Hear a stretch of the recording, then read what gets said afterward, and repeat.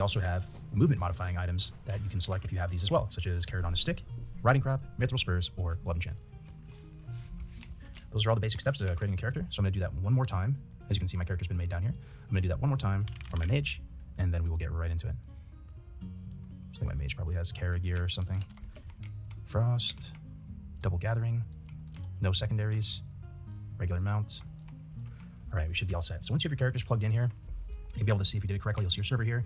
You can also add multiple servers if you'd like, and you can toggle between them, and then you'll see your characters below.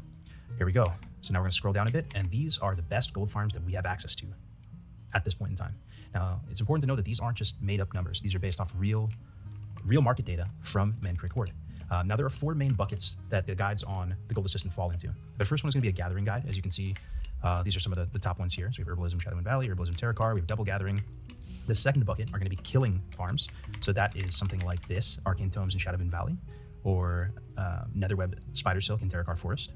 The third bucket is going to be dungeon guides, or dungeon farms. So that's something like this, Black Morass Mage Solo without skinning, or let's see if we can find another one, LBRS Mage Solo Farm, something like that. And then the fourth, and perhaps the most exciting type of guide on the Gold Assistant are the profession guides. Now these profession guides are pretty mind-blowing. They allow you to essentially sit in a city, semi-AFK, and print gold. What they're going to do, let's select one, for example, the best one here, Bright Crimson Spinel. What it's going to allow you to do is see what the materials cost you based on real data from your server, see what this item sells for on your server based on real data, and this tool is going to calculate the profit per sale for you. So all you really have to do is buy the materials. In this case, the only material is a Crimson Spinel for approximately 538 gold, sell it for 913 gold, and make this profit. So this is just an amazing tool, and obviously it's pretty straightforward with the gem, but with other crafts, it gets a bit more sophisticated.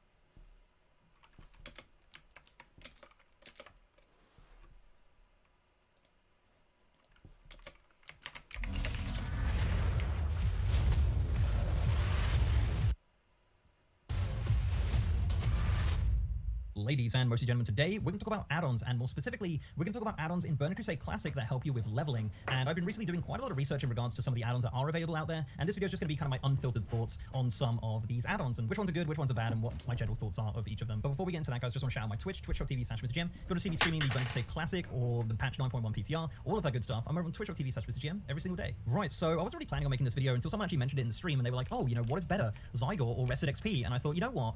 I was doing a stream anyway comparing both of them and going through the route for Hellfire Peninsula and beyond, and I thought, you know what, I'm just going to throw together the short video talking about my experiences with both add-ons. I've used Zygor a hell of a lot. I used it all through Classic to level my Priest and my Hunter. Rested XP is a new add-on which has actually come out recently. So yeah, if you guys have heard of Zygor, Zygor's been around for the longest time. It is, I think around Burning Crusade it's been around for, and it's just been there consistently for a long time. Now the things with both of these add-ons, Zygor and Rested XP, which I'm going to speak about my 2 experiences with those, is they are paid add-ons, but they do have different payment systems and different free parts that are available. As I mentioned with Zygor, it's been around for a very long time. They've had a long time to hone their kind of roots and the way that the add-on works, and honestly, I really do like the way the add-on works. It's so helpful, especially for someone who doesn't know Classic that well, you know, in regards to like level routes and whatnot. And even in Burning Crusade, when I was using it today in Hellfire, it was honestly just pretty good. I mean, there was a few little issues here and there, but you can skip over them and do that. So as a route and as a, you know, way of leveling, Zygor is very, very good. There are some features in Zygor which are like so great. They do professions, which I think is some of the best stuff, honestly. Like I level my leatherworking, skinning, mining, all of those professions with Zygor, and the way that they do it is so incredible. Like they give you routes, they give you things to buy, they, you know, tell you exactly where to go, who to speak to, who to train, what, you know, and everything. Like it's so good. And that's what makes Zygor really great, is not only is it a leveling add-on, it's also a gold making add-on, it's also professions, there's also dungeon guides in there, there's attunement guides, there's everything, right? There's a lot of into this into Zygor, and that brings me on to Rested XP. Now Rested XP is a brand new add-on that's recently come out. It's developed and marketed by people in the Classic community, which is really nice to see. It's designed by Brandung Media, who makes absolutely incredible stuff. You've probably seen some of his artwork before on, you know, streams like Quissy and Tips Out, and he's done stuff for Jada Bard. And honestly, like the design of Rested is so nice, and the website is super great as well. Like everything that man makes is so great, and I love it. So yeah, Rested, as I mentioned, is a brand new one that has come out recently. They do have a free version. They have 1 to 30 is free, and they also have level 58 to 60 covering the boosted characters for free. So if that's something you want to try out, I definitely recommend it. I've been using it quite a bit on stream. I used it for leveling my Hunter just the last couple levels, and I used it on a boosted character, and it worked really great. Honestly, the leveling was smooth, it was nice and quick, and I just really enjoyed it. Now, as I mentioned with, you know, Rested being new, there's definitely some features it doesn't have, which Zygor does, and one of the main ones for me is like the ant trail. So with Zygor, it kind of tells you exactly which route to go, whereas Rested just has these like big numbers on the screen. But I think a lot of the things with Rested is that it's, you know, new, and they're just working on it. And I think a lot of things with Rested is just the fact that it's new. Like they've been working on it so hard, and in the Discord, I'm always getting pinged with brand new updates all the time. They're like modifying the routes to make them better or making the add-on even better and stuff. And I think, you know, Rested XP over the next 6 to 12 months is going to be an absolutely amazing add-on. I really do think so. I think right now it's really good, but I think Zygor is just better in general, just the way that it you know, handles the routes and whatnot. But as I said, Rested XP, you know, it's early days for them guys. They've got a lot of ground to cover in regards to how long Zygor's been around, and I really enjoy it, and I really enjoy the guys who make it for sure, right? And on stream today, I did a little test. I did a 2-hour test in Hellfire Peninsula, just checking each route. Both of the routes were different, not massively different. There's not a ton of different routes you can do in Hellfire, but I did 2 hours in Zygon, 2 hours in Rested. Not the most scientific experiment in the world. It was the same character or whatever, but not that scientific, I'm not gonna lie. Got kind of distracted here and there, but in the end, Zygon got me to 40% of leveling in 2 hours, and Rested got me to 47. So the Rested route definitely felt a lot better, but again, it's one of those things where the design was kind of confusing at times. It's definitely recommended to use Questy with it. Questy is another questing add-on that essentially gives you, like, you know, objectives on the map.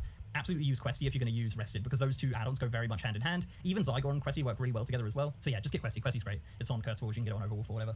So yeah, Rested XP, honestly, the route was really great. There was some quests that it didn't do, which Zygon did do, and I know the reason they didn't do those is because they are a little bit out of the way, so that's what kind of felt nice about it. You always felt like you're doing something, and I think with these leveling add-ons in Classic, it feels so great to level with them, just because you always have something to do. And I think that's kind of a problem, maybe not so much in TBC, but definitely in Classic, where you kind of run out of stuff to do and you don't know where to go. And I think having objectives and having things constantly thrown in your face of what to do makes it just such a better experience. And I think going into Burning Crusade, it's an interesting thing, and this is kind of my final thoughts on it. I know this has been a bit rambly and I haven't been really that specific. I know that Zygon also has some free routes as well. I believe for Classic it has 1 to 12, and that has a bunch of retail stuff as well, like starter zones, dungeon guides, profession guides, and stuff like that. But for Classic specifically, it only does 1 to 12.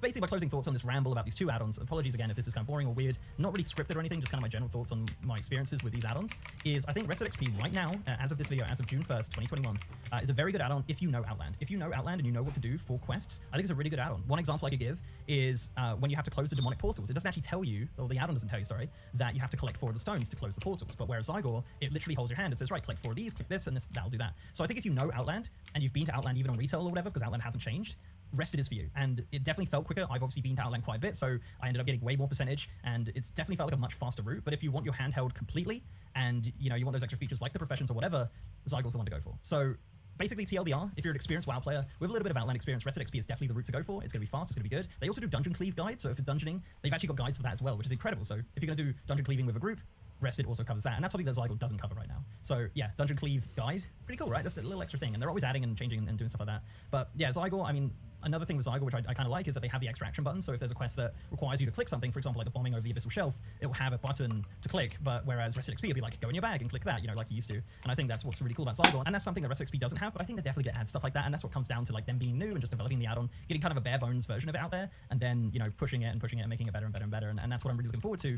over the next couple months with Rested XP just getting really good. You know, I think the next couple updates are gonna be huge. There's gonna be some good stuff added to it. So I definitely recommend that if you're in it for the long run and you want to support people in the Classic community who are very much in the Classic community as well, which is really great. Now I didn't really want to get into the ethics of like paid guides and things like that, but I will go through how you pay for these things. Rested XP is, as I said, free for 1 to 30 and 58 to 60, but it is, you know, paid for. So you could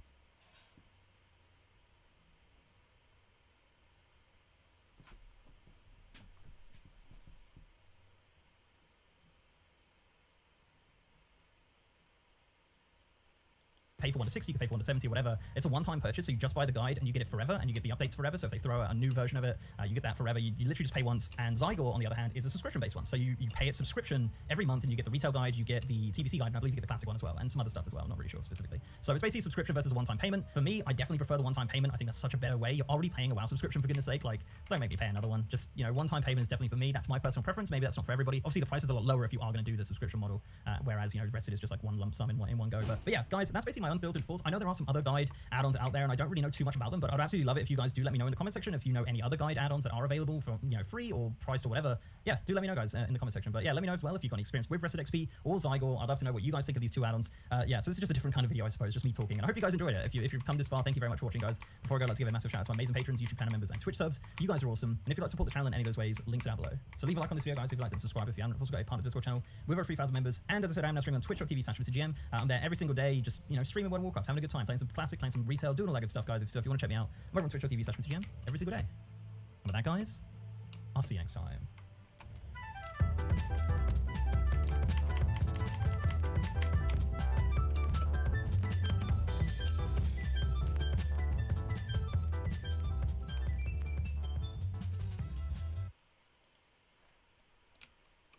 Add-ons have always been an important part of World of Warcraft for me. They give you the tools to customize your game in so many different ways and just generally improve upon the base UI and experience you're given. Moving into Wrath of the Lich King Classic, I'm going to assume plenty of players are going to be coming back or giving Classic a go for the first time and are going to think to themselves, what add-ons do people use for this version of the game? So that's what I want to cover today, the add-ons which I use and recommend, what they do and why I use them. Again, I think this will be more useful for players who haven't been on Classic in a while. If you've been on through the majority of TBC, chances are you're going to know all of these and probably have the majority of them, but you still might find something useful, who knows. First up, add-on add-on managers, where do you install stuff from? So to cut the story short, a few months ago changes were made to certain add-on management apps' ability to access updates, which have made them difficult to use. More or less the only add-on manager that I have found that has a press one button to update, and it's actually going to update everything you have, is CurseForge, which means you also have to have downloaded Overwolf. But unless you want to at least in part manually handle your add-ons, I currently don't know of a better option. The add-on manager I used previously was WowUp, which is far more lightweight and doesn't need you to download anything extra, but again, certain add-ons will no longer update through the app itself. That's where I'm at with add-on managers. If anyone has any magical solutions around this, do let me know below. Otherwise, you're probably best off using CurseForge for simplicity's sake. So then, add-ons in no particular order. If you've been following Wrath of the Lich King updates, you'll know that the in-game quest tracking feature may or may not be available from the launch of the expansion. So you'll want some kind of quest helper add-on, unless you really love reading quest text, which I'm going to assume you don't. There's two main options to consider here. First, and the best one overall for leveling, is the Rested XP add-on. This is a leveling route add-on that's been developed by Classic WoW's best speedrunners over I don't even know how many hours of testing and retesting routes. It has leveling routes for all available content across Classic, TBC, and of course Wrath of the Lich King. It sets out what you need to do, where to go, and guides you to the locations with on-screen directions so you can just level as fast as possible, whatever the version of World of Warcraft it is you're playing. It is, however, a paid guide after the first 30 levels, so it's up to you whether you think it's worth the investment. I can say with a pretty good degree of certainty, if you haven't played Wrath of the Lich King in a long time, using this will save you literally hours upon leveling your character, and of course you've always got it available for your alts as well. I also think it's fair play to the guys who have made this. Add-ons make World of Warcraft so much better, and they never usually see much back in return. So if you did want to check it out, there's a link below where you can look into it and the different things that they offer. I'll give a mention to the alternative too, because it's what I used before I got Rested XP, and that would be Questy, which is essentially what Blizzard's Quest Helper will be whenever it comes out, but a bit better, showing quest objectives on the map and quest locations. After that, it's up to you to work out where's best to go and when. Liatrix Plus and Liatrix Maps. These two add-ons change the way your UI and map are shown. As for Liatrix Plus, it's a single add-on that combines a ton of different useful features into one, automating quest turn-ins, gossip, auto-selling your junk, as well as repairing gear when you talk to an NPC who's capable of doing it. You can resize quest text, mail text, turn off error notifications, enhance your quest log or profession windows or trainers so that they're larger and show more information. In the systems tab, there's a ton more options. Faster auto loot is amazing. You don't realize how slow looting is until you turn this on. You can turn off the grayscale effect when you die, change the intensity of weather settings, and loads more stuff. Liatrix Plus kind of just does a bit of everything, and it's like a combination of tons of hidden commands which you otherwise may not know about. Regardless, I really recommend this add-on and to play about with it and see what you like. As for Liatrix Maps, the main reason that I use it is because the default map opening and completely blocking your entire screen with two bars at the side looks terrible, and often I kind of want to have a vague idea of where I'm going whilst also looking at the map. You can also resize it and move it around too if you want it in the corner or something. Good alternative to pressing Shift M. Next, the auction house. So the classic auction house is, putting it nicely, absolutely terrible. I'd take the retail rework any day, but that's not about to happen. So you better get an add-on to make it functional. I personally use Auction Faster. It adds some new tabs at the bottom. On buy here, for example, I've saved a number of different herbs or various items which are functional. I personally use Auction Faster. It adds some new tabs at the bottom. On buy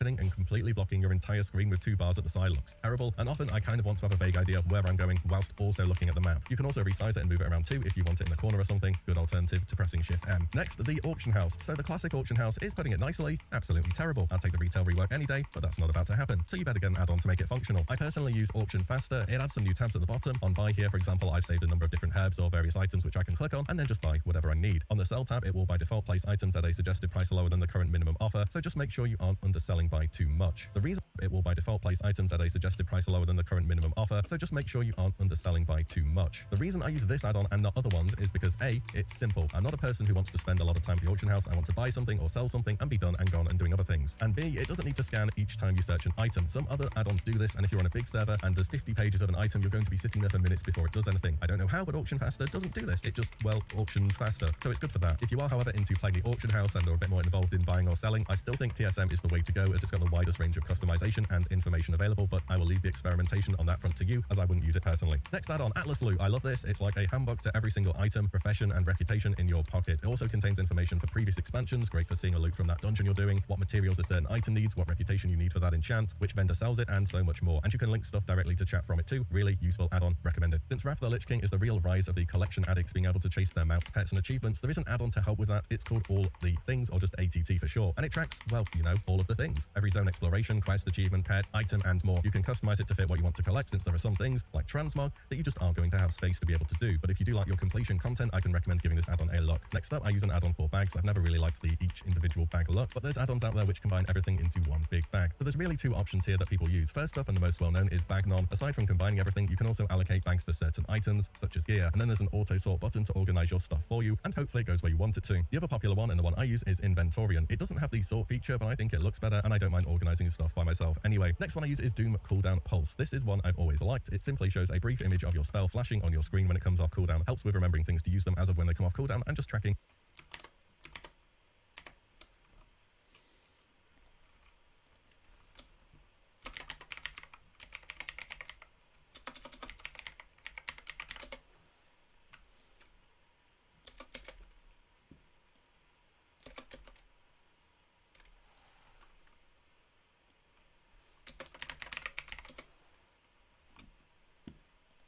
hitting stuff in general when in combat and not wanting to stare at your bars. For gear management, I currently use Item Rack, but I'm not sure that I will anymore in Wrath, as there is a built-in equipment manager as a feature, which is currently on the beta and will be working for launch. Nevertheless, it's what I've used so far to configure gear. Benefits it has over the Wrath of the Lich King gear manager is that you can auto-deposit or withdraw entire item sets from your bank with one button. You can also configure an on-screen display for trinkets or whichever other item slot you want by hovering over an item and pressing Alt and left click. I think overall this add-on was much more useful in Classic when you swap gear all of the time, but I currently use it, so I thought I'd give it a mention. Minimap Button Bag. This is one of those add-ons that's made to handle how messy having too many add-ons can be. You know how every single add-on has that minimap button and they are always on by default for some reason? This combines all of those together into a single button that you can press, and then it opens a menu of all the other stuff that you have. It just cleans things up really, and it looks good. Modern Target Frame and Omni CC, these are two of the most important add-ons for me. What they do is show how much health enemies have rather than it just being a percentage. Omni CC has other functionality and is needed for Modern Target Frame to work. It also displays CC effects over characters' portraits when they're affected, so it's a lot more clear. Classic Aura Durations also enhances your debuff on the target, giving it a visible timer and making your debuffs appear larger, just so it's easier to tell exactly what you need to track personally. I use Bartender for my action bars, very simple to use, has presets, and just allows you to move your bars around, resize them, and so on. The other major bar add-on is LUI. I just never really got into the habit of using it. However, if you've used it in the past or on retail, it does work with Classic if you want to mess around with it. Deadly, Boss Mods, and Details. These are your typical add-ons that practically everybody knows about, everybody has, but it's just worth a mention for them quickly. You know what DBM does, tells you about boss and dungeon encounters. Details, I guess, is the DPS meter add-on that I use, but it is more than that though. It tracks heals, dispels, mana gained, and just about every single numerical metric that moves in an encounter. There's also a plugin to this that you can open via a separate window called Tiny Threats, which functions as a threat meter, because yes, we're playing Classic and threat kind of still is a thing. A bit of a lesser extent in Wrath than previous expansions, but it doesn't hurt to have it around. Weak Auras is another good add-on to have. It can do, well, just about anything. Weak Auras tend to be things that you find are needed for specific encounters or to track certain things on your class, and I don't really have many I can recommend for general use. One I suppose I can share is this, which puts debuffs on top of nameplates, though it does need Omni CC to work properly though. And that's just about everything which I personally use. Of course, there's thousands of different add-ons and everybody wants to configure their setup a little bit differently, but what I've gone over here I think is a solid baseline to enhancing your experience a little bit. So if you're making a comeback for Wrath, I hope this helped you get started on setting your game up. Do drop down below if you have any good add-on suggestions and what they do if you want to help your Classic players out. Also, if there's any big new add-ons specific for Wrath which appear prior to launch, I'll update down below as well. But I think for the most part, it's just going to be the TBC ones being updated. We shall see then. Anyways, as always, thank you all so much for watching and listening in,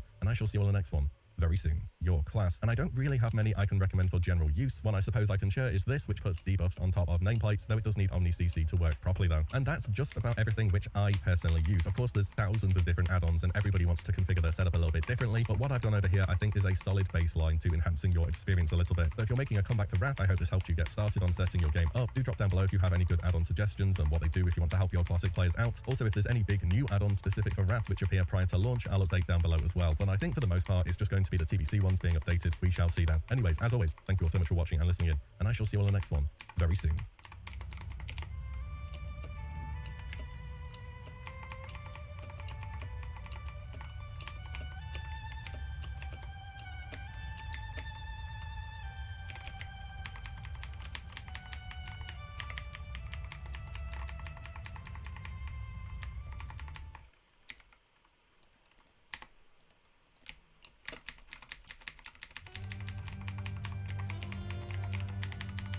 What is up, guys? Ame back with another video. Reputation factions play an integral role in the game in Phase 1 of Wrath. There are many rewards you can get from increasing your standing with these factions, from increasing your player power through powerful Priebus items and enchants, to allowing you to traverse across Northrend in style. Some of these items aren't very good, while some are great Priebus pickups. In this one, we'll go over all of the notable rewards you can unlock as you gain favor with these factions. Let's get into it. As you start your journey in Northrend, the Kalawak are one of the first factions you may encounter. This nomadic race is made up of the tough yet kind-natured Tuskar, who make their living from fishing and whaling. Their home base can be found in the Borean Tundra, but have smaller settlements in the Howling Fjord and Dragonbite, with all three of these settlements being connected by boat for your convenience. Now, these aren't just any boats. No. These walruses straight up domesticated giant turtles to be their boats. How cool is that? To start getting reputation with the Kalawak, do all of the quests in each of their three settlements. This will take you into Revered and unlock a daily quest in each zone, which you can then do until Exalted. These fishermen will offer you a couple different bags for rewards. For leatherworkers, a 28-slot ammo pouch at Honored, a 28-slot leatherworking bag at Revered, and then a 32-slot herb bag for tailors at Revered as well. Considering they are fishermen, a big reward you get at Exalted is the epic quality Mastercraft Kalawak fishing pole. This fishing pole increases your fishing skill by 30, allows underwater breathing, and honestly looks pretty cool. Your home base can be found in the Borean Tundra, but have smaller settlements in the Howling Fjord and Dragonbite, with all three of these settlements being connected by boat for your convenience. Now, these aren't just any boats. No. These walruses straight up domesticated giant turtles to be their boats. How cool is that? To start getting reputation with the Kalawak, do all of the quests in each of their three settlements. This will take you into Revered and unlock a daily quest in each zone, which you can then do until Exalted. These fishermen will offer you a couple different bags for Kannst du sowas gebrauchen? Das ist ein USB-Adapter. Für mehrere USB-Slots. Ich habe sowas schon, sonst schmeißt das zum Elektromüll. Ich weiß halt nur nicht mal, ob der funktioniert. Also ja, dann gib mir den. Ich habe Okay. auch noch einen, Ich aber sehe gerade, aber hier ist auch irgendwas drin. Musst du gucken. Der liegt halt schon seit Ewigkeiten bei mir im Schrank. ja, vielleicht kann Rebecca sowas gebrauchen. Ja. Ich frag die mal. Oh, sauber oder so, dann sieht wieder hübsch aus. Keine Ahnung, was damit passiert ist. Der lag halt beim Elektromüll. Ich,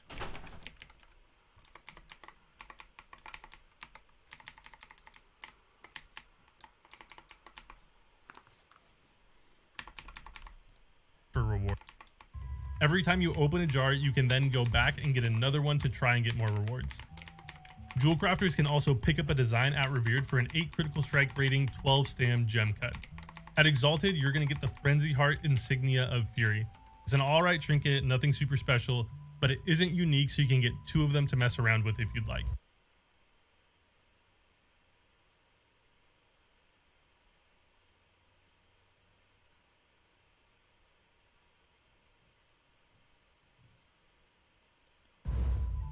On the other side of the battle, if you choose to align yourself with the oracles, you can get the Oracle Secret Solution at friendly, giving a chance to deal poison damage and increasing movement speed by 5%.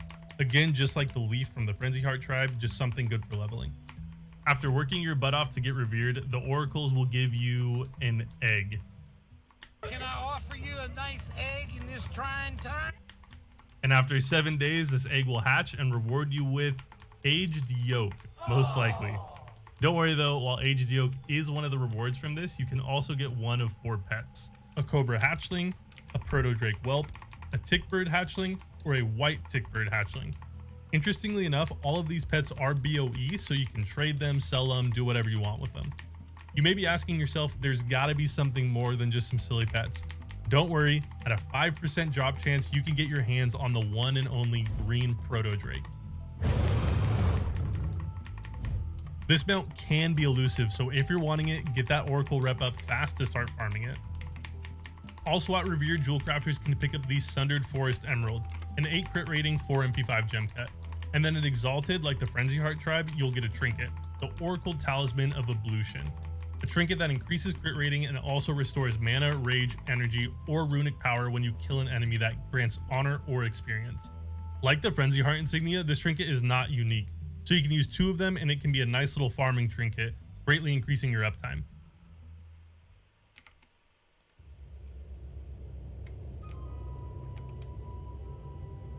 Leaving the jungles of Sholazar behind and moving into the mountainous storm peaks, we will find the frost giants of the faction the Sons of Hodir. This faction is incredibly important, as it will give you access to shoulder enchants that you will use for the rest of the game. To begin getting favor with these giants, talk to Gretchen Fizzlespark to get the quest They Took Our Men, which starts a long and epic quest chain that is quite fun, to be honest. As you quest and increase your reputation, dailies will begin to unlock that you can do for more rep. Like the Netherwing eggs in Shadowmoon Valley that we were farming back in TBC, Everfrost chips will randomly appear in Eastern Storm Peaks that you can pick up and turn in for 350 rep. Another way to get rep is to turn in Relics of Ulduar that will give 650 rep per turn in. These will drop randomly in Storm Peaks, Halls of Lightning, and Halls of Stone. There are also BOEs, so you can buy and sell them on the AH to get your rep faster. For the Sons of Hodir, as well as the 4 main reputations we'll talk about later, you can get a commendation badge by doing the daily dungeon. You can use these to increase your reputation with one of these 5 factions by 520. At Honored, there's a couple of rewards you can get. These Frost Giants will offer you a Frost Resist Helm enchant to help you stave off that cold. Leatherworkers, you can get a pattern for the Mammoth Mining Bag, a 32 slot bag, and you'll get your first look at the shoulder enchants. Like the Aldor and Scryer shoulder enchants, at Honored you'll get the smaller versions, and then at Exalted, the big boy versions. Up next at Revered, there's the Spalders of the Giant Lords, which are fantastic Prebis shoulders for all plate-wearing DPS. Since you'll be farming this rep for shoulder enchants anyway, this is a great piece to pick up before you see something better in raids. Another big reason people will be farming this rep is for the Mammoth mounts, with the first one coming at Revered.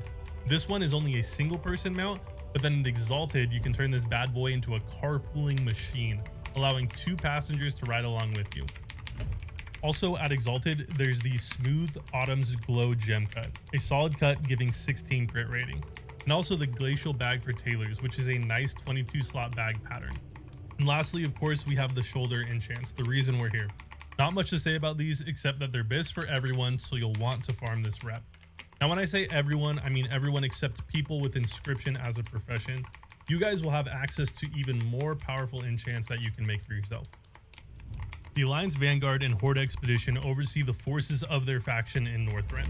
For every reputation point you gain with each of these 4 factions, you gain half a point for the Alliance Vanguard or Horde Expedition, depending on your faction. This is the first faction we'll talk about where championing is a way to gain reputation. Championing is introduced in Wrath and means that if you equip a faction's tabard in a level 80 normal dungeon or any heroic dungeon, you will gain reputation with that faction. For this, if you don't have one of the 4 other tabards equipped that can be used to gain reputation that we'll talk about later, you'll earn reputation with the Vanguard or Expedition. The rewards for both factions are the same but have different names, so we'll just look at one of them. All the meaningful rewards come in Exalted. For you PvPers, we have the Arcanum of the Savage Gladiator, which is the classic PvP helm enchant, giving stamina and 25 resilience.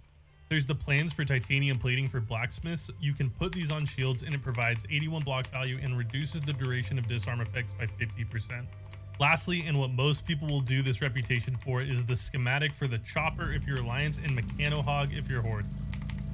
Not much to say about this one, it's just a great mount and a must-have for any engineer. Stationed in the city of Dalaran, the Kirin Tor are a sect of wizards charged with the protection of the city. For those that played Warcraft 3, you'll remember that our friend Kel'Thuzad was once a member of the Kirin Tor, but he defected and summoned Archimonde to destroy the city. The Kirin Tor then salvaged the ruins, and it is now the Dalaran we know today in Wrath of the Lich King. While stationed in Dalaran, the Kirin Tor can also be found at the Amber Ledge in the Berean Tundra, as well as at Star's Rest in Dragonbite. If you play a mage, you also get a leg up with this faction, as they start at friendly instead of neutral. Reputation can be gained with them by questing at these bases, as well as completing the cooking, fishing, and dungeon dailies in Dalaran. The Kirin Tor, as well as the rest of the factions that we will cover in this video, offer a tabard at friendly, which, like we talked about before, can be worn in level 80 normal dungeons, as well as any heroic to gain reputation. While functional, these tabards are also stylish and will keep you looking good. The Kirin Tor tabard has a nice pattern going on. It's got a soft lavender base with a gold overlay. It's flashy, it's nice, but personally, not my favorite tabard. Overall, I'd give it a 7 out of 10. Each of the 4 reputations that offer a tabard also offer a resistance helm enchant at honored and then a BIS helm enchant at revered, with the Kirin Tor offering a fire resistant helm enchant at honored and then the very important spell power and critical strike helm enchant for casters and healers. Shroud of Dedicated Research is a great and easy cape to pick up at honored for both casters and healers, and is really close to other haste cloaks that you can get out of heroics. At revered as well, casters can pick up the Flame Heart Spell Scalpel. This is honestly a great weapon to pick up for really any caster that can use daggers, especially since I don't think Titan Steel Spellblade is really worth it to get with how expensive it will potentially be. Tier 7 raids are not difficult, and since you casters want to farm this rep anyway for the helm enchant, this dagger is an easy go-to pre-BIS option. Also at revered are some nice expertise legs with the mind expanding leggings, notably great for you feral tanks. Once you reach Exalted, you will unlock the epic quality 200 eye level gear. You have Robes of the Crackling Flame, Spell Power, Haste, and MP5 chest. This is a very solid pre-BIS option for healers. Fireproofing gauntlets for tank. Again, they're not the BIS of the BIS, but they're there if you need them. And then Ghost Flicker Waistband is a great belt for boomies and LA shamans, as well as every healer that can wear leather is a nice pre-BIS piece.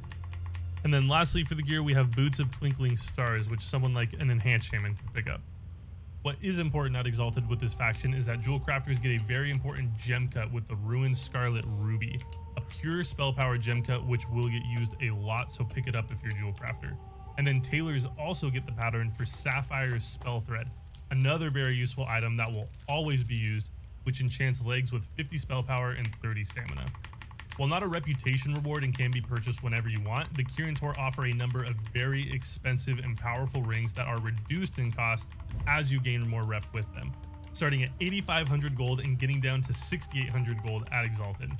They start at 200 eye level and can be upgraded all the way to 251 eye level down the line by turning them in and paying 1,000 gold each time at Exalted to upgrade them. These rings also teleport you to Dalaran, which is nifty because you can then set your Hearthstone to a different location and have 2 different Hearthstones, or you can have 2 Hearthstones straight to Dalaran. Most of the vendors in Dalaran are also a part of the Kirin Tor faction, meaning that if you are Exalted with them or just have higher rep with them, a lot of things will be cheaper, including your repair bill. Not far from Dalaran is the Wormrest Temple in Dragonblight, which is home to the Wormrest Accord. This alliance is made up of the 4 remaining Dragonflights, red, bronze, green, and even black, against the blue Dragonflight's crusade. While located in Dragonblight, they also have a base camp in Kuldara in Burien Tundra. Like the Kirin Tor and the next 2 factions, no surprise here, you'll do the quests at these base camps to start your rep grind, and then once you reach friendly, you can use their tabard to get rep in dungeons. You can also do the dailies once they're unlocked. These dragons are powerful, but definitely have the worst fashion sense. The design on this tabard is nice, but the colors just aren't there for me. And there's a lot better red tabards out there. This one gets a 4 out of 10. The helm enchants you will unlock here are the Arcane Resist enchant at Honored, and the 30 spell power and 10 MP5 enchant at Exalted.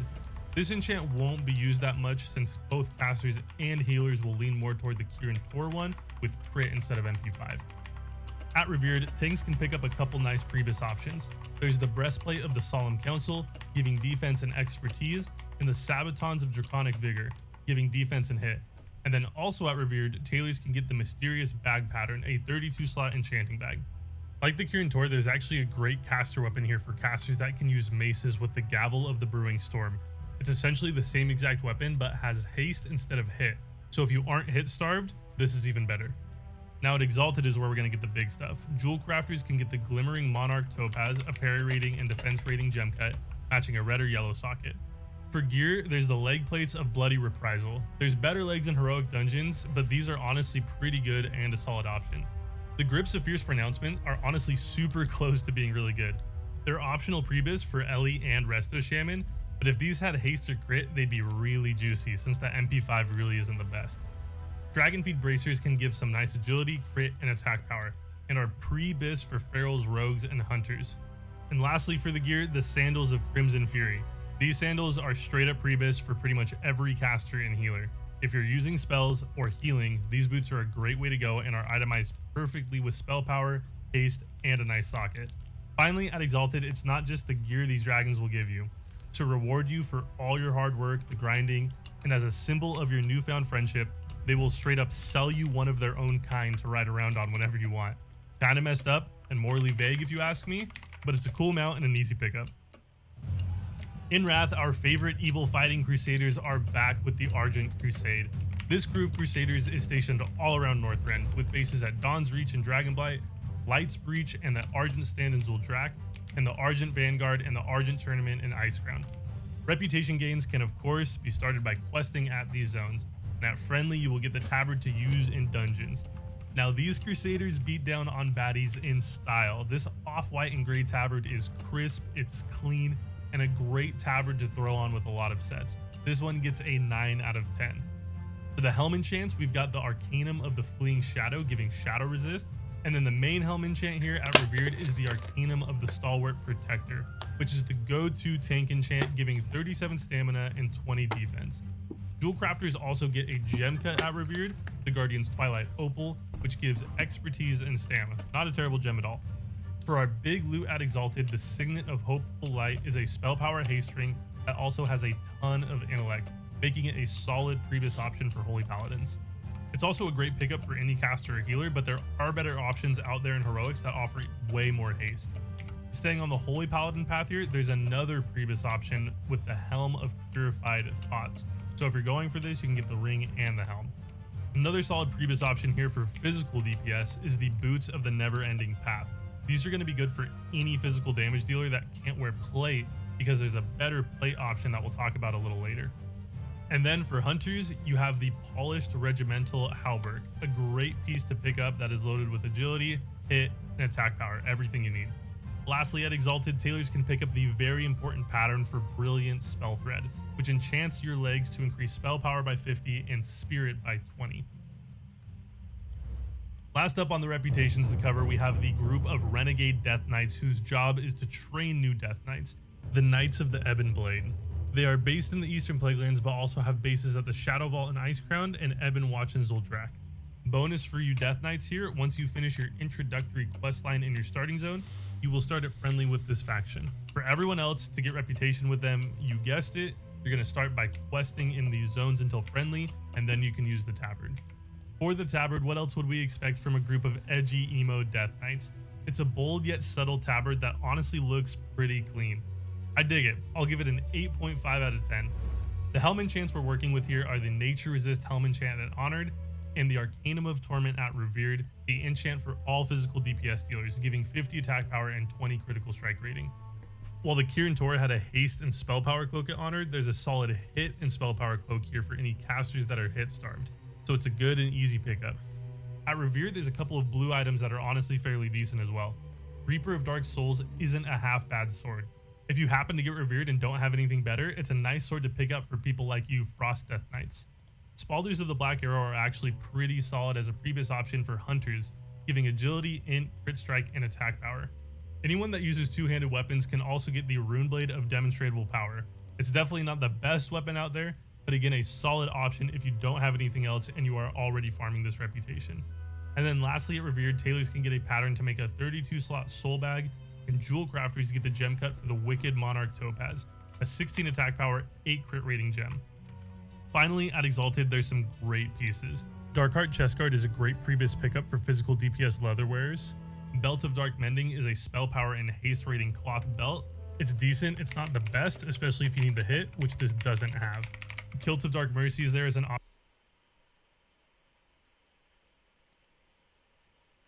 So you've decided that being a human is a totally miserable experience and you want to transform into a pussy cat. Well, we've got you covered with this leveling guide. We'll help you on your leveling journey on fresh servers, or if you're jumping straight into Northrend. We'll cover absolutely every single important topic you need to know. If you haven't been liking the video, guys, please do subscribe to the channel. That really does help out. So the first question people ask normally is, should I level in balance or feral? I'm gonna level in balance. I'm gonna be like fire ass. I'm gonna destroy mobs with the big stuff, right, Chris? Yeah, roll that Warcraft movies intro. Let's go. Open your eyes, open your eyes. I am done with it. Yeah.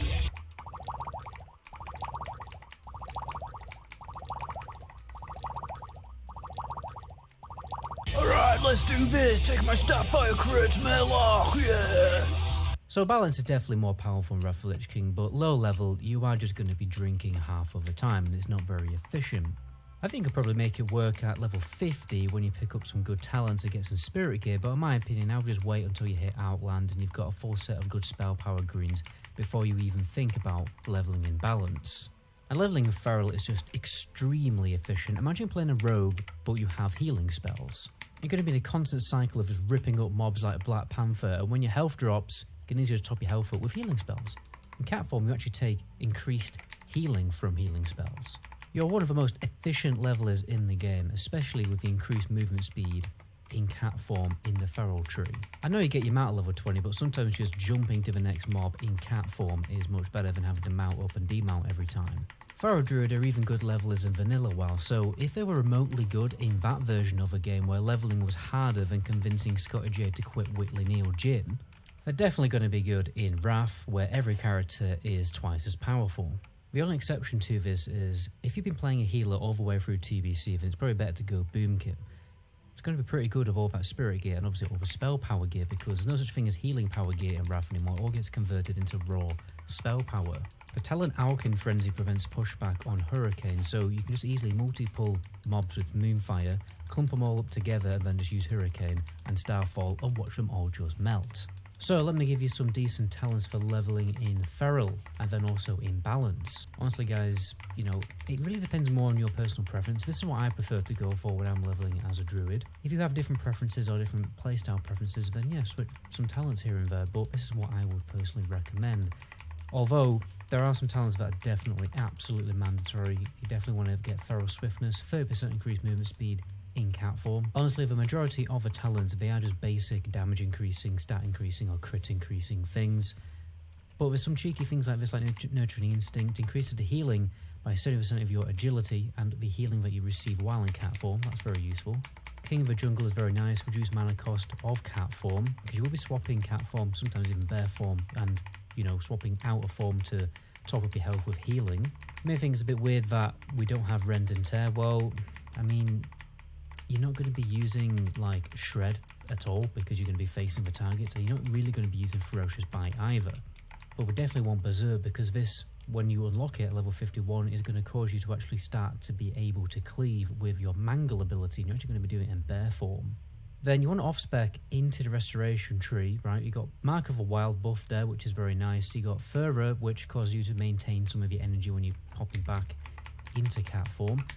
Naturalist, although it seems like it's, you know, just reducing my cast time of Healing Touch, which actually, to be fair, is quite useful, because the damage you deal with physical attacks in all forms by 10%. And then when you get level 71, pop straight into Omen of Clarity.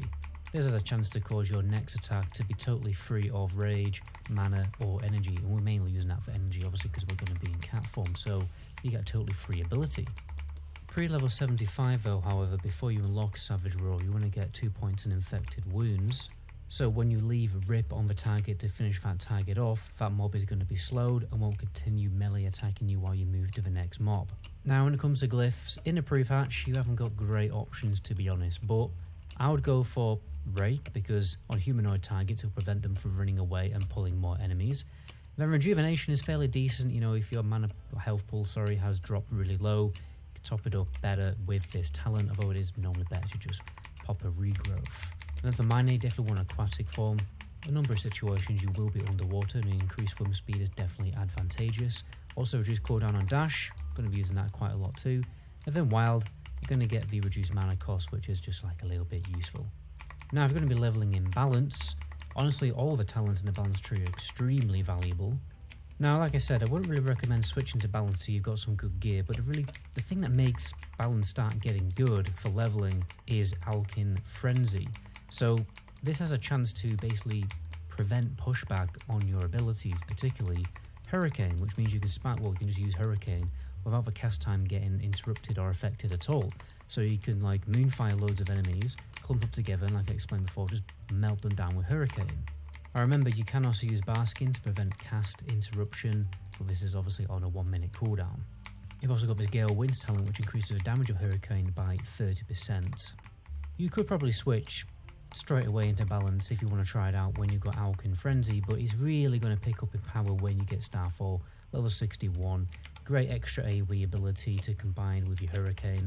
And obviously you are pretty tanky in Moonkin form, so you can just stand there and take a fairly decent amount of damage, just letting all your AoE abilities get the mobs down. Now pre-patch again, you don't have the best options when it comes to getting talents, but Glyph of Starfall definitely would be the best one to get if you're leveling later in Wrath of the Lich King's Journey. But my advice is to get Glyph of Wrath, reduce pushback on Wrath, so you can just hard cast and spam it.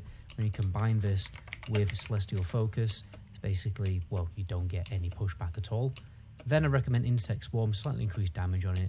And this is fairly nice because we will be spreading Moonfires and Insect Swarms to multiple targets, and it will help them, you know, get down in the kill phase. And Minor Talents, exactly the same.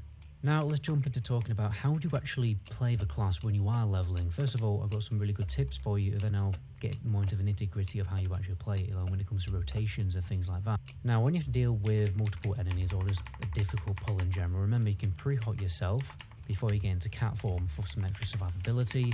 Remember, level 10 to 20, you only have bear form, and strength is actually slightly better than agility until you get cat form, and then when you get cat form, just stack agility gear. Remember that weapon damage doesn't matter for a druid, just get a weapon for a stat stick. I recommend you are leveling 1 to 10 because it's extremely slow, because you are just going to be hard casting Wrath and then drink on repeat. Moonfire isn't really worth it level 1 to 10 unless you're using it to get tags. It's one of the fastest tagging abilities in the game. Combine it with a start attack macro so it instantly works when you're waiting on respawns.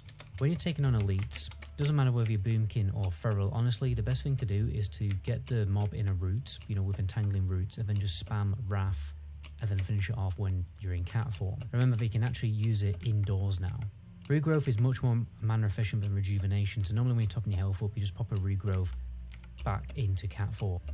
Remember that Enrage does actually reduce your armor. don't really want to be using it when a mob is attacking you. You want to use it between pulls because, you know, it gives you a decent amount of rage, but yeah, it will make you take much more damage. Then obviously remember to use demo roll when you're taking on multiple enemies, and sometimes it is better to just go into bear form when you are taking on multiple enemies until, you know, there's less enemies to deal with. And obviously remember, you can prowl to skip enemies and do quests faster. And for the people who are going to be leveling straight into Northrend content when Wrath of the Lich King launches, remember you can prepare 25 quests. I've got a video about that on my channel. But if you can't bother watching the video, if you're subscribed to the channel and check the description of my subscriber only video, then there is the best 25 quest route there for you. Members also get access to an even better quest list, plus subscribers also get access to a really good weapon progression video, so all the best weapons that a druid can get while leveling up. Let's recap, you know, how to actually properly play this class. So level 1 to 10, you're going to hard cast with Wrath, then drink, and repeat. You only use Moonfire for tagging. Level 10 to 20, you do bear form, you spam maul, and then what you want to do is pull rage for the next pull. Use rage between pulls, not during a pull because you take more damage, and then use demo roll when you're taking on multiple enemies. Then level 20 to 80, if you're playing cat form, open with rake, spam mangle 1 to 10 because I'll get more into the nitty gritty of how you actually do this. With celestial focus, it's basically, well, you don't get any pushback at all. Then I recommend insect swarm, slightly increased damage on it. And this is fairly nice because we will be spreading moonfires and insect swarms to multiple targets, and it will help them, you know, get down in the kill phase. The minor talents, exactly the same. Now let's jump into talking about how to actually play the class when you are leveling. First of all, I've got some really good tips for you, and then I'll get more into the nitty gritty of how you actually play it, when it comes to rotations and things like that. Now when you have to deal with multiple enemies or just a difficult pull in general, remember you can pre-hot yourself before you get into cat form for some extra survivability. Remember, level 10 to 20, you only have bear form, and strength is actually slightly better than agility until you get cat form, and then when you get cat form, just stack agility gear. Remember that weapon damage doesn't matter for a druid, just get a weapon for a stat stick. I recommend you are leveling 1 to 10 because it's extremely slow, because you are just going to be hard casting Wrath and then drink on repeat. Moonfire isn't really worth it level 1 to 10 unless you're using it to get tags. It's one of the fastest tagging abilities in the game. Combine it with a start attack macro so it instantly works when you're waiting on respawns. When you're taking on elites, doesn't matter whether you're Boomkin or Feral, honestly the best thing to do is to get the mob in a route, you know, with entangling routes, and then just spam Wrath and then finish it off when you're in cat form. Remember, they can actually use it indoors now. Regrowth is much more mana efficient than rejuvenation, so normally when you're topping your health up, you just pop a regrowth back into cat form. Remember that Enrage does actually reduce your armor. Don't really want to be using it when a mob is attacking you. You want to use it between pulls because, you know, it gives you a decent amount of rage, but yeah, it will make you take much more damage. Then obviously remember to use demo roll when you're taking on multiple enemies, and sometimes it is better to just go into bear form when you are taking on multiple enemies until, you know, there's less enemies to deal with. And obviously remember, you can prowl to skip enemies and do quests faster. And for the people who are going to be leveling straight into Northrend content when Wrath of the Lich King launches, remember you can prepare 25 quests. I've got a video about that on my channel. But if you can't bother watching the video, if you're subscribed to the channel and check the description of my subscriber only video, then there is the best 25 quest route there for you. Members also get access to an even better quest list, plus subscribers also get access to a really good weapon progression video, so all the best weapons that a druid can get while leveling up. Let's recap, you know, how to actually properly play this class. So level 1 to 10, you're going to hard cast with Wrath, then drink, and repeat. You only use Moonfire for tagging. Level 10 to 20, you do bear form, you spam maul, and then what you want to do is pull rage for the next pull. Use rage between pulls, not during a pull because you take more damage, and then use demo roll when you're taking on multiple enemies. Then level 20 to 80, if you're playing cat form, open with rake, spam mangle, maintain savage roar, and then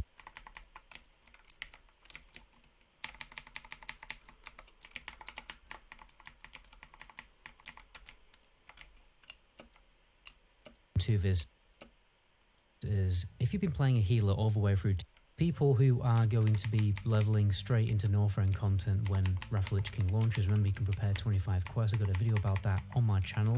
But if you can't bother watching the video, if you're subscribed to the channel and check the description of my subscriber only video, then there is the best 25 quest route there for you. Members also get access to an even better quest list, plus subscribers also get access to a really good weapon progression video, so all the best weapons that a druid can get while leveling up.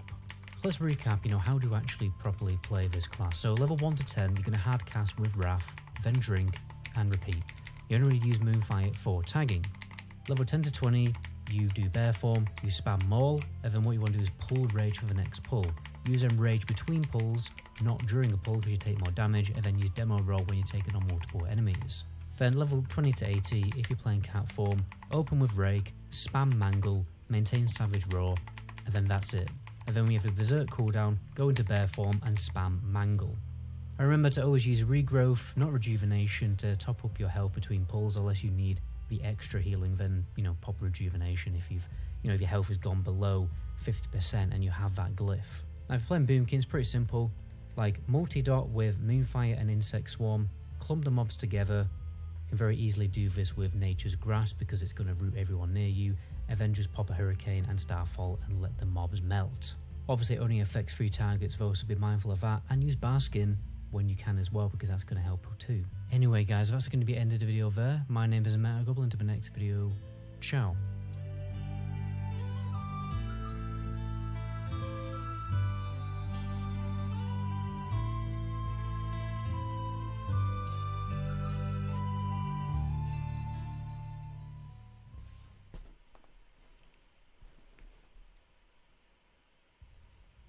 What's up guys? Today I'd like to share with you my Druid leveling guide in Wrath of the Lich King. So I've mained Druid in Classic and TBC, and I'm playing one in Wrath now. I've done multiple runs on the beta. I've got like 3 or 4 Druids up to level 50 from level 1, and I did a lot of 70 to 80 runs. And so I just want to give you my leveling guide that I would have for this class, some of the changes from Classic and TBC compared to Wrath of the Lich King, and let's just jump right into it. So in Classic and TBC, Druid is just terrible. They're the worst levelers 1 to 10. They're the slowest 1 to 20. They're really bad. And in Wrath of the Lich King, they changed a lot of the classes and abilities. It's a much faster paced game. And I was like, great, Druid's finally going to be buffed 1 to 20, 1 to 30. And that's not the case. So Druid still feels super bad 1 to 20, 1 to 30. But some things change with the talent tree. One huge difference is that the mana now, your Wrath costs 5 mana instead of 20 mana at level 1. So they changed a few things like that, but because of that and the faster mana regeneration from 1 to 10, Druid does actually pump 1 to 10. So I'll give him that. I have Wrath Rank 2 at level 6. Once you get that, you're an absolute beast. You get Moonfire at level 4 to help for tagging. But I will admit that Druids 1 to 10 actually probably put out some of the highest DPS compared to other classes. I mean, they don't compare to Warrior, that's for sure. As soon as they hit 4 or 6 with Thunderclap, or just your typical classes like Hunter, but they do get buffed significantly. So they're pretty powerful 1 to 10, but once the mana slows down, they're back to their old form 1 to 30. So I do want to sprinkle in some tips while I'm leveling in the starting zone. You always want to get Ice Cold Milk at 5, just because the mana will slow down, at level 9 and 10. And of course 10 to 15, but whenever you're level 4 you get Moonfire to tag. And one thing that I would add into my rotation, I normally never Moonfire just because it costs so much mana. Even at lower levels I only use it for tagging or when I'm running from place to place, and I Moonfire right after my auto attack finishes refreshing. So you want that auto attack to come through, and as you can see I didn't miss any auto attacks right there because of when I was casting my Moonfire. So you want to do it about 0.3 seconds after your main hand refreshes. Another tip I want to give is using Nature's Grasp on cooldown, so it doesn't cost any mana. It's not a talent anymore. You train this at level 10 and you have a 100% chance to entangle the mob 3 different charges, and this can be stacked with your normal entangling route, so you can have up to 4 mobs rooted at a time. And I would just throw this in your rotation whenever you're running up to a mob. If it's off cooldown, just go ahead and precast it. Unless you're moving from point to point, always have this thing precasted. In that way, whenever you are getting into combat, if you pull multiple mobs, it's nice to get this guy in range and then kind of anticipate his roots. Probably should have let that Wrath cast through, but you avoid pushback. And I've got 2 more charges of this Nature's Grasp, which is really nice. But I also want to show, I've got 1 more charge of this, and you can also cast Entangling Roots. So you can have up to 4 mobs rooted at one time. It's a super flashy ability. I would definitely make sure to use it on cooldown. It's free, and the only reason it'll punish you is if you're trying to move from point to point quicker and you don't want the mob to be stuck in place. I do want to mention that you get cheetah form at 16. This is pretty exciting on a fresh realm, on fresh servers. Having cheetah form allows you to skip that mount, which ends up costing like 4 gold, 60 silver. I think it's 5 gold. It's certain reputation points, but the fact that you get cheetah form at 16, you can skip the mount, honestly, man, until you get your epic mount. You'll have the gold to be able to get it eventually, but I wouldn't stress about getting your mount right at 20 or even 24, 28. So therefore, you could spend gold on all of your abilities, or you could level his balance, as I'm going to recommend here, and skip out on a lot of your feral abilities. On a fresh server, I would recommend leveling his balance and then swapping over to cat form, and maybe even skipping bear form altogether, just because it costs so much to train cat form, bear form, and also balance abilities at the same time. And so now I want to share my balanced talent build. This is how I would level a solo druid from 1 to 32. We did a couple tests, and feral just feels really bad, man. They changed a lot of the talents around. You can look at the talent tree yourself.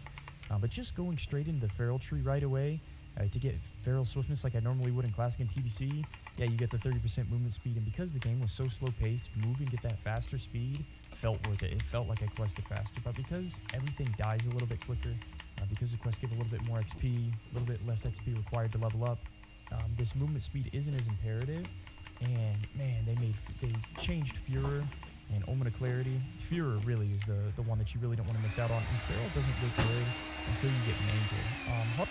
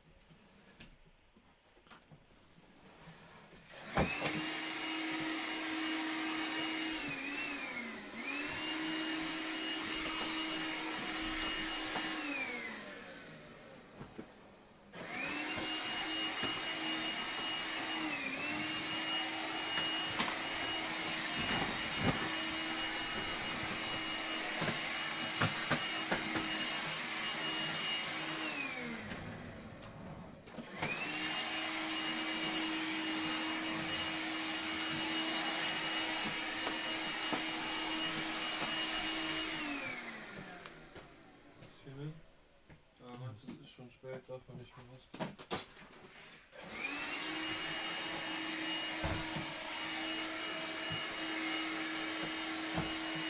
Da brauchst du nicht saugen, Bro, alles gut. Benutzt du die? Die benutzt Rebecca manchmal, warum? Okay, dann egal.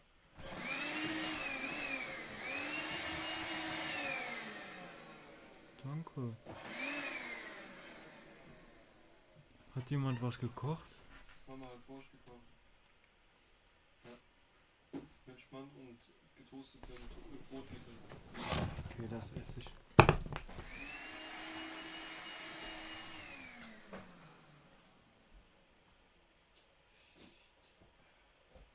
Bitte, ja? Ja.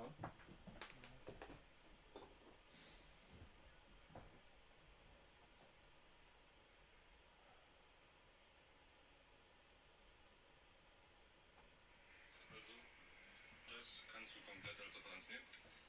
Diese Firma hat sich aufgelöst. Das waren zwei Kumpels von mir. Und dann hat er gesagt, wir machen jetzt eine Kollege.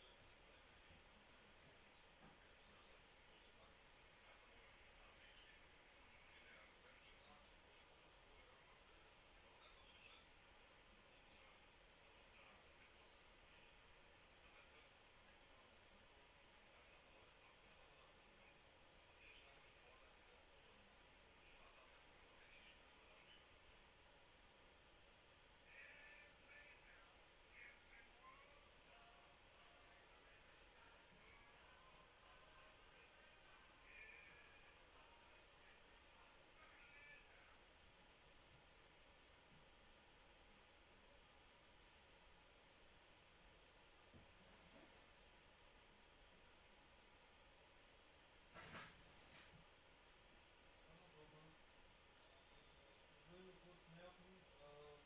Kann ich mir den Shisha-Kopf ausleihen, den du Matthias ausgeliehen hast? Das hat er mir nämlich auch gesagt und dann habe ich zu ihm gesagt, will ich den nicht mitnehmen, wenn du den theoretisch schon an Matthias verliehen hast und dann will ich den nicht jetzt noch länger von dir wegziehen sozusagen. Ja, mit dieser Smokebox würde ich das mal ausprobieren. Ich habe noch einen Tonkopf und habe letztens noch mal Shisha geraucht nach 2 Jahren und es war irgendwie so, nee, keine Ahnung.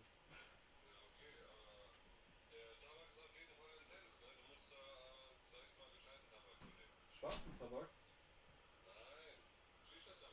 Ja, ja, klar, also weiß ich ja schon, nur es gibt bei Shisha-Tabak gibt es Virginia gelben Tabak und schwarzen Tabak.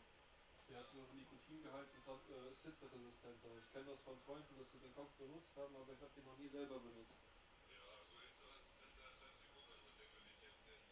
Ja, okay. Ja, dann probiere ich das mal aus und ich wollte noch einmal den Poma in weißen Test rauchen oder zweimal, um zu gucken, ob ich den kaufen will.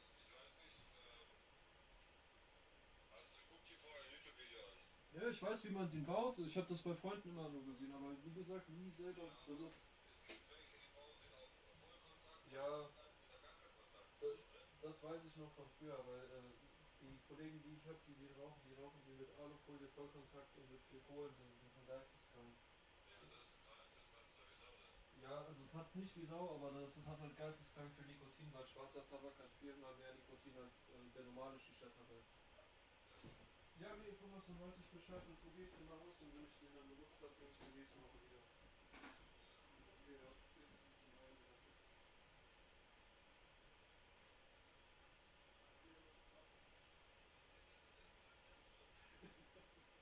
Okay. Ja, Thomas, dann probiere ich den mal.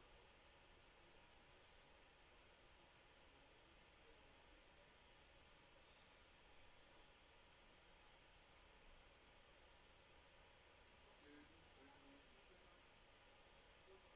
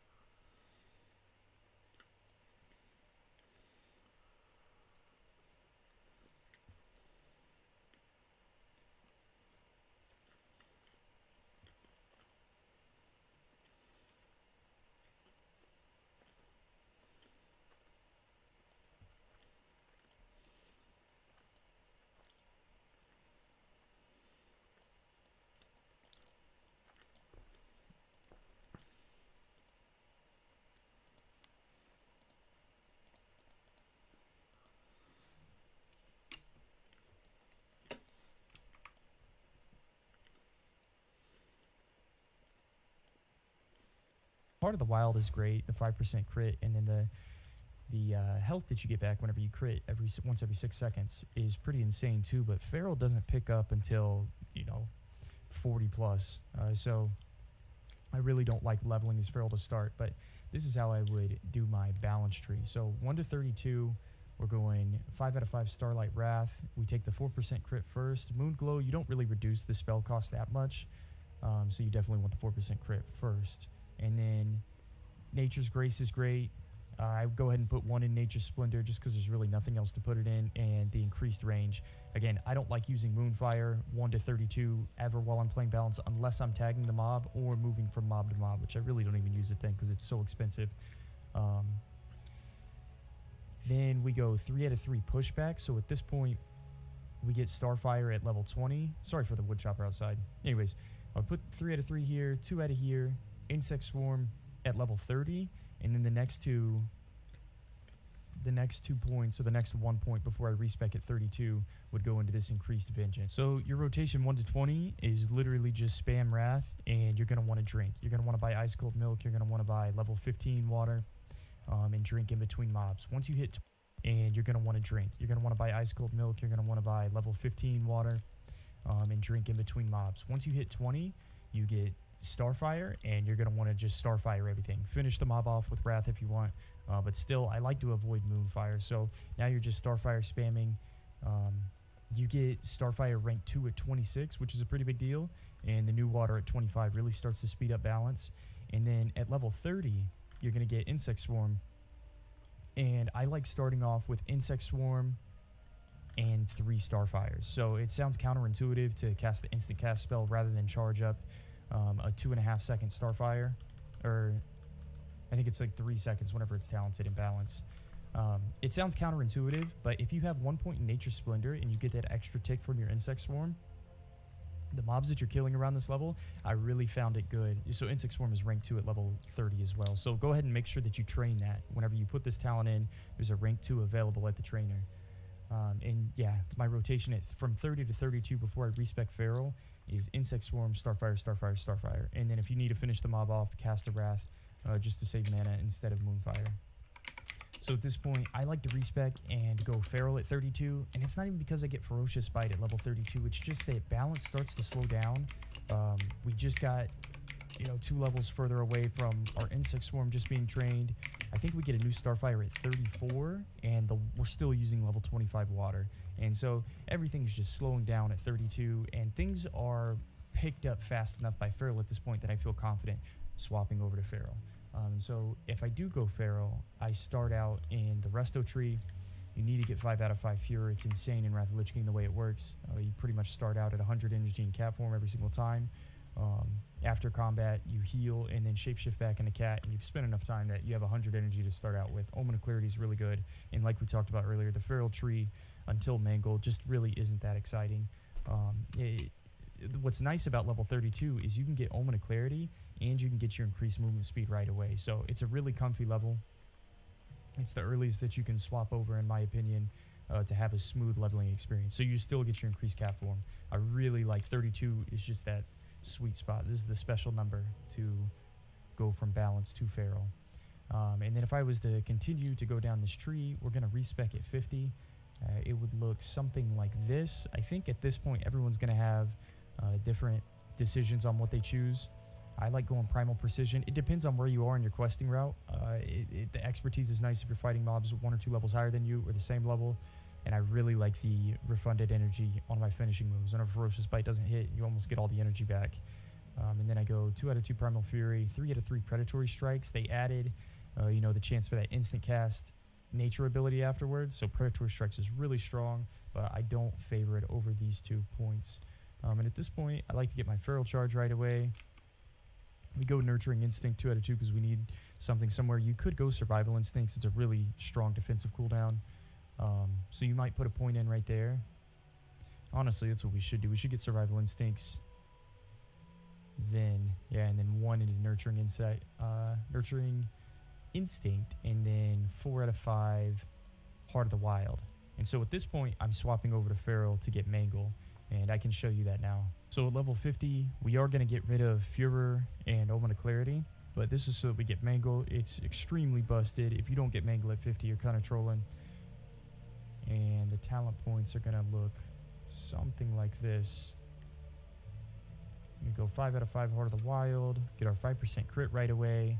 I like to improve lead of their pack right away. Then I like getting stats, going Predatory Instincts, Survival of the Fittest. I really don't like Infected Wounds. And this is what I would use if I was respeccing at level 50 if you start out as Feral. But I don't like Infected Wounds because I'm normally running with the mob at this point. I'm outrunning them, and I'm just going from mob to mob to mob in cap form, and slowing them down even more is just frustrating to me. So I skip out there, go 1 more point to Nurturing Instinct. Here we get Mangle. I'd like to go, well, at this point you have Mangle at level 50, and so I guess you could decide to work on getting Omen of Clarity at 61 or coming down to Berserk. So it's really a coin flip on what you should do at this point. Like, should you get improved Mangle, reducing it by 6 energy eventually, or should you start out with 100 energy with Furor? So I think at this point it's personal preference. You could even go Furor and not come down to Omen of Clarity. You could go 5 out of 5 Furor right away, just because I think it's that strong. And put a couple points improved Mangle, go King of the Jungle, and then just 5 out of 5 Rend and Tear is pretty gross, into Berserk. Yeah, I don't really care about Primal Gore because I'm not bleeding very much, especially once you get Mangle. I don't think you bleed at all. You just Mangle spam into Ferocious Bite. And then once you get Berserk, yeah, it's not until 71 that you get Omen of Clarity. So this is what I would do for leveling up my Feral Druid. These are the most important abilities. You can kind of fill it in from here, go 3 out of 3 King of the Jungle. Could end up going Primal Gore. If you're in a group or if you're doing any dungeon content, you're going to want shredding attacks, but normally I'm just leveling solo, so this isn't the biggest priority in the world. At 71, you're going to want increased swipe damage. You get cap form swipe at level 71, so definitely make sure that you're 3 out of 3 here. But yeah, that would be my leveling recommendation for Feral. Alright, and the last thing we haven't talked about is leveling as Resto, or, what's the fastest way to level up? A lot of this video is just talking about what I would do as a solo player, and honestly, man, 1 to 30 is so bad.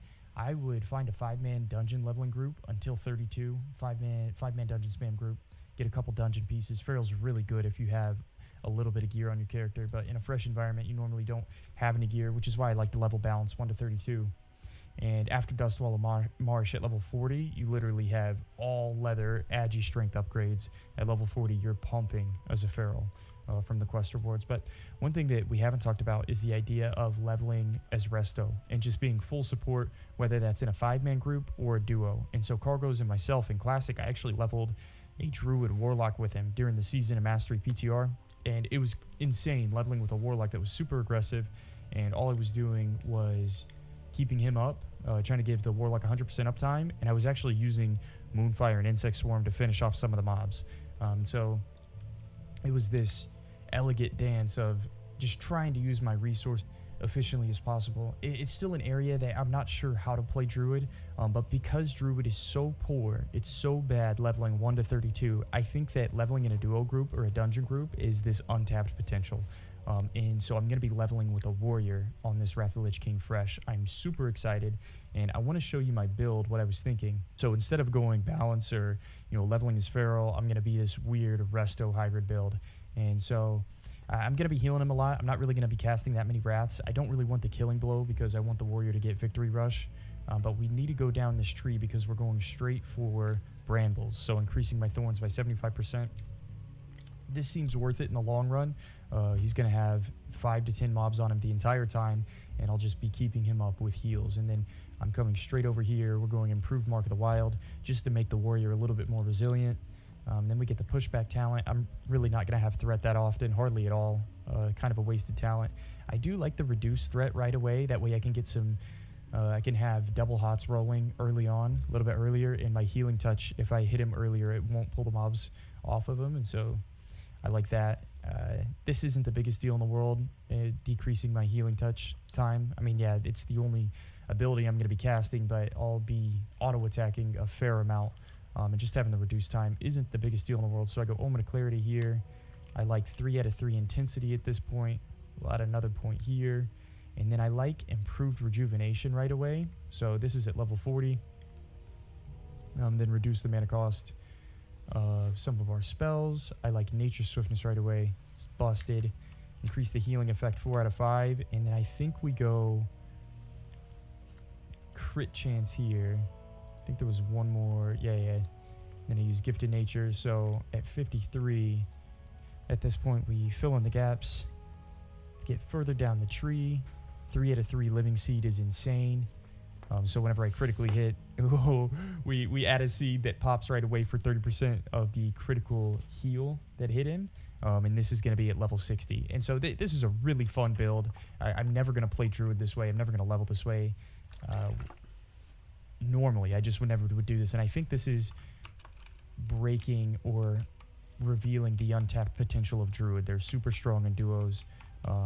They may be one of the worst classes solo, at least for a while, especially without gear on fresh servers with increased XP rates and less gold to go around. I skip a lot of the quest chains, so I'm not getting quest rewards. Feral just feels awful until Dustwallow Marsh. I really am excited to play full support in this duo warrior run. So that's my leveling guide for Druid. If you want to see me live on this Fresh Wrath server, or if you want to talk Druid at all, catch me at twitch.tv/grace4days, or subscribe to the channel and look for more Druid videos. Thanks for watching.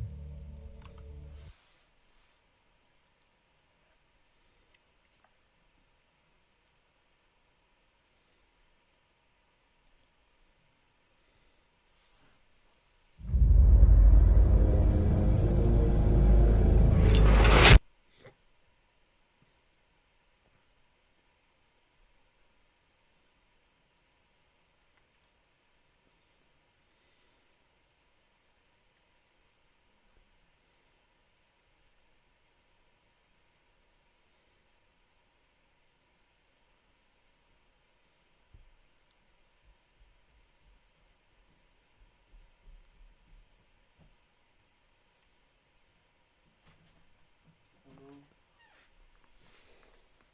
Hast du Zeit, Für was? mich kurz zu fahren? Wohin? Nach Süden? Warum? Ich habe mich mit den Eltern verplappert und kann jetzt nicht mehr einkaufen gehen. Und jetzt? Weiß nicht. Sonst fahre ich mit dem nächsten Bus, aber dann kann ich halt nicht mehr einkaufen. Ich soll mit dir nach Siegen fahren und dich noch einkaufen Nein, fahren. nur in Siegen schnell rauslassen. Wenn das für dich okay ist. Nee. Ja? Nee. Dann egal. Ja, ich habe ja morgen gar keine Zeit zum Spielen. Was denn? Ja, dann egal. Ich habe keinen Urlaub, Bro. Alles gut? Ja. Ja.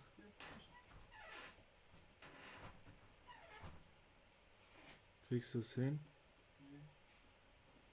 Was? Was nicht? Ich kann jetzt auf jeden Fall nicht mehr einkaufen. Hast du dann nichts mehr zu essen oder was? Nee. Digga, muss ich dich jetzt echt nach Siegen fahren? Nee, dann egal. Christopher, Ja. du hast nichts im Essen zu Kühlschrank oder was? Nein.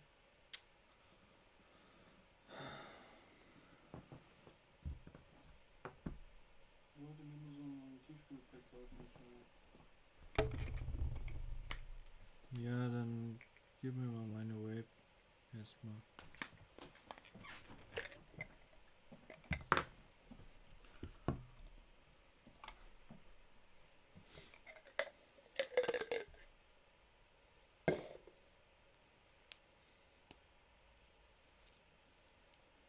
Kannst du was machen?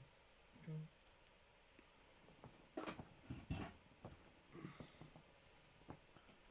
Unterste Schublade. Da sind so zwei, sind ganz viele Fläschchen. Ja.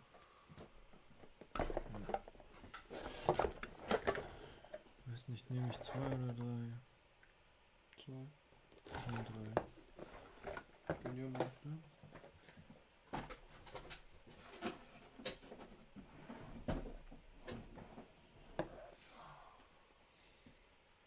Ich glaube, ich nehme lieber 2,5.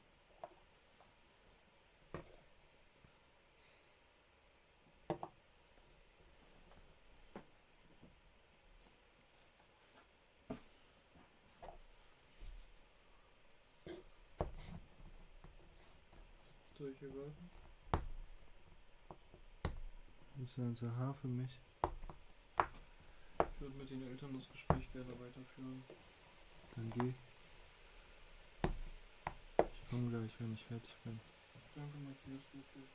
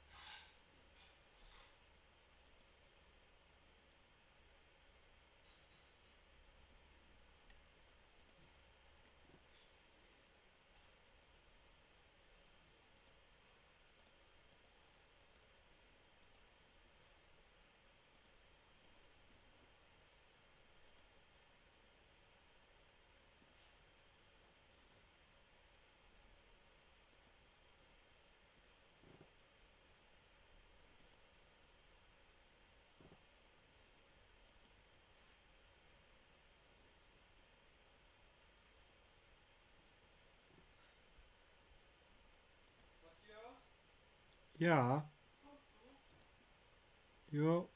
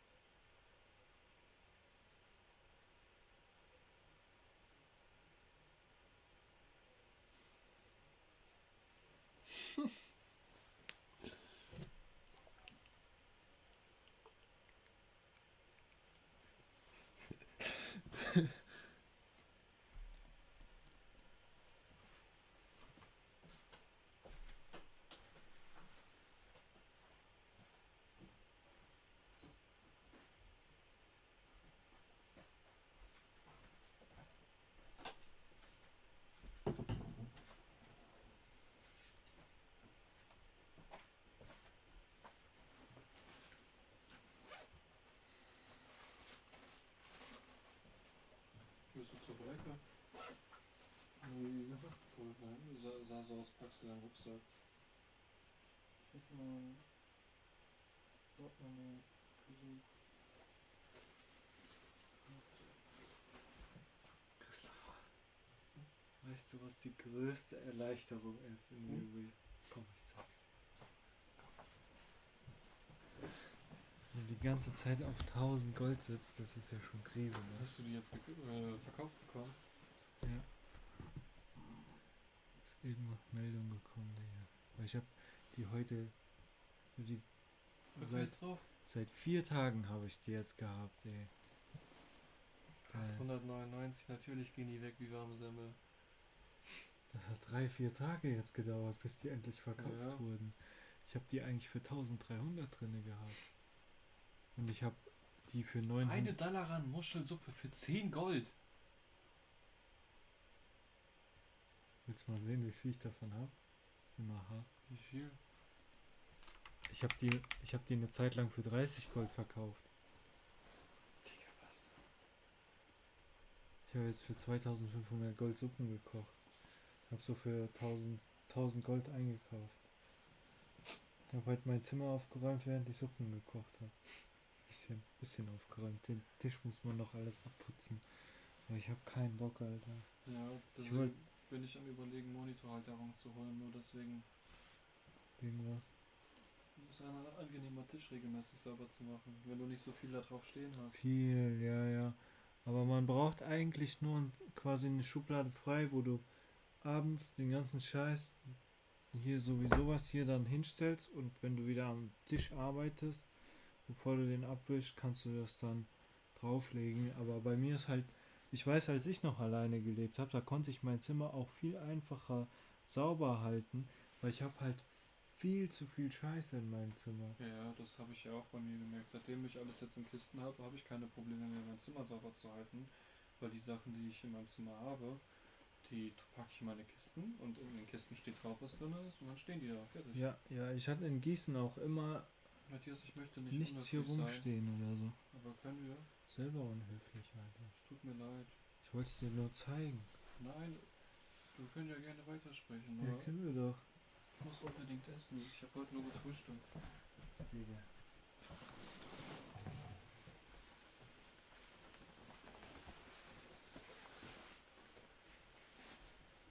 Oh, noch eine Suppe.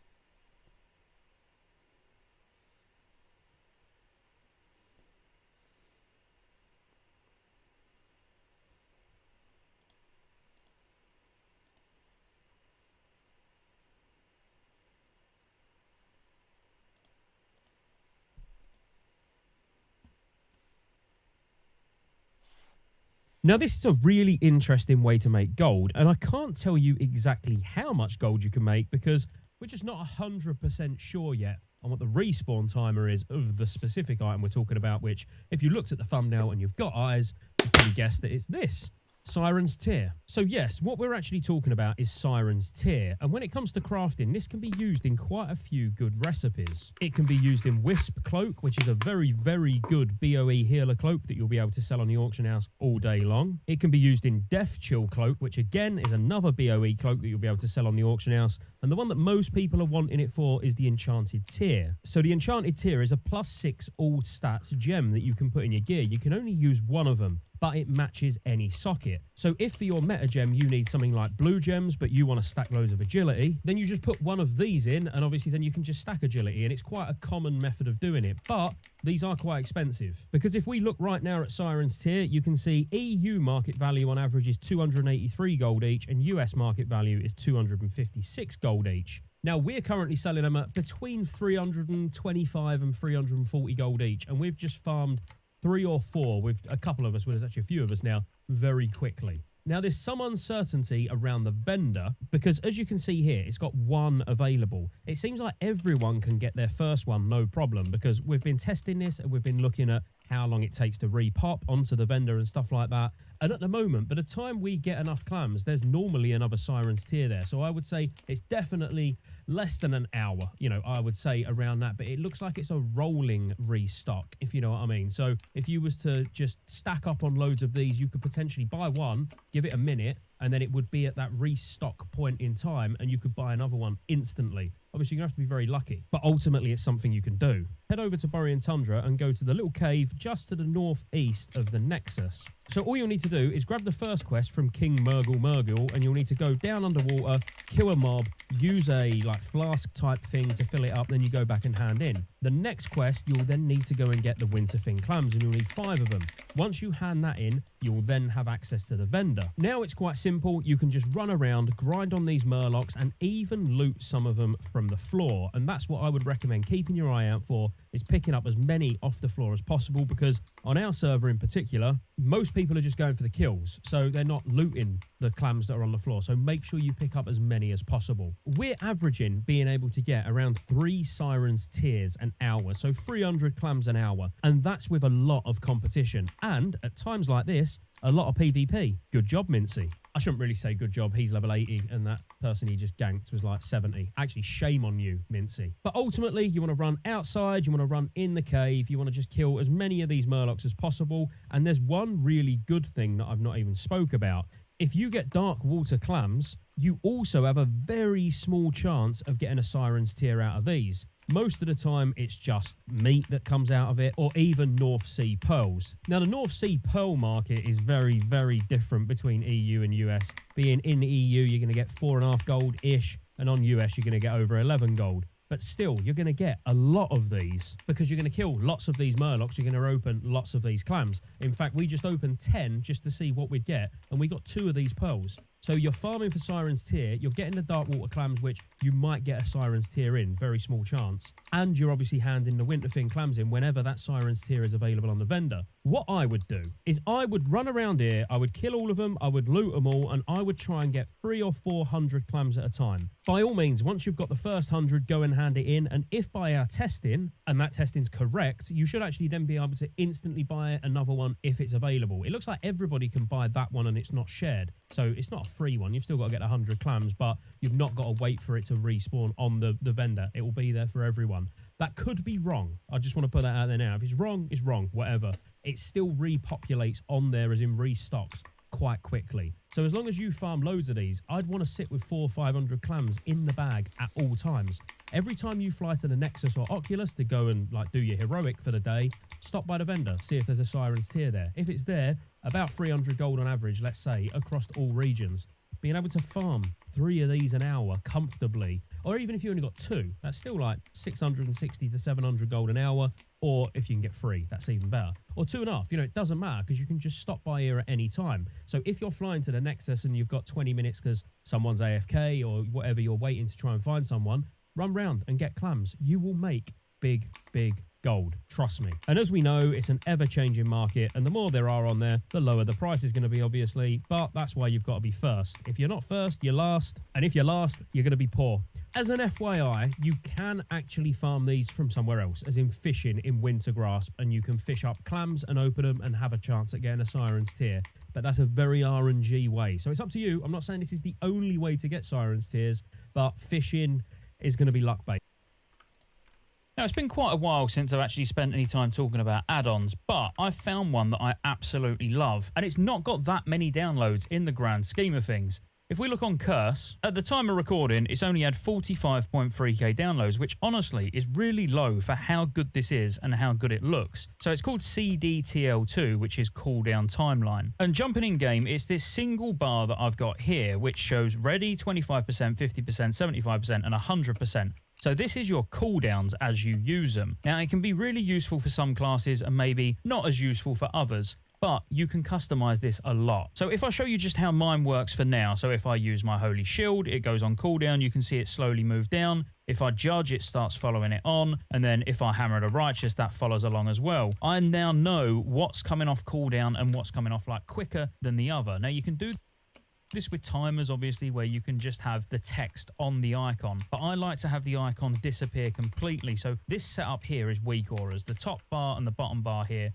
are obviously just weak auras, but you could have it so they show on the screen all the time with the amount of time left on the cooldown, or you could just use the standard blizzard bars or even bartender, whatever, you know, and you can see how long's left. I like, if an ability can't be used, I don't want to see it on my screen, but it's good to know what's coming off cooldown next. So I know Holy Shield's coming off next. I then know Hammer of the Righteous and Consecrate were really close together there. I now know Holy Shield and Hammer of the Righteous are probably going to overtake. You get the point. It's really clean and you can visually see what looks like it's going to come off cooldown first. And you can change this about a lot as well, which I'll just show you. So I have my bar like this, but you can do a lot with it. You can even enable extra lanes. So this is a lane. The pink bar that I've got with my cooldowns on is a lane, but you could also have lane 2, which you can customize this however big, small, so change the appearance. You know, the width, you can have it as long as you want or as tall as you want.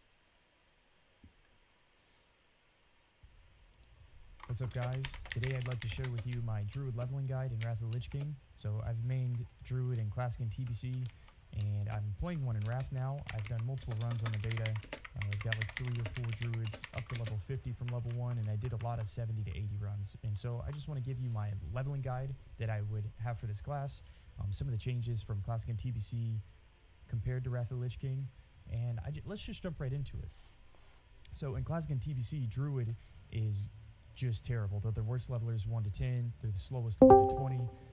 They're really bad. And in Wrath of the Lich King, they changed a lot of the classes and abilities. It's a much faster paced game. And I was like, great, Druid's finally going to be buffed 1 to 20, 1 to 30. And that's not the case. So Druid still feels super bad 1 to 20, 1 to 30. But some things change with the talent tree.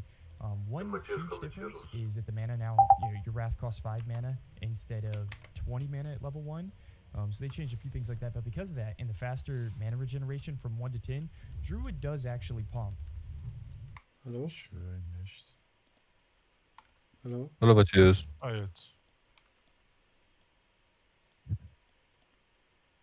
Alles klar, Bruder. Ja, und selbst? Oh. Natürlich.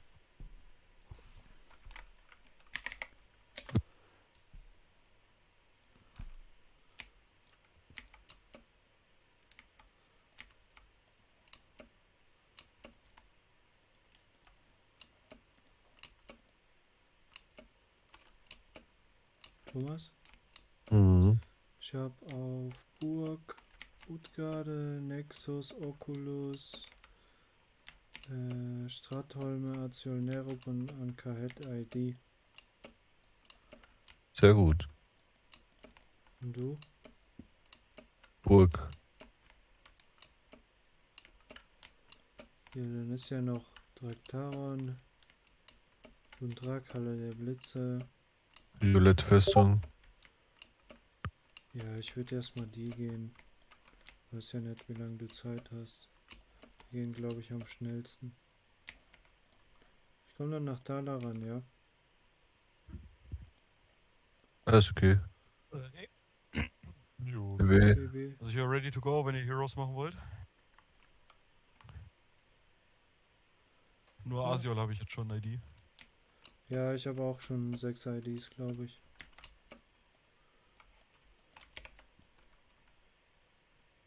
Ich habe noch keine ID.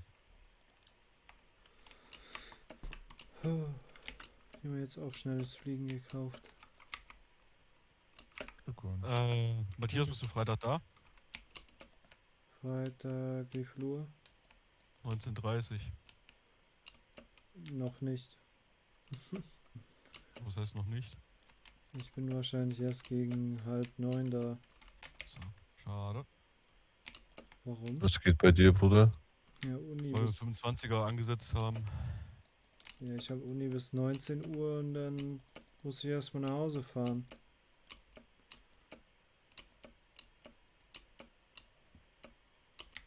Sonntag habe ich auch einen drin. Ich weiß nicht, ob du da Zeit und Bock hast. Sonntag Auch bestimmt, ja. 19:30. Ihr müsstet nur noch anmelden, weil ich glaube, das ist der letzte Platz.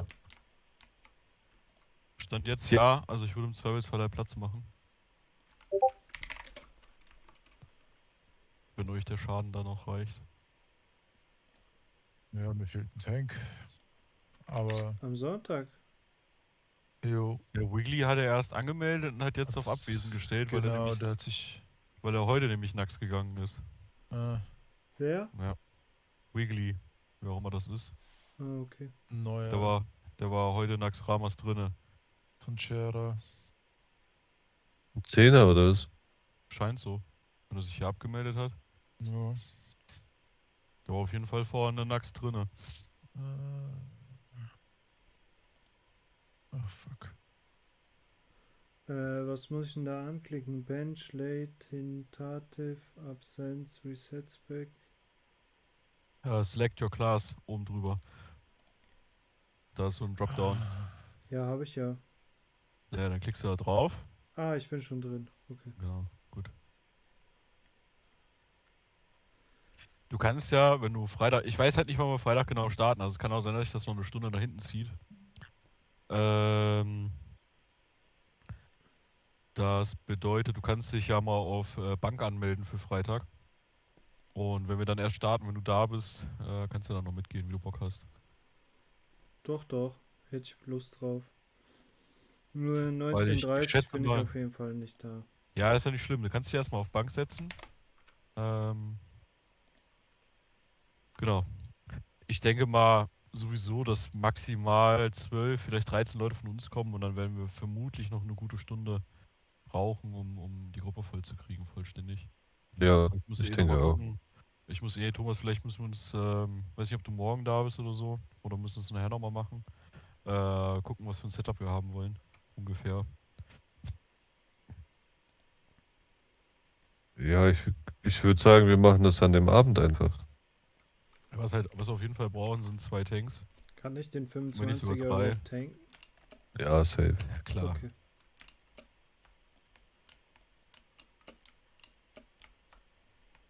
Was halt nicht geht, sind halt 80er, die gerade erst frisch 80 sind und noch nicht mal Hero Gear haben. Aber Ja, das Gear aus den Heroes zum Beispiel, das schickt vollkommen aus. Ach so, ist Sarah auch Tank oder was?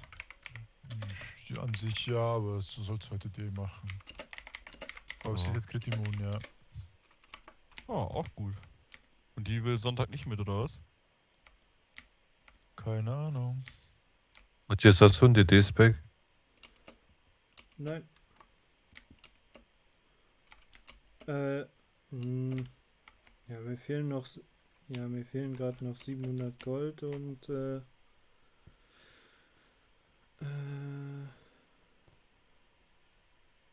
was fehlt? Fehlt noch etwas. Bisschen Gear fehlt mir halt noch für den DD-Spec. Auf jeden Fall. Ich habe schon ein bisschen gesammelt. Da fehlte kein Gear, einfach mitkommen. Das kommt von selber. Sarah würfelt übrigens nur hauptsächlich auf Tankzeug. Oh, da läuft einer Opsi 2D, sucht 2 DDs. Ich bin weg. Tschüss. Ja, ciao.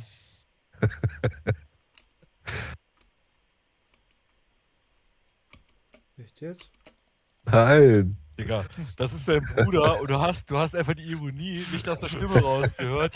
Digga, was ist denn da los, ey? Wie der Thomas das schon gesagt hat, die ersten 2 Worte, aber mir ist vollkommen klar, dass der Richard am Trollen ist, ey. Was ist denn da los, Alter?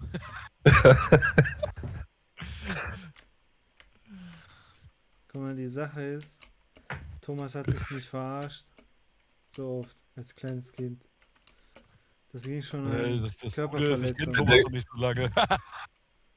Der Matthias kennt mich halt schon so lange, dass er es halt wirklich nicht mehr unterscheiden kann. Oh,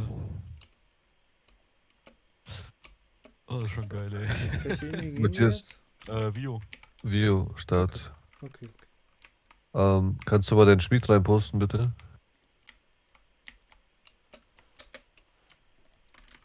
Ah, warte mal. Falsch. Das ist der richtige.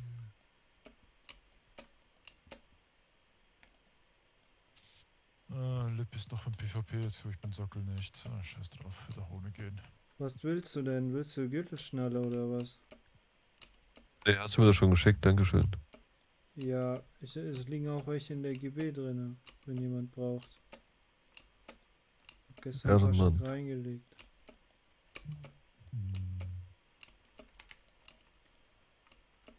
Aber irgendwie wollte ich jetzt nicht auf meinen Gürtel drauf machen. Ich habe ja schon Crit Cap, da dieses Verteidigungsding. Ich hoffe halt, dass ich vielleicht bis zum Raid noch was Besseres kriege, aber ich bezweifle es. Ein Gürtel.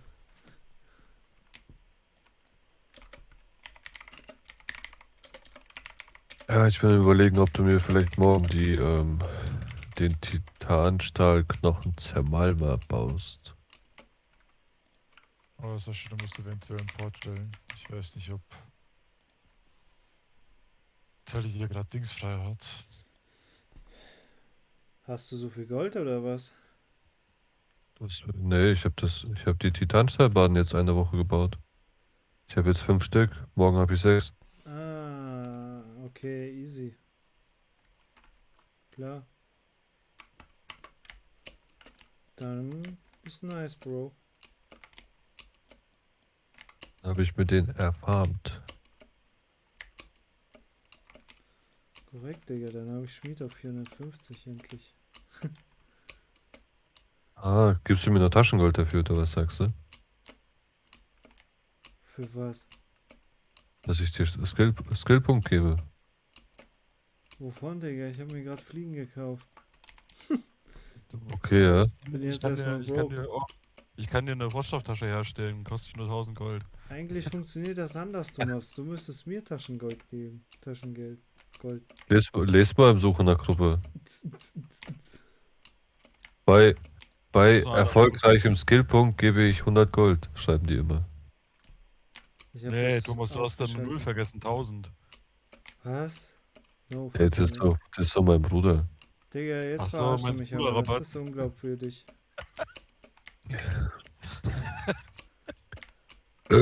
Was? Nein, die geben echt manchmal Geld, wenn du den Skillpunkt Ja, machst. gibt's.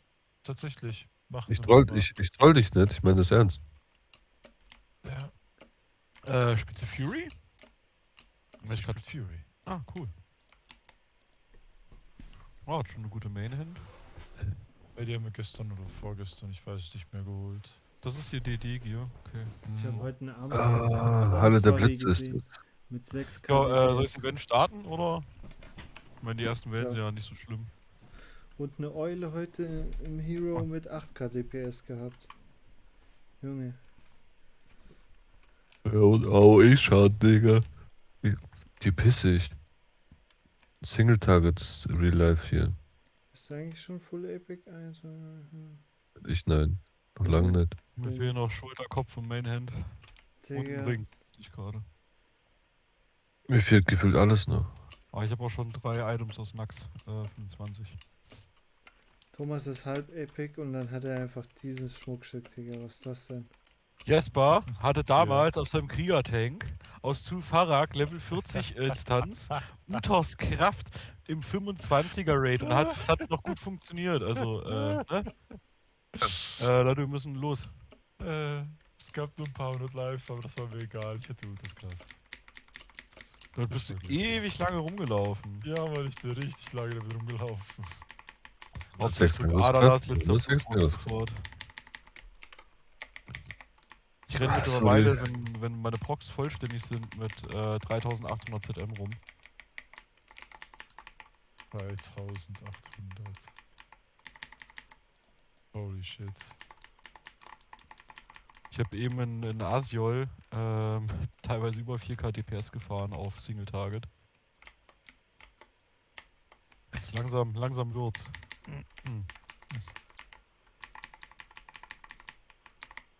Digga, ich komm im Raid nicht über 4K DPS. Ich bin richtig deprimiert, ey. Ich muss sagen, bei dem ersten 25er, wo ich drin war, da war ich auch zeitweise sehr deprimiert, aber ich war auch super nervös. Einfach weil, ja, es jetzt so lange her ist, ich wusste die Bosse alle nicht mehr, wie sie gehen. Aber dann so zum Ende hin, das letzte Viertel und Saphiron und Kell gingen richtig gut, da war ich immer unter den ersten dreien. Und bei Kell beim letzten Fight war ich mit einem großen Abstand Erster zum Glück sogar. Da läuft einer durch. Da läuft einer weg, ja. Schick. Ich bin extra außen rumgelaufen, dass ich ihn abfangen kann. Hat nicht funktioniert. Dass du den abfucken kannst. Abfangen, Digga. Damit er nicht die Storage Abfucken. Ich fuck dich gleich mal ab, Alter. Ich habe auch Ja, das abfucken tust du jeden Abend, Alter, im Discord. Echt so. War ich so froh, dass du keinen Discord hast, ey, und jetzt hast du dir doch welchen geholt. Sascha ohne Abfucken ist wie Bier ohne Alkohol, ja. Das ist so, Digga. Gehört dazu.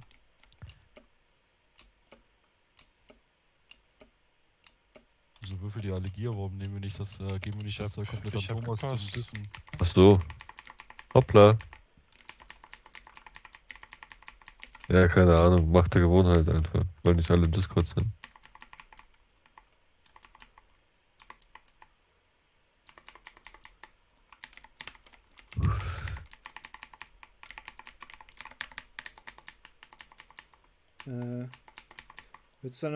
Würde ich dann wieder als Second Tank sein am Freitag, wenn ich da noch mitkomme? Im 25er, ja. Lip macht wahrscheinlich Main Tank. Falls der überhaupt mitkommt. Im 25er. Also Stand jetzt ist nur Scherer angemeldet von den Brenner ist mit dabei. Ja gut, das steht ja auch erst eine halbe Stunde drin. Ja, ich hatte eben Scherer geschrieben, dass er, weil der ist mit Lip, glaube ich, BG spielen. Ich weiß nicht, ob es im Discord oder so die dann sitzen. Dass er den anderen auch mal. Okay. Dass er den anderen auch mal Bescheid sagt halt. Klee ist der Einzige, der im Discord sitzt. In Dungeon 3. Der hat's bestimmt vergessen, dass er drin ist. Ist der Lip eigentlich Schweizer?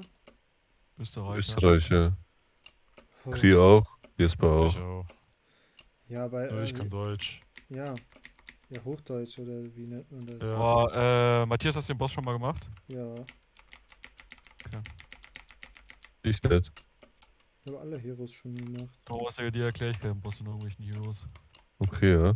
Er hat lustige Kreise herumfliegen. Wenn er zu nahe steht, bist du tot. Kann ich nicht gegenheilen. Da kommt da liegt was Süßes. Da gibt es die Kugeln. Oh, Piece Candy. Oh, da liegt was Süßes. Oh, da liegt was Süßes. Jetzt bei hinter dir. Ja, ich sehe schon. Oh, da kann ich nicht gegenhalten und dann kommt die Kugel von hinten. Ich geh mal nicht weg. Langsam, Pönone. Ich musste kurz meinen Cast fertig machen. Was langsam? Was? Ja, Hey. sag ich doch, kann ich nicht gegenheilen. Hier ist die Kugel. Die Ja, Kugel. Mann, scheiße, es ging zu schnell. Ich bin so schnell umgekippt. Heftig. Willst du Angst, Thomas? Ja. Die Scheiße an Videos, dass man das komplette Drecks-Event auch von vorne machen muss. Ich hasse das. Echt? Ja. Heftig. Scheiße. Vielleicht hättest du den Boss doch mal erklären müssen, ne? Matthias hat auch gesagt, er kennt alle Hero-Bosse. Ja, ich dachte, ich muss nur weglaufen, so rückwärts. Ey, du bist da drin stehen geblieben einfach. Ja, aber ich nicht so nah an Sascha dran laufen wollte, weil ich dachte, vielleicht fällt er noch um, aber. Was, der Sascha umfällt oder was? Nee, Ja, das bin ich dann auf jeden Fall danach. Hey, der Boss hat doch noch 40% gehabt, oder nicht? Ja, Ausrede, Digga, einfach. Ach, deine Scheißausrede, sagst du. Klar. Wen letzten du gerade, Jesper? Sascha. Okay. Und jetzt unseren Tank. Ja, dann mach du mal. Willst du Keks haben?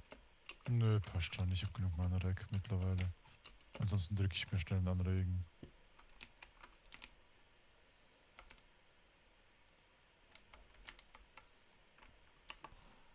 Also ich habe Kekse, wer will? Wir wollen Von noch Mage, Kekse einstecken. von der Mage eben.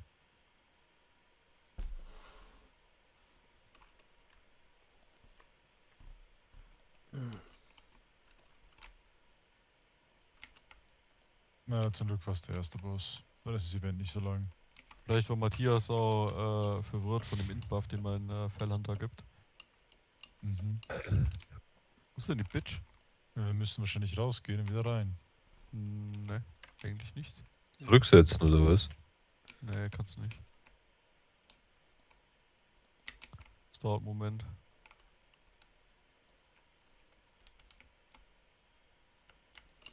Also ich meine, wir können auch gerne einmal raus und wieder reingehen, aber normalerweise. Ich behaupte, der Trigger wird dann erst. Das ist mir schon mal passiert, das kommt irgendwann. Ja, das dauert einfach. Nicht Ja, jetzt. Jetzt. Muss dann immer nach hinten gehen.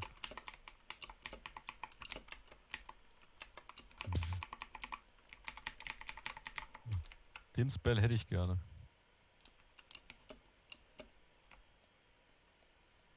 Seevox schlägt Darox im Nahkampf. Verursacht 7800, 13.000 über Tod.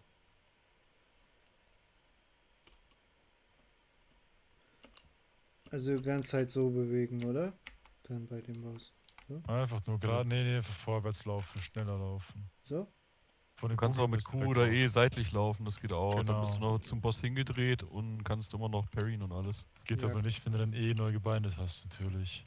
Ja, das geht nicht. Ich habe schon gehört letztens, dass du dann eh bei Keybind gesetzt hast. Die sind nicht gut. Irgendwas. Oh, geht ja los hier. Sarah läuft mir auf der Stelle. Ich weiß nicht, wie es bei euch aussieht. Yep. Ja. Woher? Ich hätte hier scheiß Internet. Hier mal unten die Jungs fragen, ob die am Freitag Zeit haben für den 25er. Ah, ich müsste lieber gleich noch fragen wegen meinem. Also. Tschüss. Tschüss.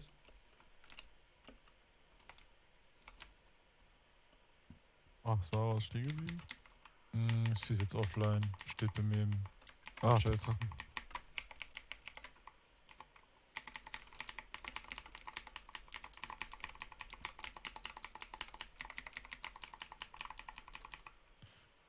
Schrödingers Krieger.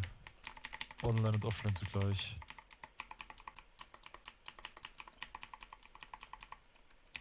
Hab ich mir gerade selber eine satte Verderbnis in die Fresse gebrezelt. Keine Ahnung. Ich sehe nur, dass du Schaden genommen hast. Ach, da ist er wieder. Bei mir steht gar nicht, dass sie wieder online ist. Bei mir schon. Ah, jetzt ja.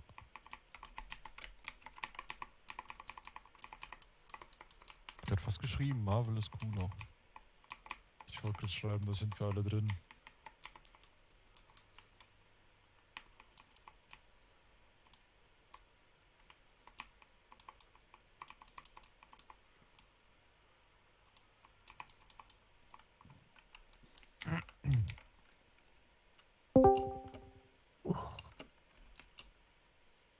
Und? Die haben ein Date am Freitag. Wie, die haben ein Date am Freitag? Die zwei kennen sich doch in Real Life. Ah. Und die gehen wohl mit den Frauen aus. Okay. Ja. Okay. Wie gesagt, ich bin halt immer noch der Meinung, wenn 5 Leute mitkommen von uns, dann sind es 5 Leute und der Rest wird aufgefüllt. Das ist ja alles kein Problem. Genug Leute sind auf dem Server da, um sowas zu machen. Und wenn wir einen einkassieren können für die Gilde, der ein bisschen was auf dem Kasten hat, haben wir, wie gesagt, schon gewonnen. So sehe ich das. Ja, wenn wir den 25er gelaufen haben und jeder irgendwas bekommen hat, was er braucht, haben wir auch gewonnen. Von daher, Das scheiß ist drauf. richtig. Eben. Im Großen und Ganzen. Allein schon, wenn wir den Maligo-Schlüssel in der Gilde haben, ist schon viel wert. Einen Zehner habe ich hier schon. Ja. Ich glaube, der geht für beide oder? Nee. Okay. Was? Der Das ist tatsächlich. Das ist der Schlüssel Archons für den Kammer? anderen Raid. Nee. Das ist für Maligos, für, Opsi. Nee. Maligos ist das Ding neben Oculus bei Nexus da oben. Auge der Ewigkeit heißt Ja, das. genau.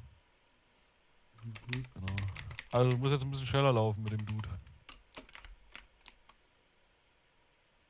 Don't die, please. Wie heißt denn der? Ist er da? Der spawnt. Sevox. Sevox. Xebos, keine Ahnung. Ah. Schilbum.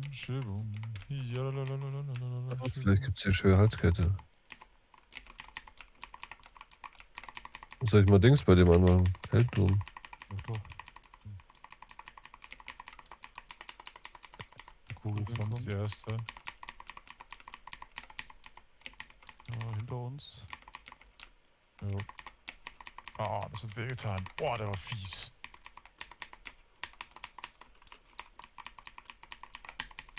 Thomas hat den... Oh, ich komme als nicht an den ran, Alter. Aber Hauptsache, Thomas hat die erste Kugel gebunden an die Wölfe. Maschine.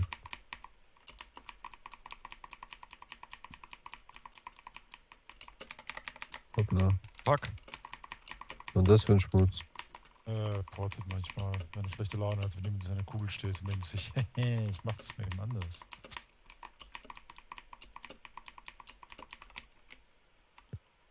Perfekt. Perfekt. So, wir wollten Scheiß fast, von ne? der Stirn wischen.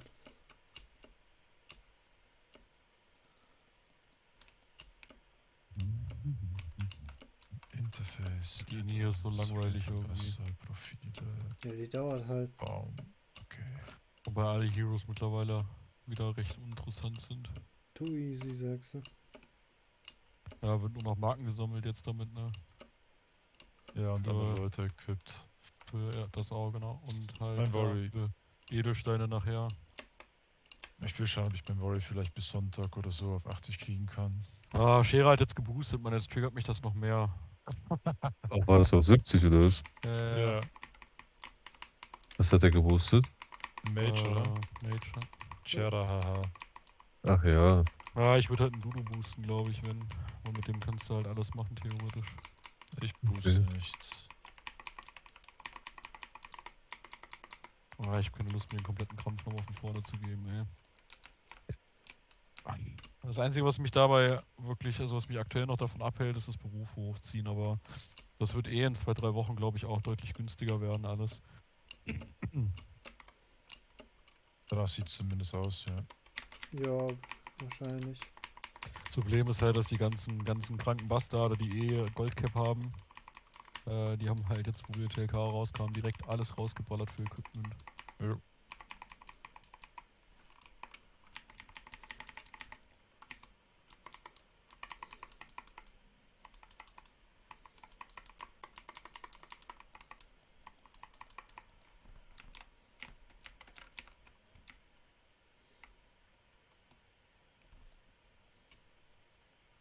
Vielleicht sollte ich doch mal meine Desus-Drillung. Ich hätte mir gar keinen Second Spec eigentlich kaufen müssen auf dem Hexer, ey.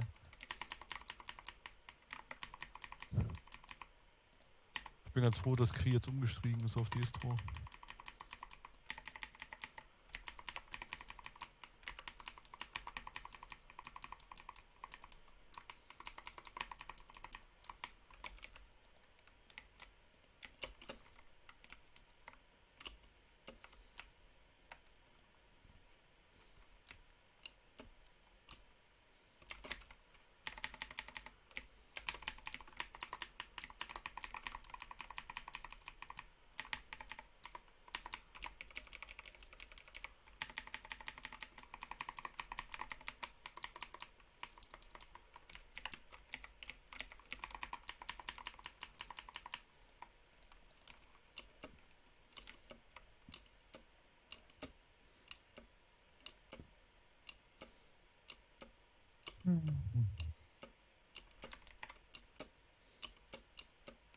Wie schaut's bei euch mit Strat aus? Hat der Hab ich irgendwer schon. schon ID? Hast du schon, okay.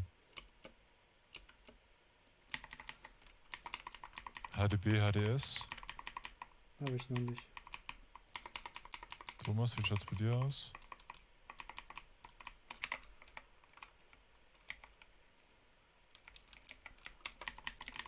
Achso, ist gemutet.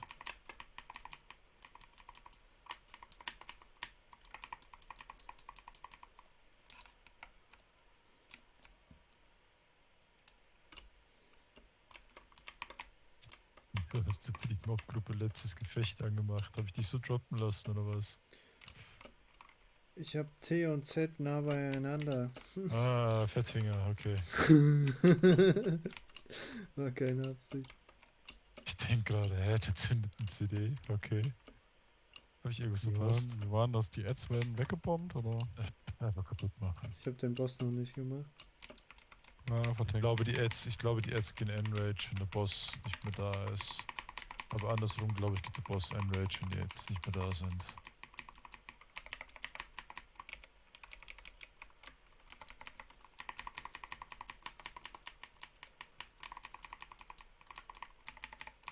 Werden eingezogen. Matthias, du musst spotten, bitte. Ach, den. Ich habe den nicht gesehen, sorry.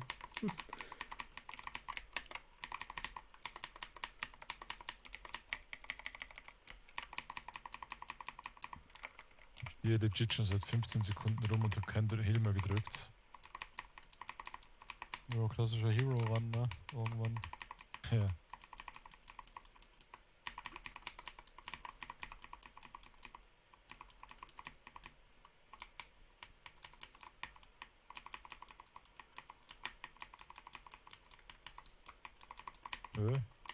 Der hat jetzt ein paar Schellen gegeben gerade.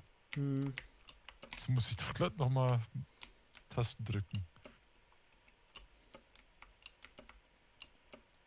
Was? Jackpot? Neue Waffe für Thomas oder was?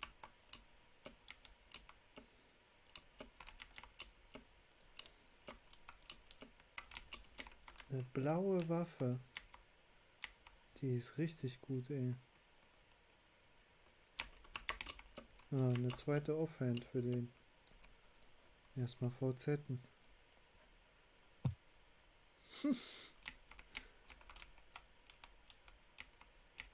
Aha.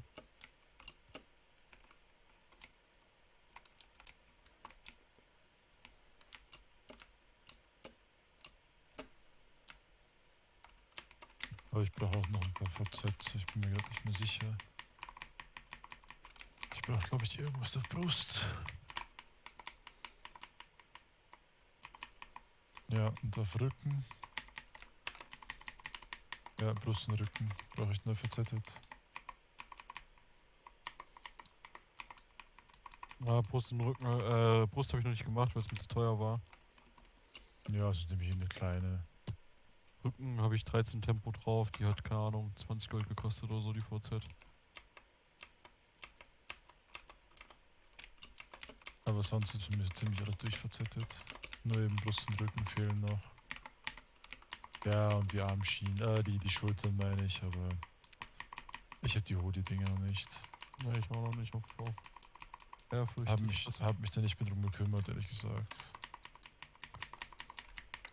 Wie wäre das Was? eigentlich im 25er? Kommen dann alle in Discord rein? Oder sind wir nur zu 5? Unterschiedlich. Nee, die kommen in Discord rein. Aber vielleicht, dass wir noch einen neuen Channel dafür also einen neuen Discord dafür aufmachen. Ja, das war ich Kostet eben ja nix. überlegen. Ja. Dass die DDs nicht reden dürfen. Nee, Nein, einfach nein, nur, dass nein. nicht jeder hier auf unserem Gilden-Discord rumhängt. Ach, mit Ich den einer jetzt neuen Rolle nachschauen. dann auch, wo nur die...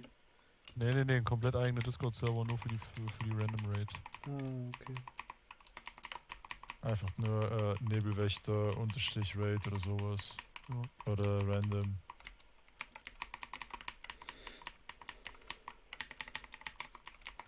Ich wollte irgendwas nachschauen, aber ich weiß nicht mehr was. Was vergessen.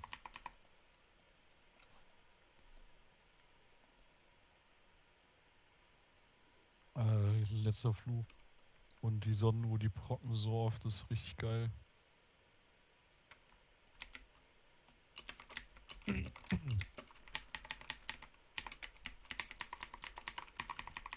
denke. Ach, egal.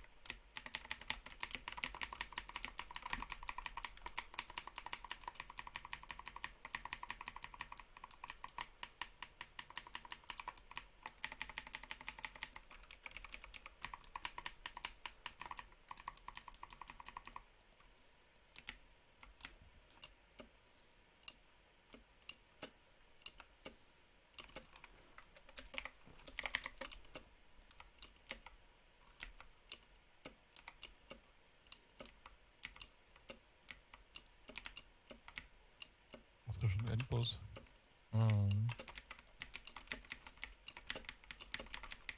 Au. Wieder zu Full Life. Bitte? Wer ist der Full Life? Ja, mein Pet hat noch eine verpasst bekommen. Achso.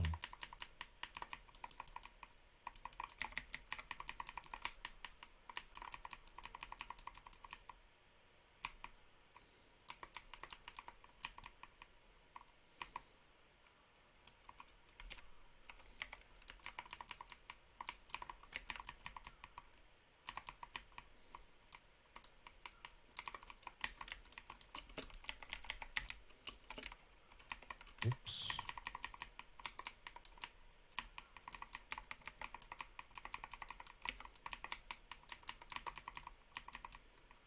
Oh, ich zieh gleich aggro. Oh, das war close.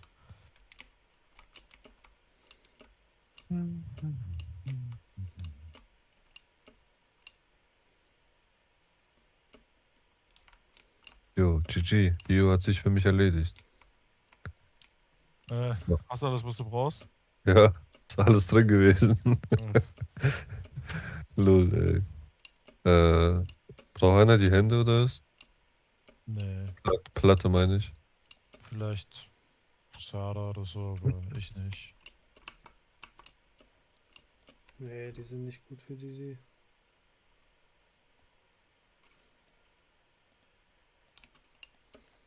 Die sind nicht gut für die Idee. Ja. Würde ich jetzt so nicht sagen. Ja, die hat sie schon. Ach so. Okay, dann. Mach ich nie drauf.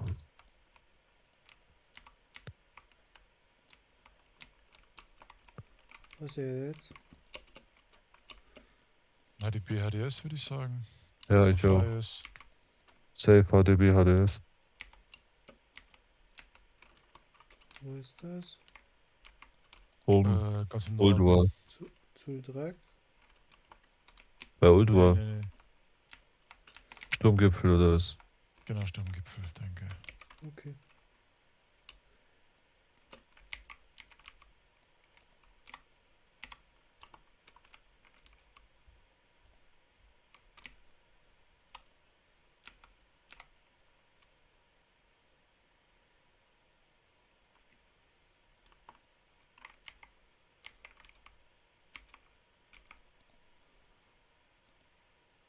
Brauch unbedingt das Trinket mit Hit. Sonst gehe ich vor die Hunde hier mit Damage. Oh, ich habe mittlerweile immerhin 9%. Digga, ich hab gar nichts. Du brauchst ja auch nur 8. Ich hab nur 2. 7. Ja, so ging es mir ein paar Tagen auch noch. Ich habe teilweise, bei mir ist richtig übel, wenn ich den Spell Heimsuchung nicht auf dem Boss habe. verliere ich insgesamt knapp 25% Schaden auf den Dots. Aber wenn du den verfehlst, das tut richtig weh, weil der 8 Sekunden Cooldown hat.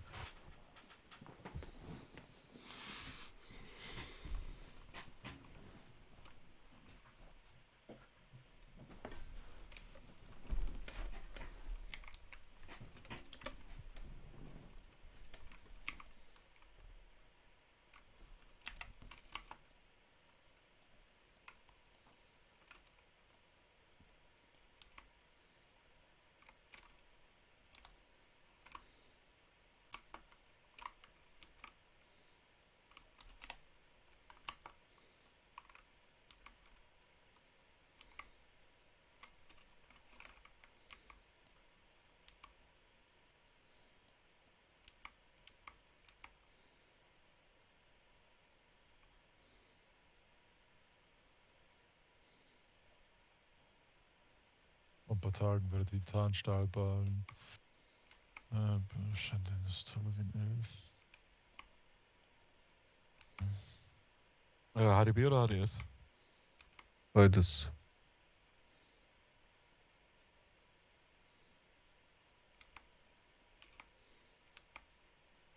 Oh, erstmal, ich muss jetzt 60 PCs ersetzen.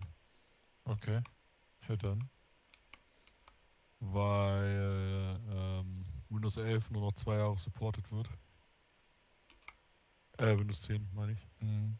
Ich denke gerade Windows 11, habe ich da irgendwas nicht mitbekommen?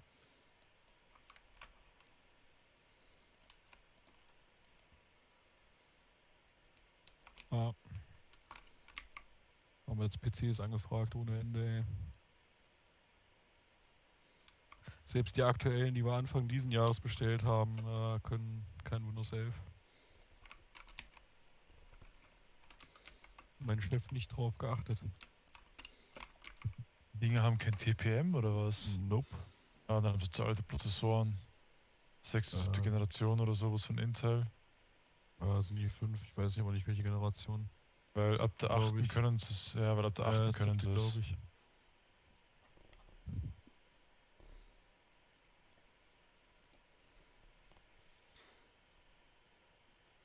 Ich habe Windows 11, ich kann mich gar nicht beklagen. Wir haben an der Arbeit jede Menge Probleme mit den 2, 3 Rechnern, bei denen es funktioniert. Kannst du der Sarah ja bestimmt helfen. Die hat geschrieben, die hat Probleme. Aber sie kommt selber aus der IT, also ein bisschen Ahnung hat sie schon auch vom PC. Aber nur ein bisschen. Ja, also sie hat was Imaging Science und so weiter anbelangt, wesentlich mehr Ahnung als ich. Okay.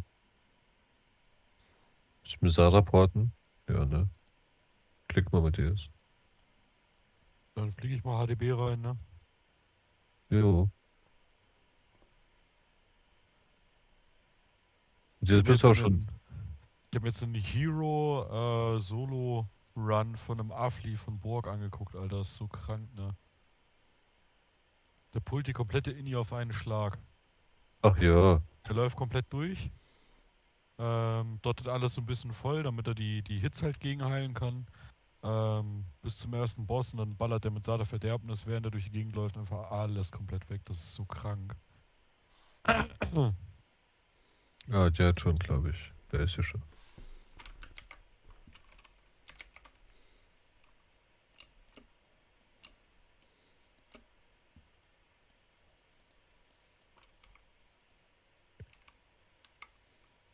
Wie die Ohren von den Nachtelfen immer aus diesen Helmen rausgucken, ne?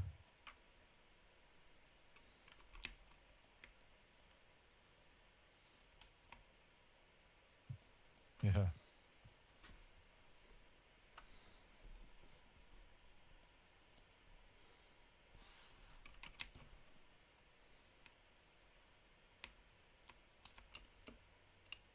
Sarah fehlt noch, oder? Ja, sie wechselt gerade kurz auf dem alten Laptop.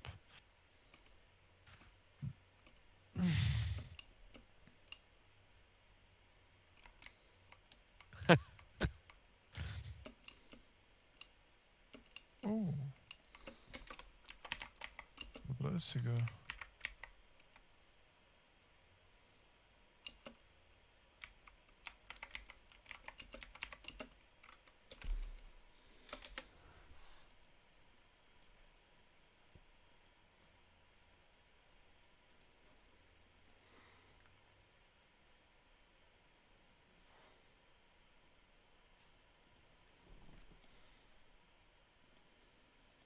Jo, wer sind denn hier die 3 Leute? Miami, Leon, Chemira.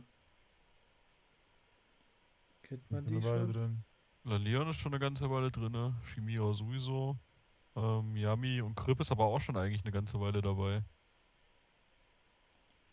Nochmal, wer ist wer? Chemira, mit der war ich schon zocken. Ich Aber glaube, ich Grip ist auch. schon eine ganze Weile dabei, ja. Aber der ist ein bisschen Ja, strange. Matthias, du warst mit, die war mit uns doch. Chemira war noch mit uns Gundrak, oder? Ja. Hast du die eingeladen in die Gilde oder was?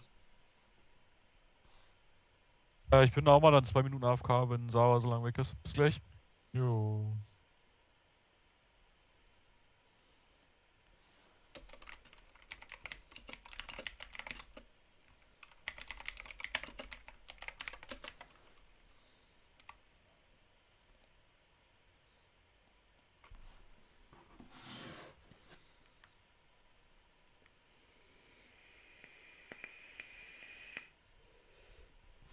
Dieser Tiot ist doch Brenner, oder?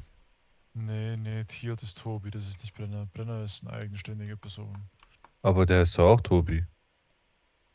Ja, aber das hat sein. Tiot ist schon sehr lange in der Gilde. Brenner haben wir erst vor ein paar Tagen eingeladen. So, das sind zwei. Oder heißt. Der hat auf jeden Fall denselben Namen wie irgendein andere. Deswegen dachte ich, es wäre ein Twink von einem von denen. Nee, ist das nicht Kiel? Kiel Auch hat doch nur derselbe ein Name Char. oder sowas? Kiel ist Schnidi. Ja, aber ich Ja. dachte, dass der auch so hieß wie Brenner. Oder war das irgendwas anderes? Irgendwie gestern ist er drauf gekommen, dass noch irgendwer so hieß wie er. Ich habe vergessen, wer. Hier, Brenner. Bei Brenner steht Tobi Main. Ja, aber Tiot ist auch Tobi. Also ich weiß, Tiot ist schon ewig in der Gilde. Brenner war irgendein Random, den ich eingeladen habe, weil ich gesagt habe, ich brauche noch Leute für Nax. Dann habe ich einen Hero kennengelernt. Das ist nicht die Person, das ist nicht dasselbe. Okay. Gut.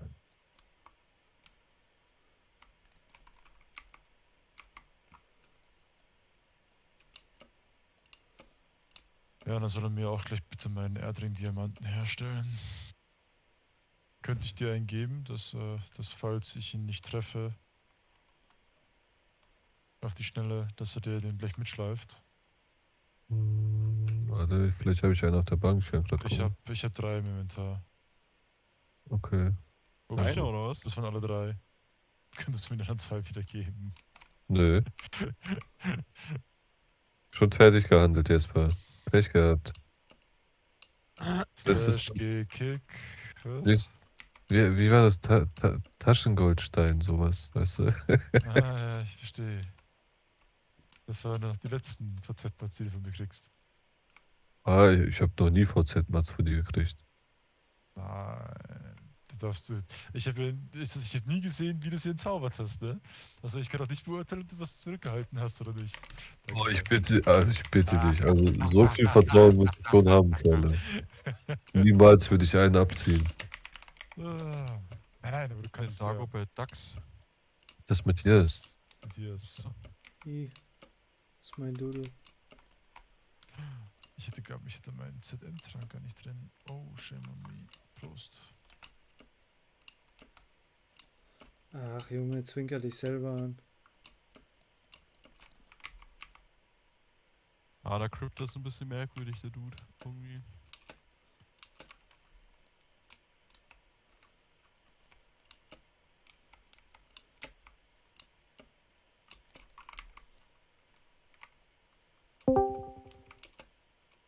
Guten Abend.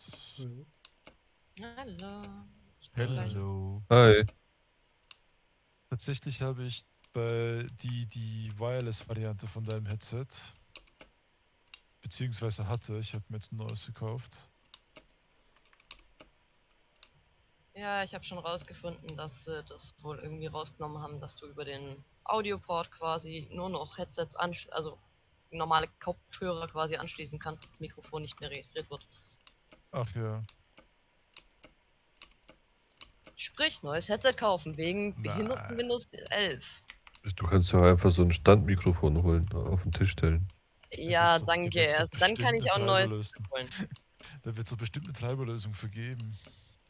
Ich muss nachher mal in Ruhe schauen. Ich habe jetzt gerade einfach keinen Bock drauf. Das nervt mich so massiv. Weißt Gibt's du, was nicht so ein- du hast einen Laptop, das heißt, du könntest einfach theoretisch dein Laptop-Mikro Laptop-Mikrofon aktivieren. nutzen, ne? Ja, aber ich weiß nicht, wie gut das ist. Deswegen Nee, ist vermeide auch ich auf die das mal. Tastatur, hört man. Es gibt halt diese USB-Hubs oder wie die heißen. Da kannst du auch Kopfhörer mit anschließen. Ja, aber das löst das Ja, Treiberproblem wahrscheinlich nicht. das Außerdem weiß ist ich halt es. nicht. Der neue hat einen USB-C-Anschluss. Eventuell läuft es da drüber. Wird das 230er über Klinke angeschlossen? Matthias, komm. Ja. Ach so, ich dachte, das wäre ein USB-Headset. Nee, wird über Klinke angeschlossen. Ah, Und da scheint wohl das Problem zu liegen. okay. Ich hätte mit meinen USB-Headsets von Logitech, mit den letzten beiden, noch kein Problem in Windows 11. Windows 10 schon, da war das so gut, furchtbar, aber Windows 11 ging gut. Aber die USB-Headsets laden ja auch einen eigenen Treiber, ne? Ja, sowieso. Ja, aber das wird es erklären, wenn es tatsächlich am Klinke-Anschluss liegt. Hm. Ja, dann wird es wohl wieder das, wie hieß das noch gleich, das die Soundumgebung von, ne, war nicht von Realtek, oder? Ne, Realtek waren die... Realtek ist der Standardtreiber eigentlich für die meisten. Haben die Ja, aber meisten für die Mainboards meisten. als Soundkarte. Ja. Lustigerweise ist es auch für die meisten LAN-Buchsen der Standardtreiber, aber nicht für mein. Ich habe nämlich Killer drin. Das heißt, ich konnte kein Windows installieren oder nicht updaten, weil ich keine Treiber für meine LAN-Buchse hatte. Jetzt musste ich mir von irgendwo aus einer meiner Schubladen einen Plug-and-Play LAN-USB-Anschluss besorgen. Und damit erstmal den Treiber von Da kommt der Boss meinen- schon, pass auf, Matthias. Richtig Was? schlecht. Jalla, rein da. Ein bisschen was kann ich schon gegenheilen, ne? Mittlerweile. Ja, Matthias hält auch schon ein bisschen was aus. Aua, Okay. aua, Ach Quatsch, das ist doch Half-Life, nicht aua, jammern. aua. Matthias geht's viel schlechter, der hat noch ein Drittel Life. Ja, bist du müde? Ja, wieso denn? Die Hots halten noch eine Weile. Ja, dann Boss pullen oder was? Und ich habe noch so einen leichten Promille von den Bieren, die ich getrunken habe, aber das ist egal.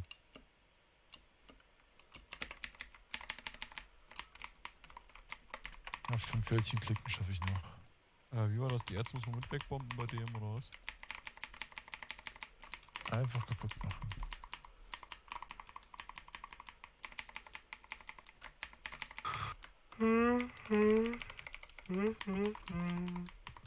Hat's ein bisschen geholfen jetzt mit deiner Wut? Oh ja, ich sehe den Balken gerade ziemlich hochschnellen. Ja, grad geht's. Hat zwar DPS-technisch noch nicht so viel gebracht, aber bei 1,7 ist aber auch schon gar nicht mehr so verkehrt.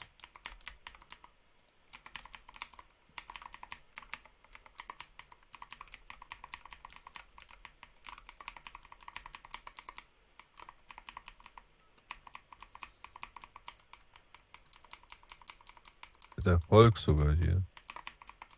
Ja, den habe ich wohl schon. Bei mir gab es Ja. keinen Erfolg.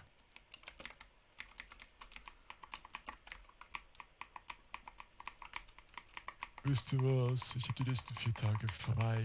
Oh. Ja, das ist wie Weihnachten. Womit hast du das so verdient, Wochenende ey? auf 80. Ja. Das Geilste heute Abend wird einfach sein, mein Handy in die Hand zu nehmen und den Wecker auszuschalten. Das zelebriere ich immer so hart. Das ist unglaublich. Ich hab den selbst im Urlaub an. Ja, ich auch.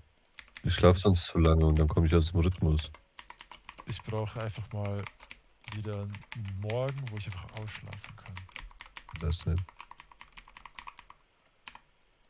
Bei mir ist so oder so spätestens um 8:30, allerspätestens um 8:30 Schluss.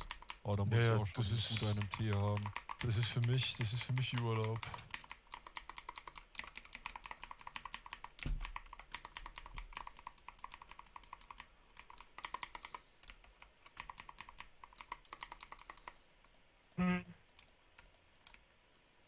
Habe ich schon erzählt, dass meine Mutter gern möchte, dass ich im November eine Woche oder 2 Urlaub nehme?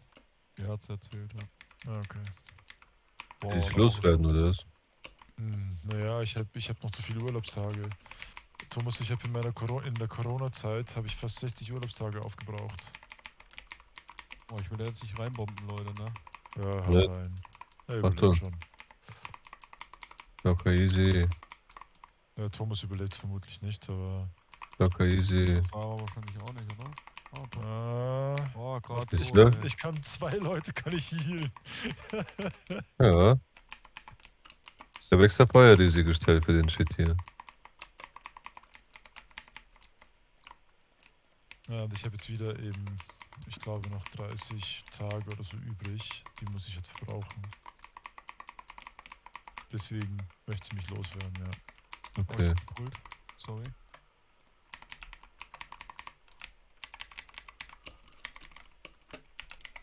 Ja, das Steht dir ist schon was zum Sinn, was du vorhast?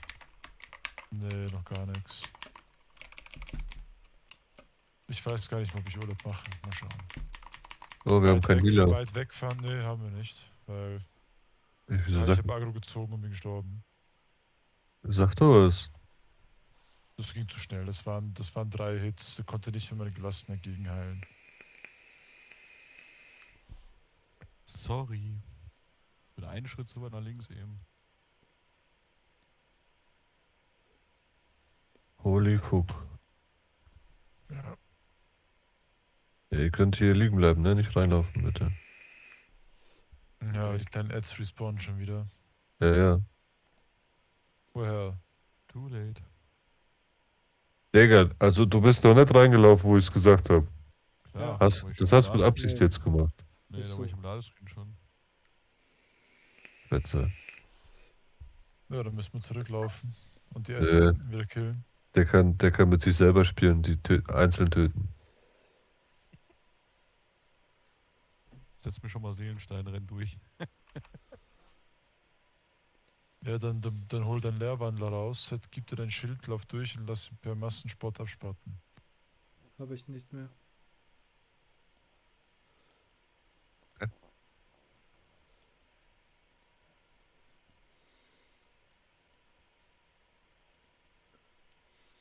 Ja, mal schauen, wer schneller ist, Thomas. Ja, du mit dem Tempo da. Spell heißt. Hast du noch Essen, Thomas, von Mage? Ich heal dich gleich hoch. Nee, trink. Trink doch.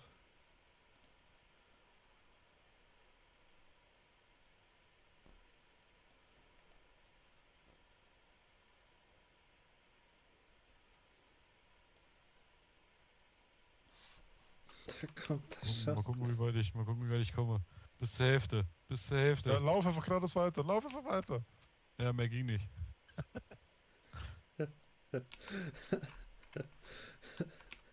Ich komme nicht ran. Dieses eine Edge steht im Weg.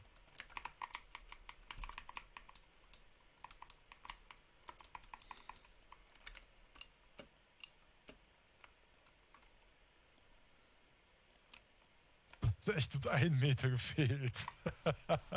Oh. 2. Ja, jetzt verpult ihr einfach alles. Ja, Mann, Baumpol und so weiter, ne? Wer macht denn Wozu habe ich denn die verbesserte Rüstung geskillt? Irgendwas muss hier gut sein.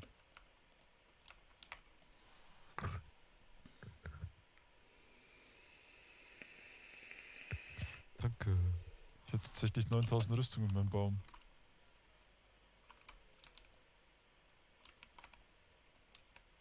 Dann hast du 9-mal so viel wie ich. Na eben. Der schon wieder, ja. Oh, Pull.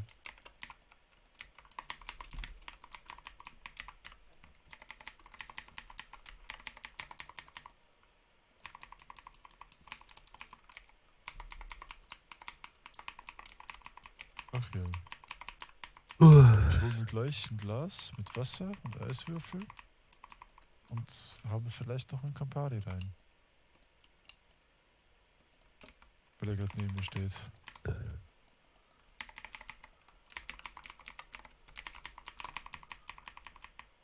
Hab ich jetzt irgendwie Bock drauf.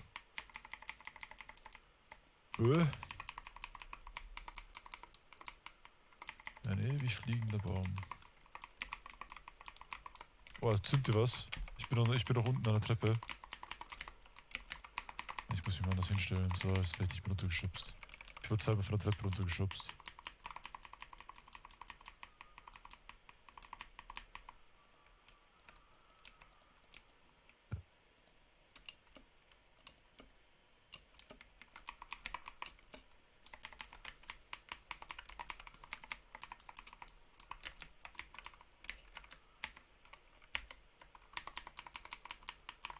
Ach ja.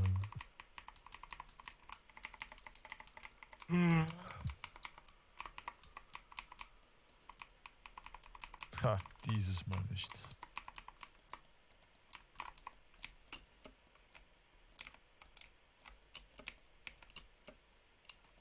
Was heißt denn in dieser Raid-Anmeldung diese Waage? Tentative, wie auch immer. Weiß ich noch nicht. Tentative, so unentschlossen, glaube ich. Okay. Wenn ich das richtig im Kopf habe. Aber müsste kurz das Wort übersetzen lassen.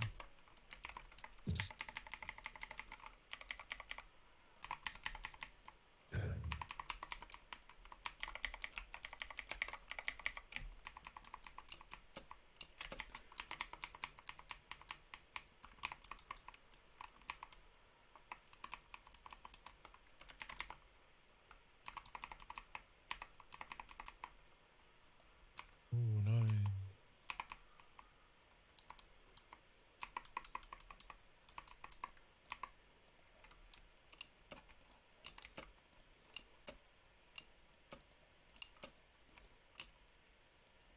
Der Thomas braucht Wille. Hey, Ohne ihr habt Ende. doch gesagt, ich soll alles mitnehmen zum Entzaubern. Hebt ihr mich bitte auf? Was? Wie? Wann habe ich dich denn verloren? Während dem Zerschmettern oder keine Ahnung, wie es auf Deutsch heißt. Ganz schwache Leistung erstmal.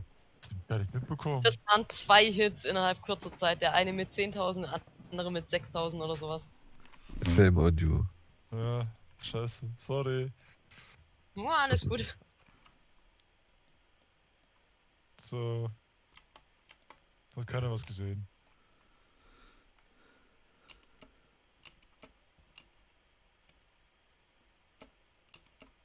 Der alle Polen, Matthias? Oh, oder? komm zurück, komm zurück. Das will ich gerade sagen. Nee. Ich gehe mal nur 2 weiter.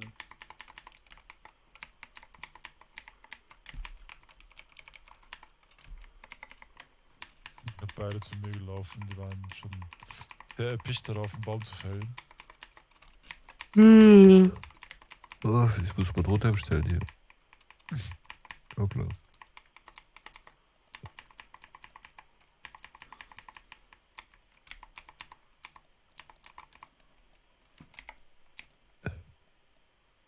Wenn mir mal einer erklären, was das eigentlich für ein Riesendolch ist. Ich habe gedacht, das wäre ein Schwert. Junge, ey. Wo denn? Das, was ich anhab. Von der optischen Größe her quasi. Ja, manche Dolche sind ein bisschen groß geraten. Ich habe erst gedacht, ich wäre ein Hobbit, ey. Woher? Kein Kommentar dazu. Ah, Thomas. Haarige Füße hast du auf jeden Fall. Das ist richtig.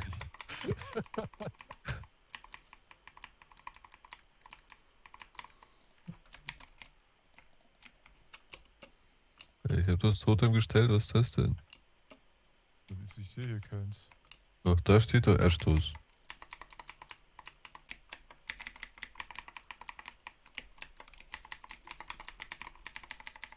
Aber bei manchen triggert das nicht. Ich verstehe es nicht, warum. Wahrscheinlich klein auf Side, weil hier so ein kleiner Absatz ist. Und das Totem dann ein bisschen zu niedrig steht. Nee, oder? Also vorstellen könnte ich es mir schon. Und da steht ein Steinhaus. Oh, Die Steinhaut. Da steht ein Steinhautstuhl für 10. Hoppla.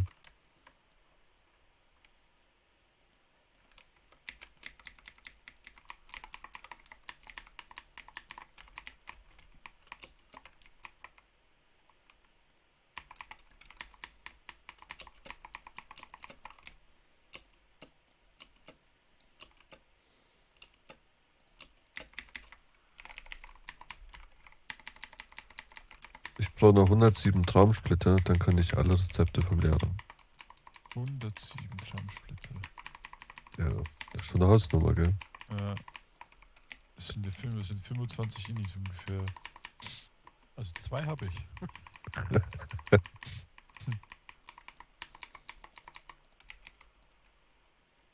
Und ich kann noch 2 Tiefenkristalle, dann kann ich die große Armschienen-VZ mit ausdauern.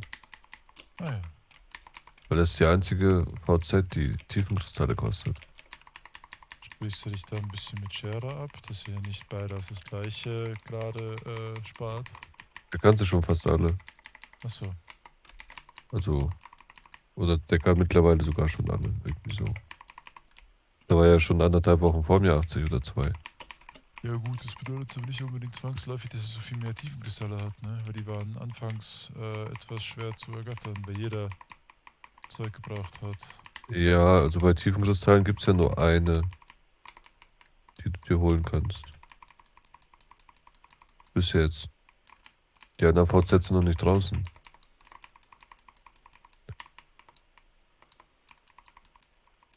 Klingenbarrikade droppt ja in Ulduga zum Beispiel. Gibt's ja auch noch nicht. Also ein Drop, das habe ich gar nicht mehr in Erinnerung.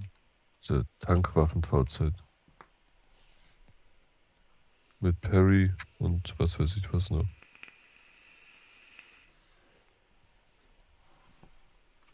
Bitte mich das eigentlich instant? Nö.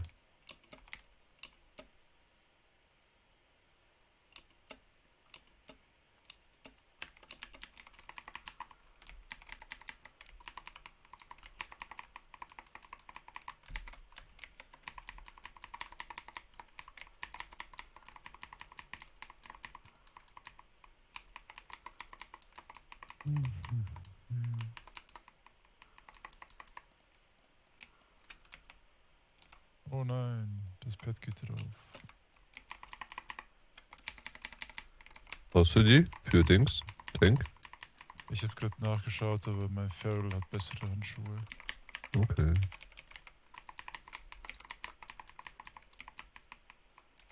Die hier waren noch böse, oder? Ja, waren sie mal, aber irgendwie tun die in letzter Zeit nichts mehr. Als ob sie die irgendwie genervt hätten oder so. Keine Ahnung. Ja, vielleicht hat sich einer beschwert.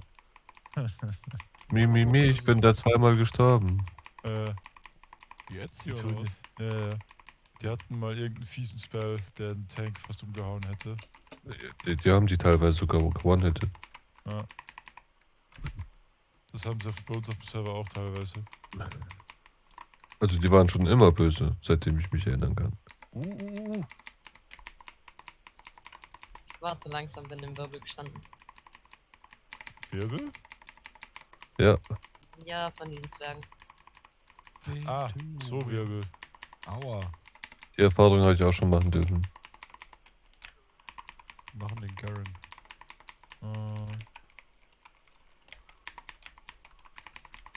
Das stimmt, mir geht's mal ein bisschen aus. Ich schlafe übrigens. Oh, jetzt nicht mehr. Gute Nacht. Danke.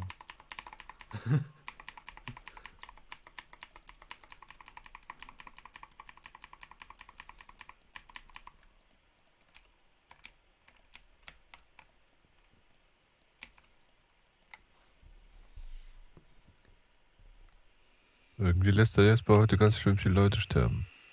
Ja, ne? Kommt mir auch so vor. Ach, das war jetzt überwiegend ich, von daher schätze ich hier den Fehler bei mir. Ja, das hätte ich jetzt gerade echt nicht gegenhalten können. Das war unterhalb eines Global Cooldowns. Ja, vergiss es, ich hab's ja gesehen. Also ich höre aber mir erstmal schon ein bisschen Absicht raus. Ich muss doch irgendwie das Gold auf dem Server ein bisschen verringern. Ja, also mit der Aktion verringerst du nie das Gold aus der Gilde. Scheiße. Die Taste brauche ich. Jo. Gleich kommt noch der Speer ins Gesicht, pass auf. Den habe ich gerade schon bekommen. Und danach noch ein Hit und danach ein Charge.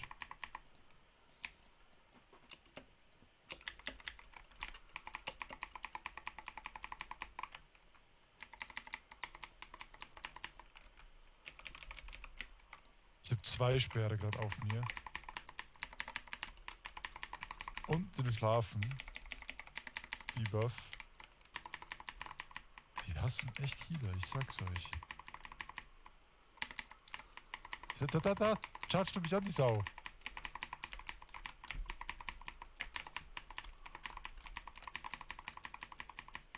Ich muss mich selber mehr healen als den Tank.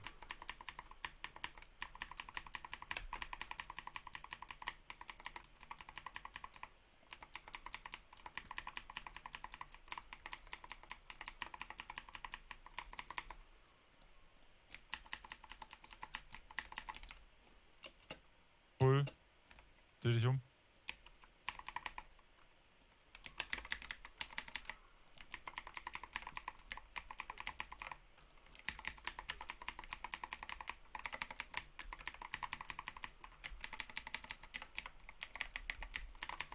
Der geht doch durch, der Heal.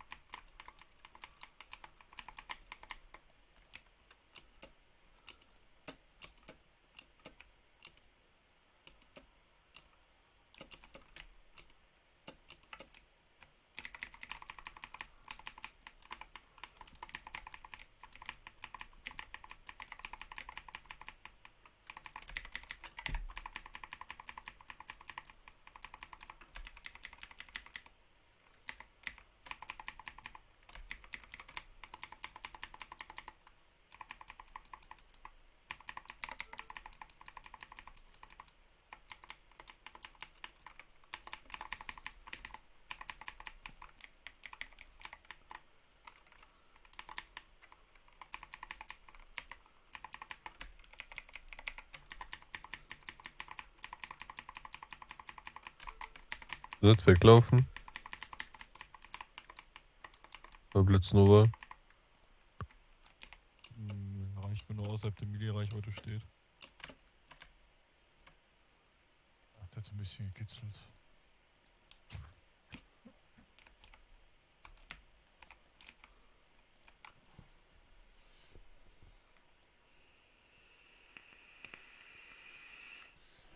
Wie kommt man hier raus? Geradeaus runterspringen.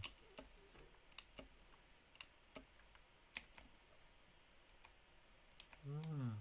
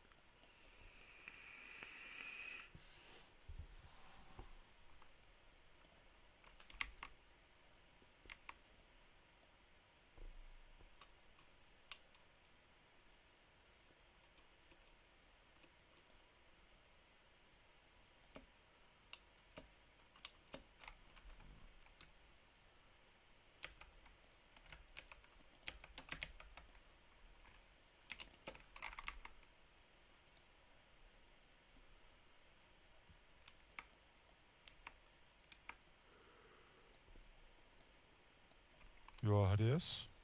Ja.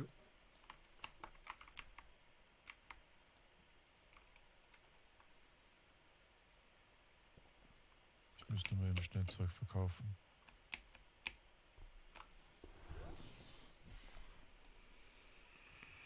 Und ich sollte reparieren. Oh.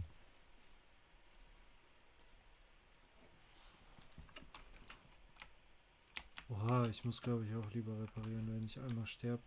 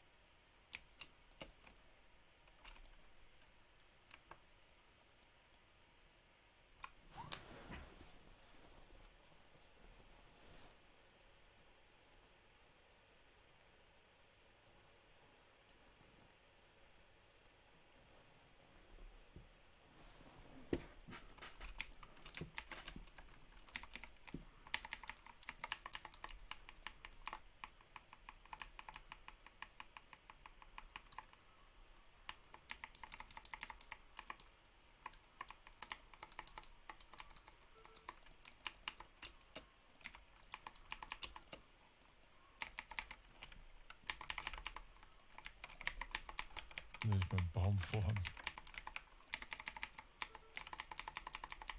So.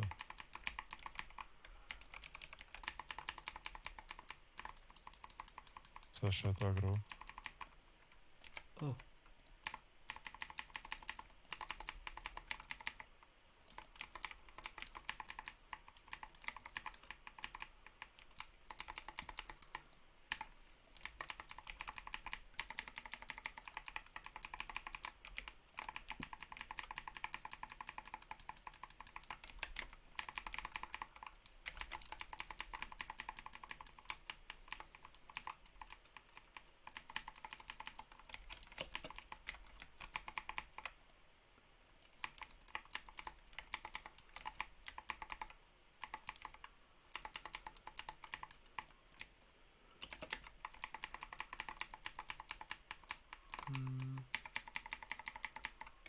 Wie verirre ich mich in der Inni immer ein bisschen? Müssen wir nach rechts? Ja, einfach nach rechts zu den 3 Ads an der Treppe.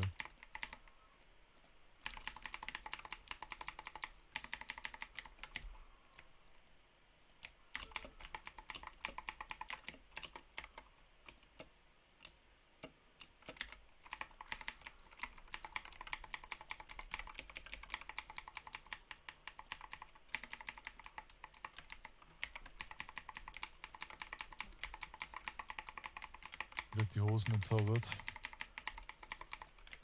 Mhm. Naja. Wieso wolltest du die haben, oder was? Nee. Ich sehe gerade, dass du tief in Grisel geklickt hast und dachte ich mir, ja, wird bestimmt die Hose gewesen sein. So, dieses Naja hat sich gerade so angehört, so, oh fuck, ich wollte es eigentlich haben. Nö. Jo, hat's wirklich so angehört. Sorry. Nee, ich hab schon eine gute.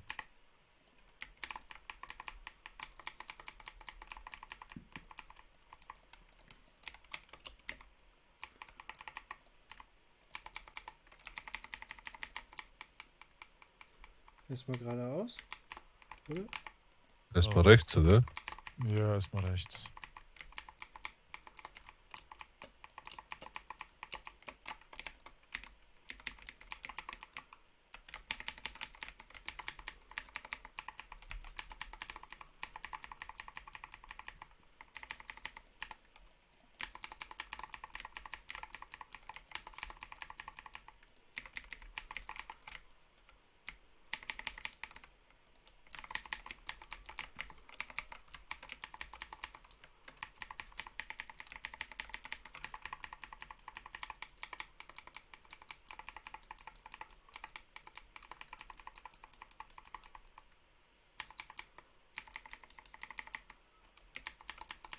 Oh, mein Bein schläft ein. Oh, das ist nicht gut. Oh, ich muss mich mal anders hinlegen. Ah.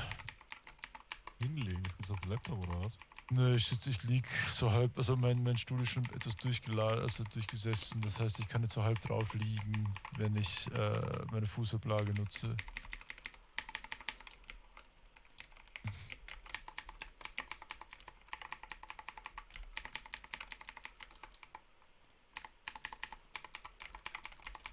Muss mal neu kaufen.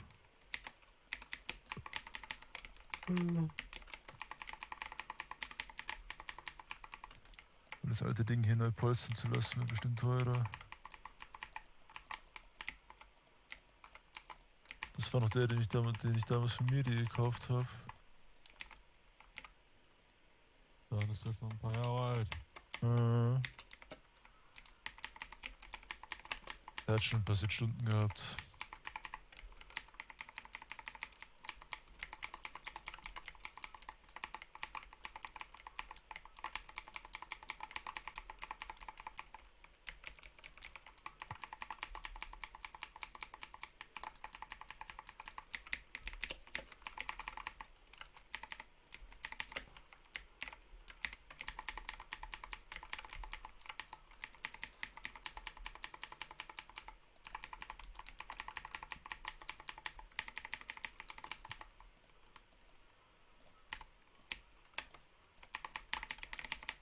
Ich kann gerade nichts machen. Ich glaube, ich bin böse. Ich heile die Mobs. Gelassenheit, perfekt. Ja, aber jetzt hat er einfach. Die haben einfach jetzt gerade mit 8 Minuten CD gezündet. Jetzt bin ich übernommen.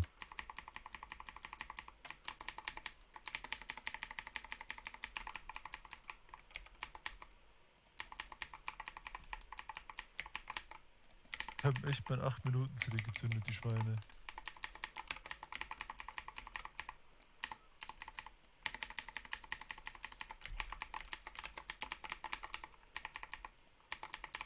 Wofür musst du PvP machen? Für das Trinket, was der Krieg gepostet hat. Trefferwertung, erhöhte Oh ja. Gesundheit. Oh. Matthias, da ist Erz. I need this. Okay. Ganz wichtig. Die 3 Ads da, die kann man mitnehmen. Alter, da liegen ja einfach 15 Gold. Schieß.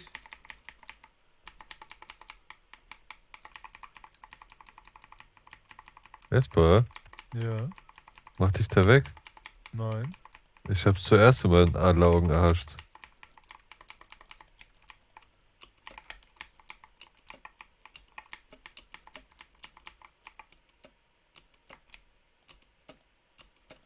Ich hab keinen Bergbau. Nee, hab ich nicht. Ich hab mich einfach nur hingestellt. Echt? Ich dachte, du hast Bergbau mit deinem Dodo. Ich bin Kräuterkundler und Alchi. Ah, du Vogel, ey.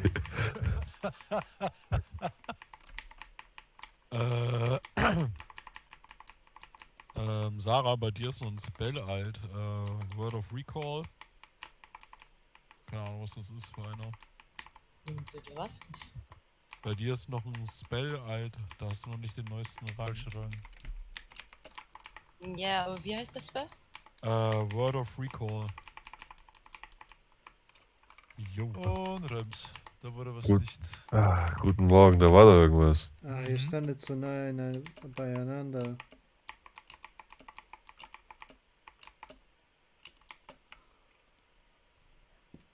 Den hab ich auch noch Menno. nicht gesehen. Heute läuft.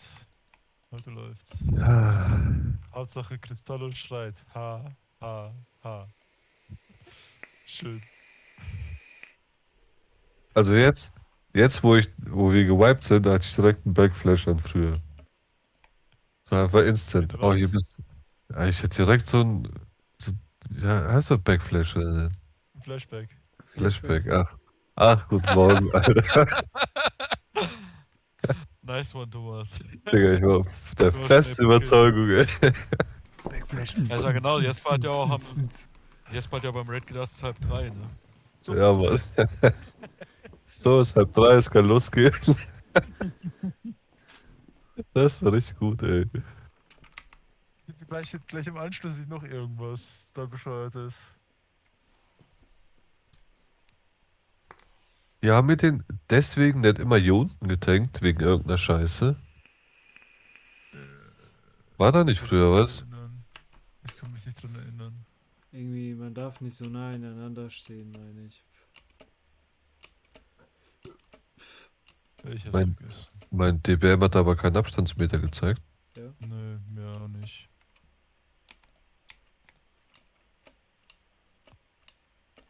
Keine Ahnung, wieso alles gewonshottet hat gerade.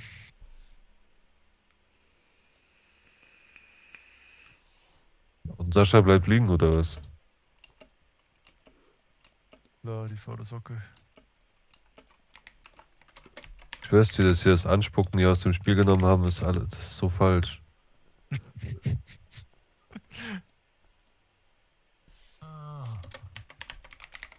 Ich weiß absolut nicht, welcher Spell das sein soll. Ich finde nichts mit dem Namen. Auch keine passive Fähigkeit irgendwie, die ich finde.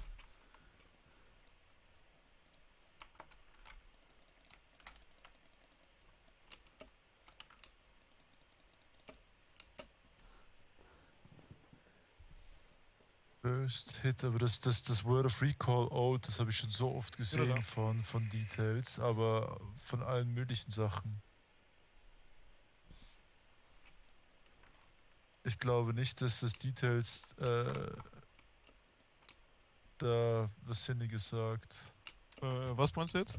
Das mit dem Word of Recall, das sehe ich immer wieder mal in ihr, bei allen möglichen Leuten. Okay, ja, mich hat's jetzt nur das erste Mal gesehen. Hätte sein können, dass das noch ein Alter ist. Also laut Internet ist das ja irgendwas Komisches. Irgendwas Komisches. Ja, hier vom Beschwörungsstein oder Ja, sowas eben, Word of ähnliches. Recall ist eigentlich Altar der Spell. Nee, hier steht Altar der Beschwörung, Beschwörungsportal des Versammlungssteins, Höllenfeuer, irgendein Scheiß und Kreis des Rufens. So, ich stelle mich jetzt mal hin in der Ecke. Abfahrt.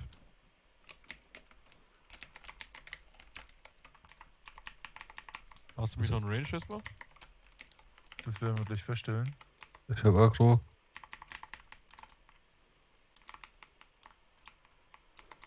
Irgendwie hab ich jetzt Schiss, näher zu kommen. Wir werden sehen, was passiert.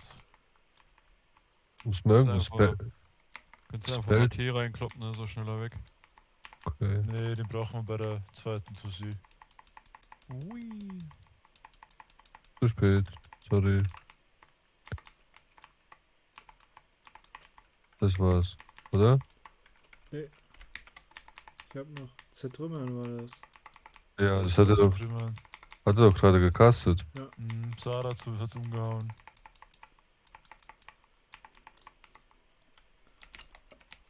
Ja, kein Gear gefarmt, dafür jede Menge Rap-Kosten. Läuft.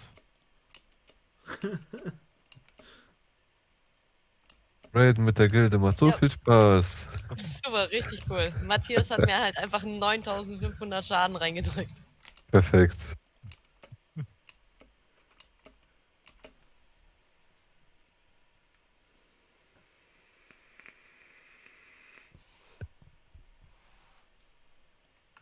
Warum eigentlich immer auf die Kleinen? Weil die sich nicht wehren.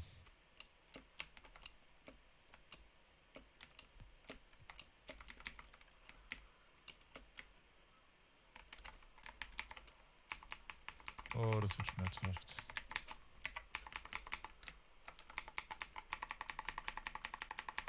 Jo, da kommen wir alle. Nö. So nicht. Versucht die gerade loszuziehen, dass sie um die Ecke kommen. Könnte ich Da vielleicht. kommt aber mal noch ein spielen, Riese ne? von hinten. Oh, ich bin tot. Oh, okay. Oh, Happy Birthday. Ich wollte eigentlich nur die 3 Stück pullen. So langsam glaube ich, Matthias macht das mit Absicht hier. Ja. Okay. Das ist Oh. 4K HPS, Dauerpflege auf mich selbst und ich fall trotzdem tot um.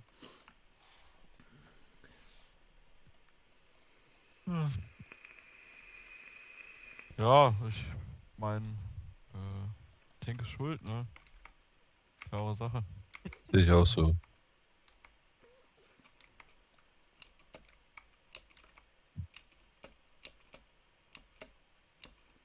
Ich wollte gerade sagen, also hier sind wir immer gewiped und dann zack, habt ihr alles gepult, denke ich mir. Ja, moin, okay, tschüss.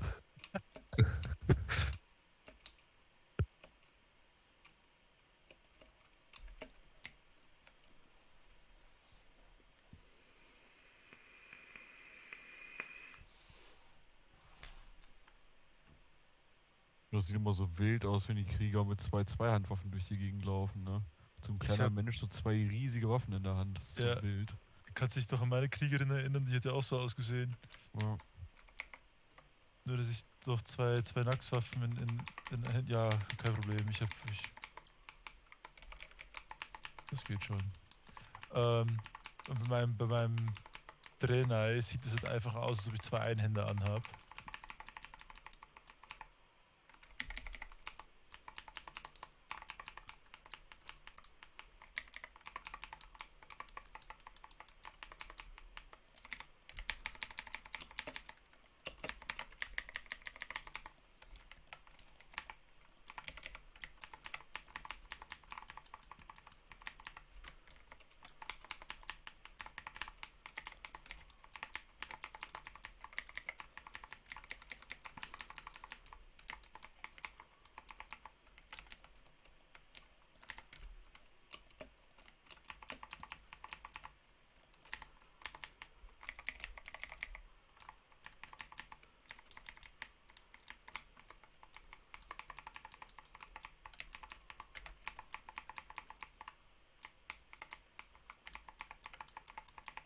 Oh, ich hätte jetzt eigentlich vor, alle Plattenträger hochzuleveln, aber ich glaube, das ist keine schlaue Idee. Wieso? Naja, weil wir mehr als genug Platte haben in nächster Zeit. Ja, okay, das stimmt. Eigentlich müsste ich mich an einen Schurken oder einen Priest dran machen. Oder ein Hunter. Ja, aber da ist Konrad jetzt. Ja, aber nur Konrad. Wir haben nur Konrad. Weil der stimmt Hunter wohl. für einen 25er ist schon nice. Allein zum Kiten wegen den Viechern. Das muss er eh zu zweit machen, oder? Andererseits ist ja die Frage, ob der Baum mit 25er nicht nicer ist, ne? Naja, ein zweiter Baum lässt sich schnell finden. Ich meine, hier Noodle könnte das machen. Clay oder Cray, wie hieß er? Clay, Grip. Hier Philipp hat einen Dudu. Kri hat einen Dudu. Also es ist nicht so, dass es gar keine Ja, Bäume ja, mehr bei uns im Server gibt, bei die- uns in der Gilde gibt. Die hat ja auch noch eine Hunter. Ja, das auch. Warst du schon mal hier, Sarah? Nein. Wenn dieser Sturm kommt, läufst du zuerst raus und wenn sie anfängt, das Trauer irgendwas zu casten, dann musst du da wieder rein.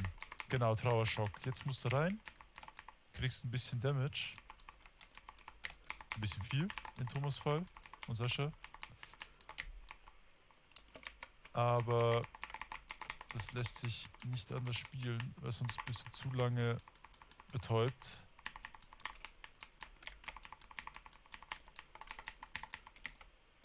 Kann nochmal einen Moment warten und jetzt reingehen. Hauptsache ich stehe drin, weil trotzdem betäubt. Dann war es zu spät. Nee, Also, ich stehe jetzt schon drinne. du wirst betäubt. Nur Ja, du musst den ich bin immer noch Schaden betäubt. kriegen. Damit du. Das, Okay. Genau, dass du wieder rauskommst. Ja. Ach, das ist schon das 3. Mal, dass ich den sehe. Ich glaube, nach der Annie bin ich raus. Ich bin absolut müde. Jo.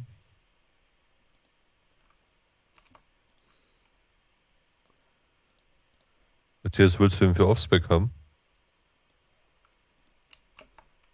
Der ist doch nicht gut für Offspec. Ich weiß nicht, frag dich. Ich habe doch keine Ahnung von deiner Klasse. Nee, ich habe schon Gear gedrückt. Okay. Ich hätte ja auch passen können. Ich glaube, der ist für ein Dodo gut, oder?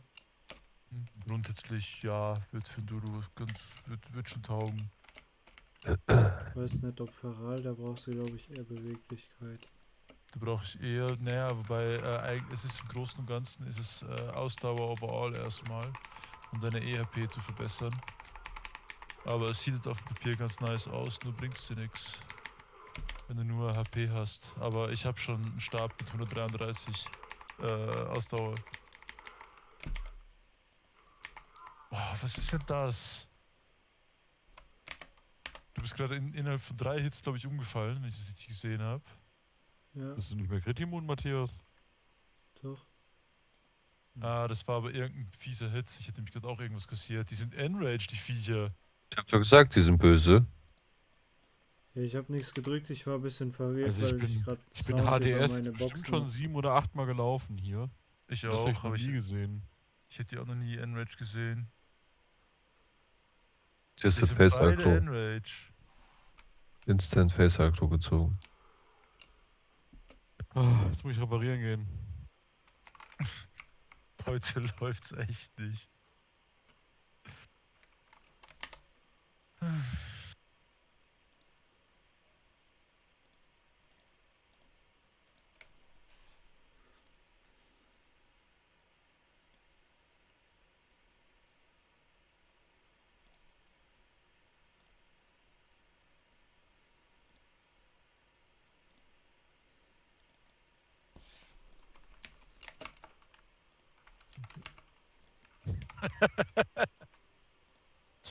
Sah gerade zu geil aus. Vor allem, ich stand das genau an der Kante schon vor der Treppe.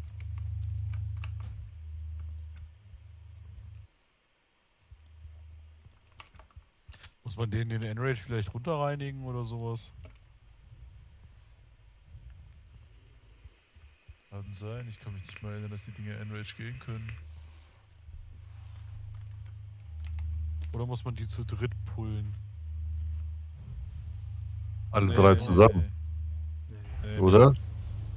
Sicher? Kann ich mir nicht vorstellen. Doch, ich glaube, hier muss man alle drei zusammen pullen. Naja, versuch's. Einfach Rinder. Wird Ich meine, wird schon irgendwie schief gehen.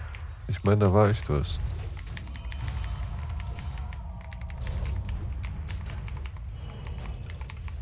Ja, geht eine Enrage. Ich kann es Ich nicht mach's einfach reinigen. mal- Ich mache es einfach am massivsten Overheal.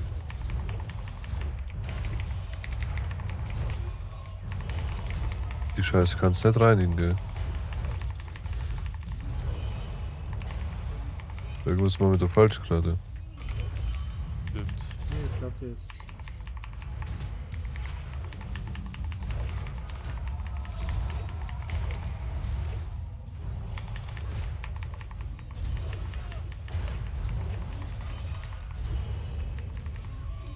So, hab mich umgeheilt. Ja, aber das kann ja nicht der Trick 17 sein. Nö. Aber Trick 29 oder so. Irgendwann funktioniert schon mit genug Heal. Ah, die heißen Turm das Konstrukt. Ja, vielleicht liegt es auch am Namen. Die anderen sind nämlich unerbitterliche.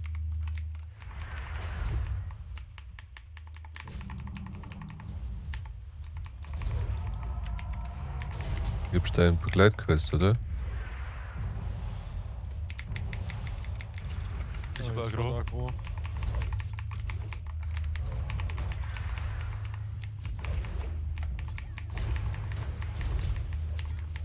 Hast du die 7. Folge Herr der Ringe schon geschaut, Sascha? Die nach dem Sturm. Ja, die nach nach, dem- nach der Ja, Explosion. ja, hab ich gesehen.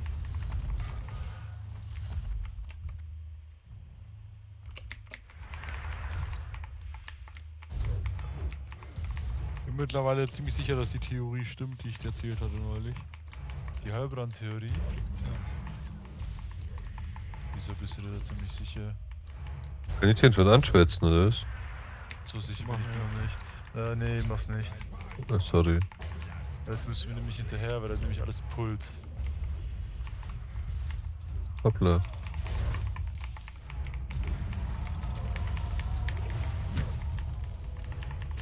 Danke. Ich habe kein Mana gerade.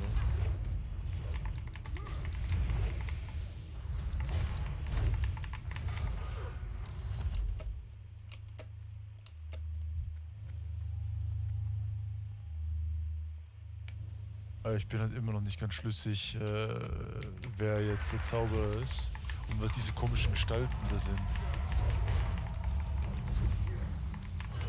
Aber Stil hatte ist ja schon die eine Frau da. Die mit den kurzen blonden Haaren.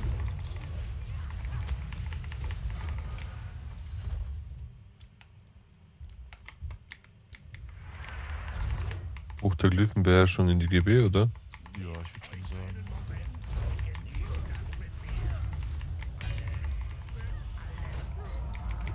Oh, jetzt kommt das andere auch noch. Ja, Sarah, hast du da Bedarf drauf gedrückt oder was? Oder hat irgendeiner überhaupt irgendwas gedrückt? Du hast das Buch schon. Nee, wenn alle gepasst haben, dann bleibt es ja drin liegen, deswegen frage ich ja. Also da steht Gorks, er bekommen wollte. Ja, weil ich jetzt Bedarf gedrückt habe. Ach so. Deswegen meine Frage, ob einer von euch Bedarf gedrückt hat, dann hätte ich gepasst. Ah, ja. Hier habe ich gedrückt.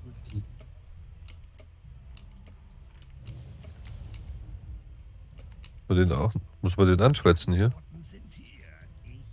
Ich kann mich nicht erinnern. Ich laufe immer noch hinterher.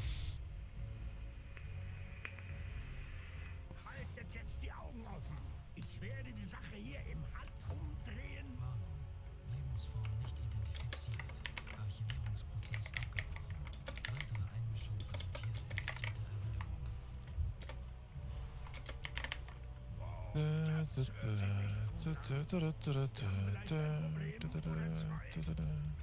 Jetzt kommen nur die ganze Zeit nur so Ad-Wellen, oder?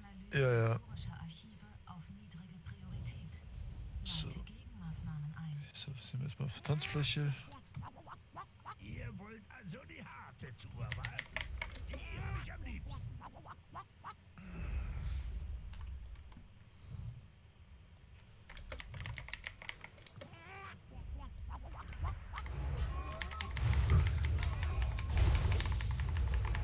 Oh, ich muss noch beide Hero Dailies machen heute.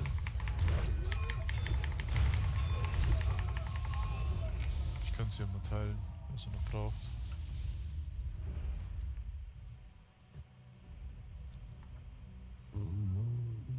Achso, ihr habt ja das schon abgeschlossen. Bin ich der Einzige, den nicht gemacht hat. Das ist doch Halle der Blitze gewesen, oder? Ah, nee. Burg und Stadt. Stadtholm oder was? Jo.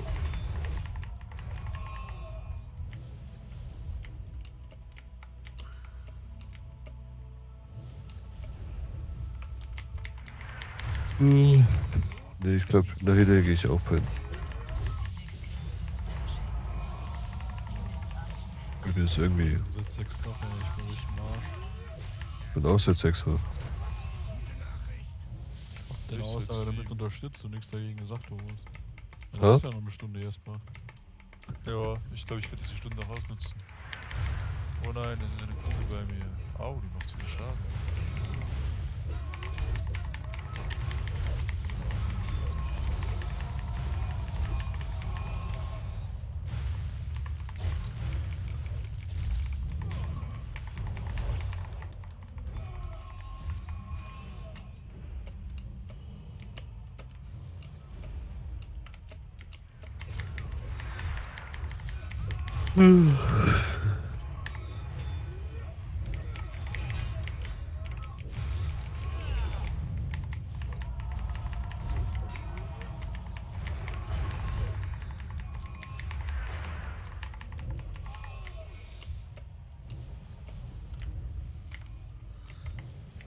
Oh, so ein langweiliges Event.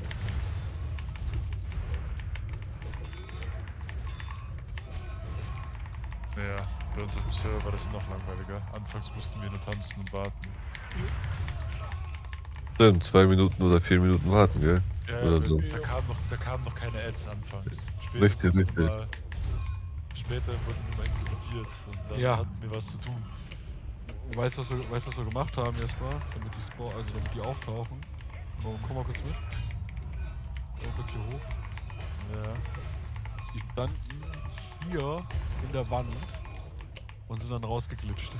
Damit wir sie überhaupt hierher kriegen. Ihr konntet nicht einfach einen Spawnpunkt da hinstellen mit einem Trigger Es hat nicht funktioniert aus irgendwelchen Gründen, das war ja das Problem. Okay. Oh, da läuft einer durch. Fangt ihn ein. Noch einer durch. Tank down. Ich ruhig dich da. Ach du Mensch.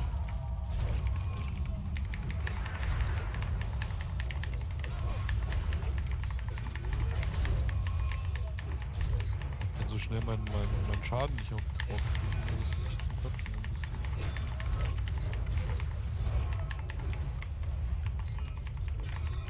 Okay, was das für eine Explosion war, das habe ich noch nicht gesehen. Ey, heute explodiert doch alles in dieser Scheißlinie, oder? Irgendwas stimmt mit Hasi nicht. Wir waren glaube ich, zu deep. Meinst du? Nee, wir waren zu tief drin mit den Apps schon. Jetzt muss ich wirklich aus der Indie gleich nochmal rausfliegen und mich wirklich reparieren. Das ist mir jetzt komplett auf mein Equipment. Das ist ja teuer. Jetzt haben wir eh reingeschissen mit dem Event, oder? Ja, das müssen wir so mal komplett neu machen. Oh, ich habe keine Hose, ich habe nur noch einen Wappenrock an.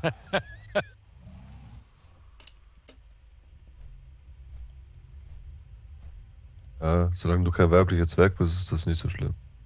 Boah, die haben so richtige Kartoffelstampferbeine, ey.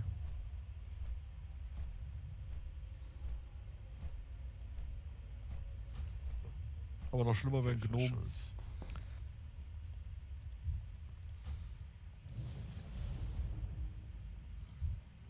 1, 2, 3, 4, ja, das ist schon gut. Boah, 38 Gold.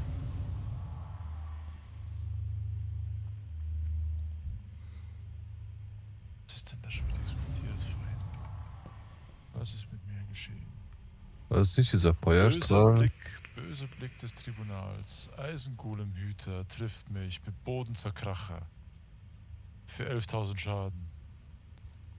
Das war der Eisengolemhüter. Ja, wir müssen die Vordertreppe tanken.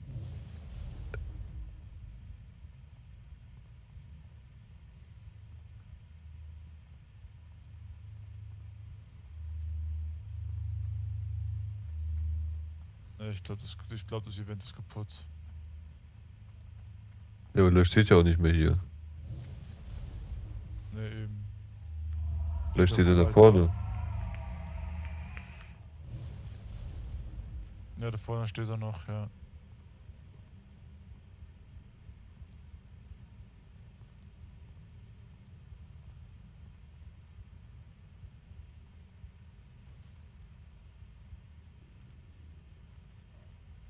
Mist mal.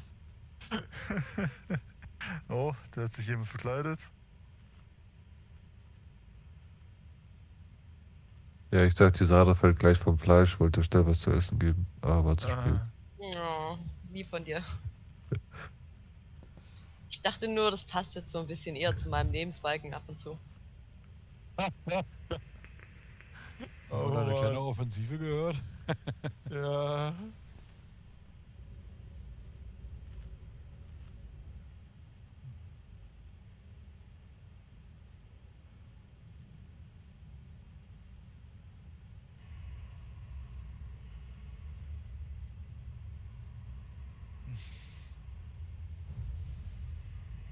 Und dabei passe ich schon auf momentan.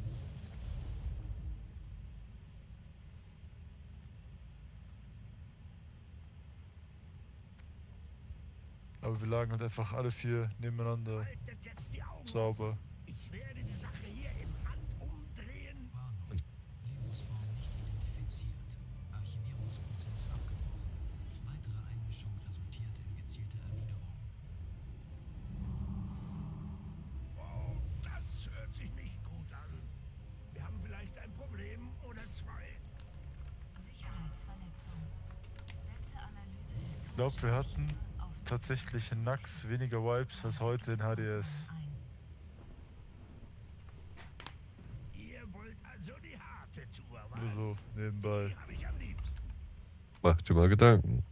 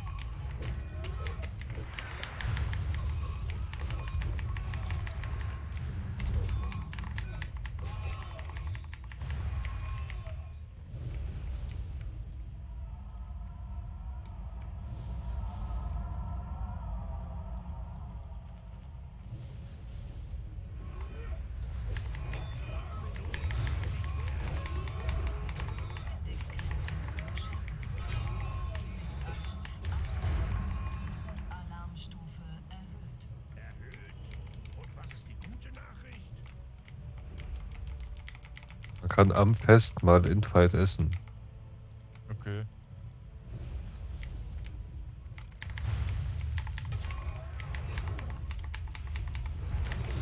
Völlig neu.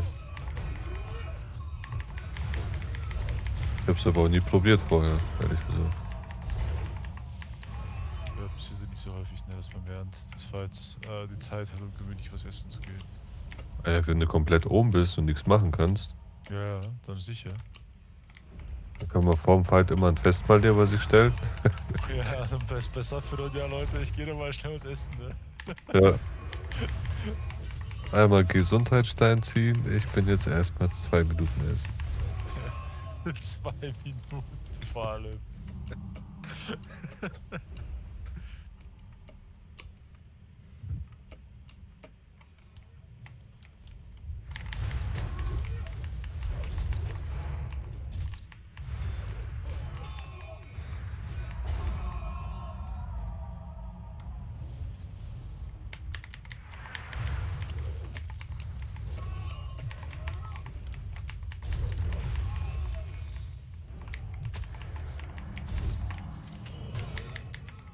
Man bekommt hier übrigens einen Debuff, ne, wenn man nicht für diese violetten Kugeln abhaut, dass man doppelten Schaden kriegt. Eventuell hat die uns erwischt vorhin.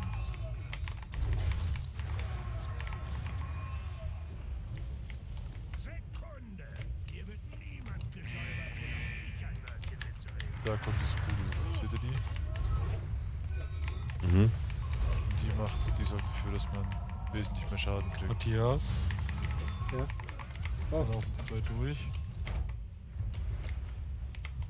Die nicht gesehen. Und Oh, die der Wände. Behüter, der hat mich umgehauen gerade.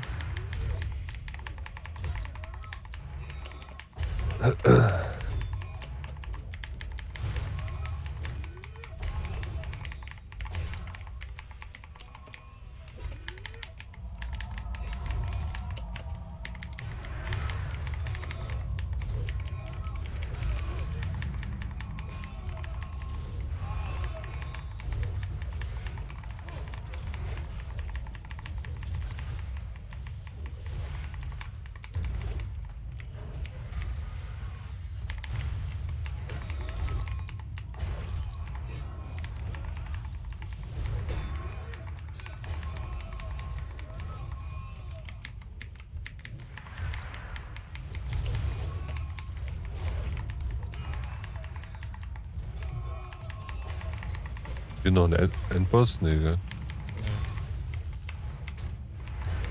Kommen nur die Phasen, wo das Verteidigungssystem sich wehrt. Und das war's. Die alten magischen Finger haben's letztendlich doch geschafft. Machen wir uns jetzt an. Sicherungssysteme deaktiviert. Das Schlimme ist, wir waren halt einfach schon im Endtimer drin. Es hätten noch irgendwie 7 Sekunden gefehlt vorhin. Das sollte helfen. System bereit. Lebensform identifiziert. Willkommen, Brandbose. Frage? Frage? Was glaubt ihr, wozu ich hier bin? Kaffee und Kuchen? Spuckt es endlich aus.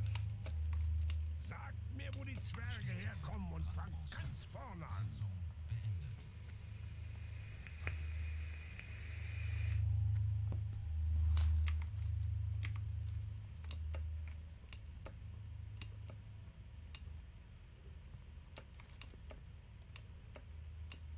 So, muss man den Bronzebart eigentlich nochmal ansprechen, damit er die Tür aufmacht? Für gewöhnlich, ja. Was hat er gemacht? Ich hab den Typen da hinten angeschwätzt und der ist weggelaufen. Gut. Der ist zu.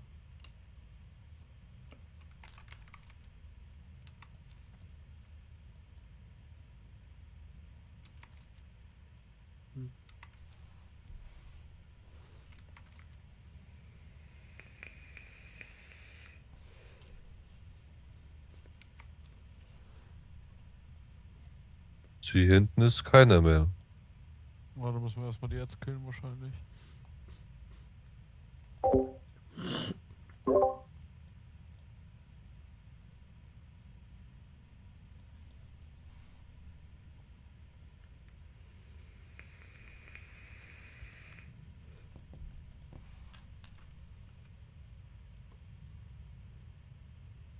Hopp, hopp.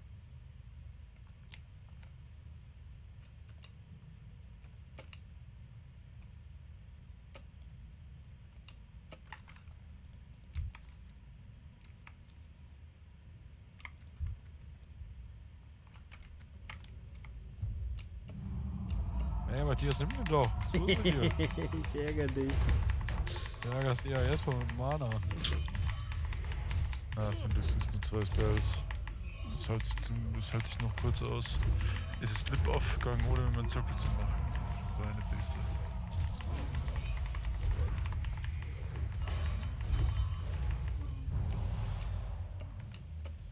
Hm.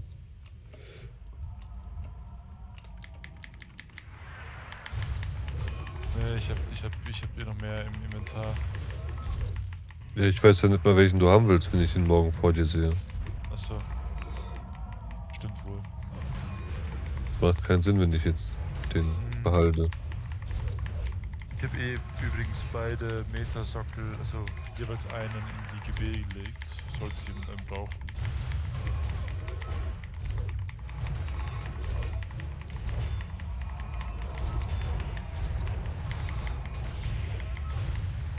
Ach, da steht er doch.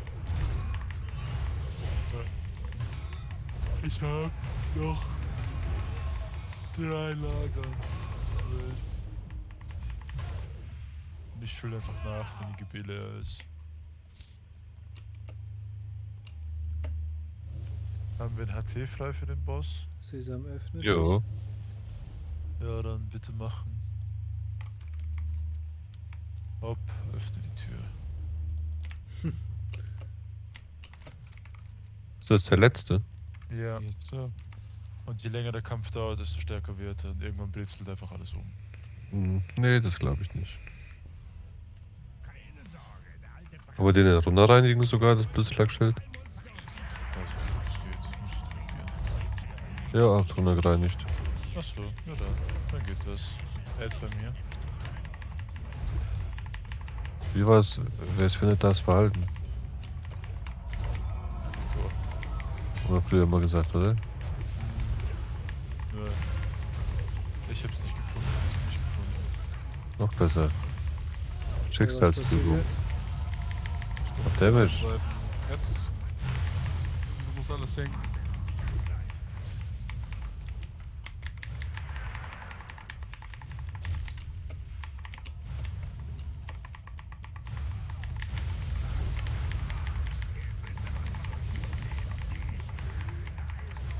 Thomas, Text wird ein bisschen weniger.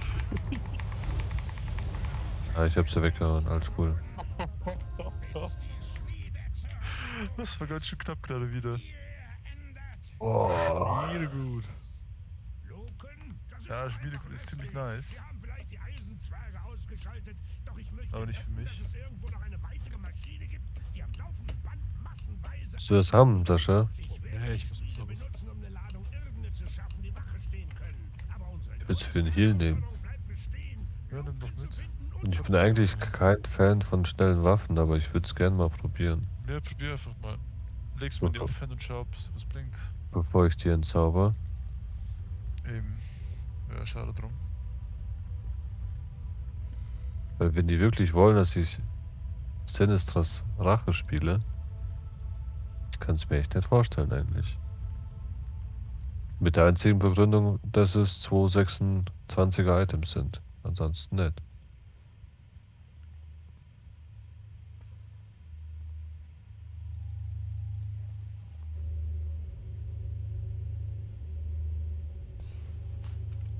Muss ich hier irgendwie rausporten? Ich hab den Ruhestein genutzt.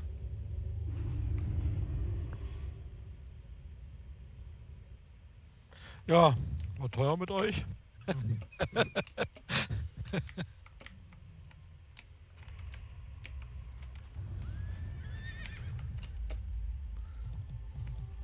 Ja, haben wir schon anders gesehen, die Runs.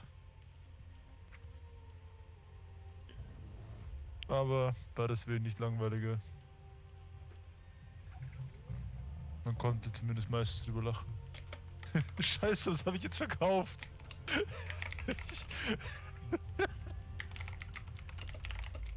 Was zum zum Verkaufen anklicken, musste lachen und habe meine Maus verschoben und einfach random irgendwas aus meinem Inventar verkauft. Jetzt nicht zurückkaufen? Ja, doch. Oh, als ich erschrocken bin, habe ich erstmal das Fenster zugemacht.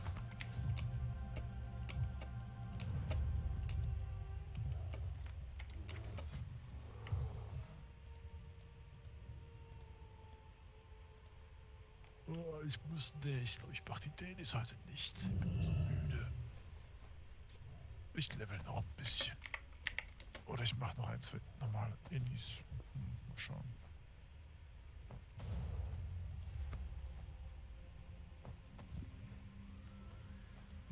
Also ihr habt alle schon Turm und Strat gemacht, oder? Turm, Ja. welcher Turm war ich noch nicht. Turm warst du noch nicht? Welcher Turm? Turm und Garde. Euch noch viel Spaß. Bis die Jo, Tage. schön, gute Gute Nacht. Nacht. Ciao. Ciao. Ich glaube, den habe ich noch nicht. Ich guck grad mal. Turm und Garde, nein. Ja, sollen wir sonst noch eine Runde Turm gehen? Wegen mir gerne. Wo ist Ach die fuck, irgendwie? sorry, meine Schuld. Ich meine natürlich Burg. Nee, habe ich halt die. Mina, Da ist die Daily. sorry. Bam.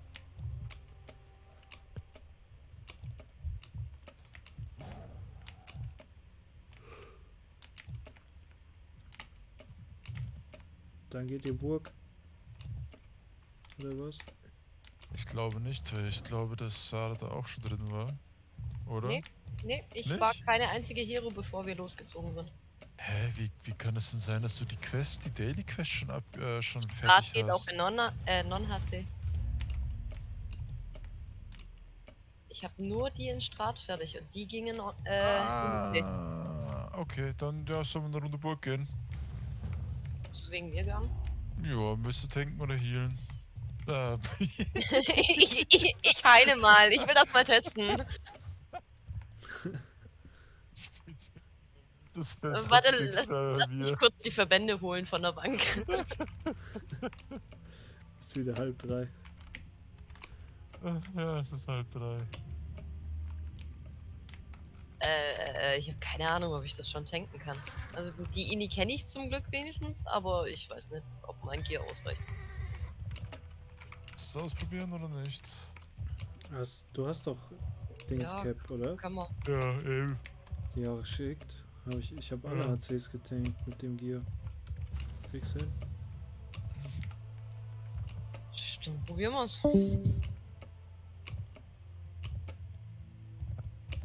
habe so starke Lüfter in meinem PC drin, dass es direkt frisch wird von der Abluft. Ist doch was Feines? Nee, ich will warm haben. Ich glaube, ich hole mir eine Decke.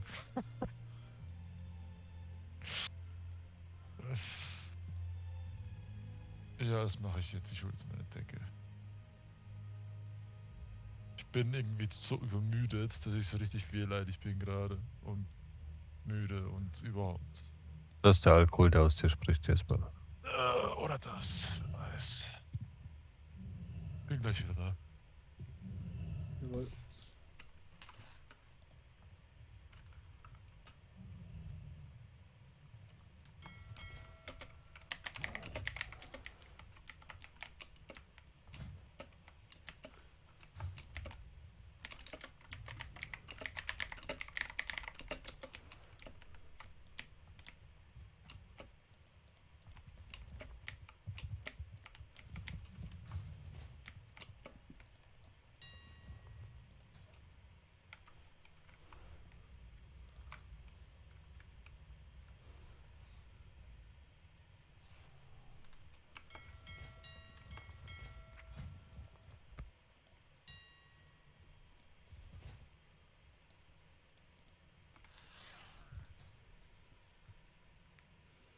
So, hab eine Decke. Pipi. Nimmst an der ganzen Sache ist, ich hab eigentlich, dadurch, dass ich so wenig gegessen habe heute, mehr oder weniger auf nüchternen Magen was getrunken. Das waren 2 Bier. What the fuck? What the fuck? Arktischer Pelz ist auf 45 Gold das Stück hochgegangen.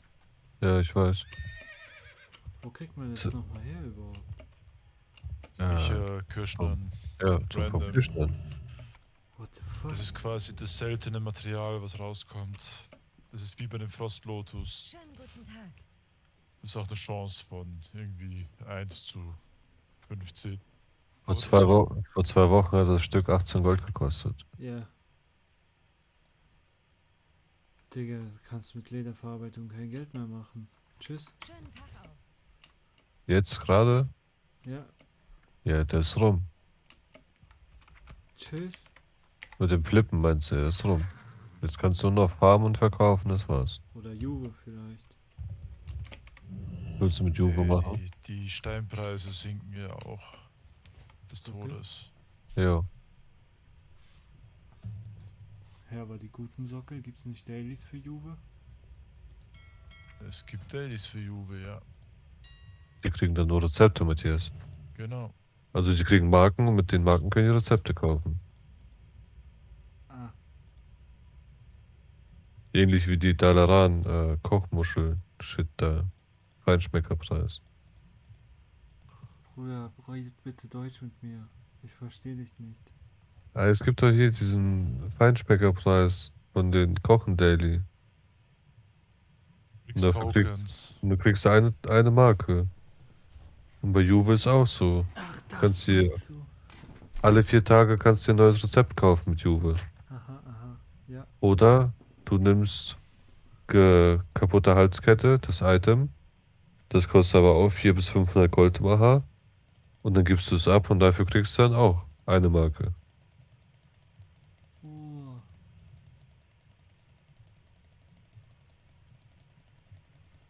Aber es pendelt sich auch alles wieder ein, preislich. Später kosten die Dinger 100 Gold oder so.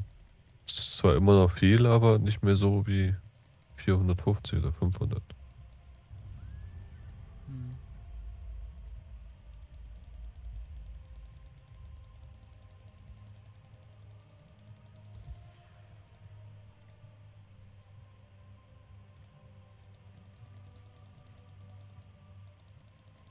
Wohin genau? Ist so einer, oder was? Ja. Oh, wenn das neue Pokémon rauskommt, muss ich mir das besorgen.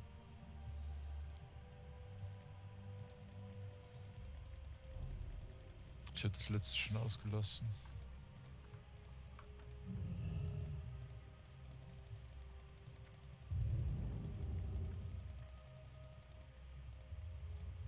Boah, was?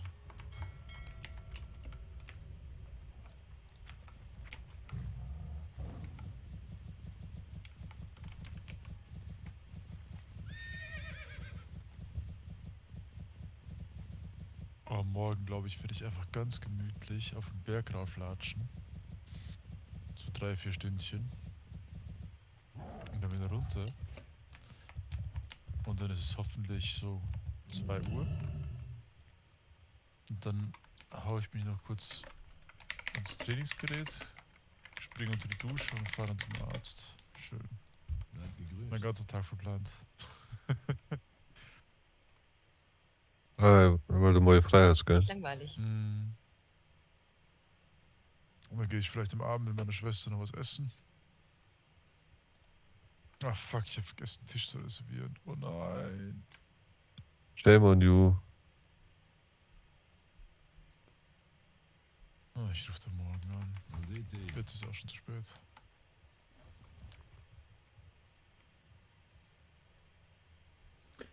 Hier ist mal Blockwert für Schild oder Verteidigungswertung.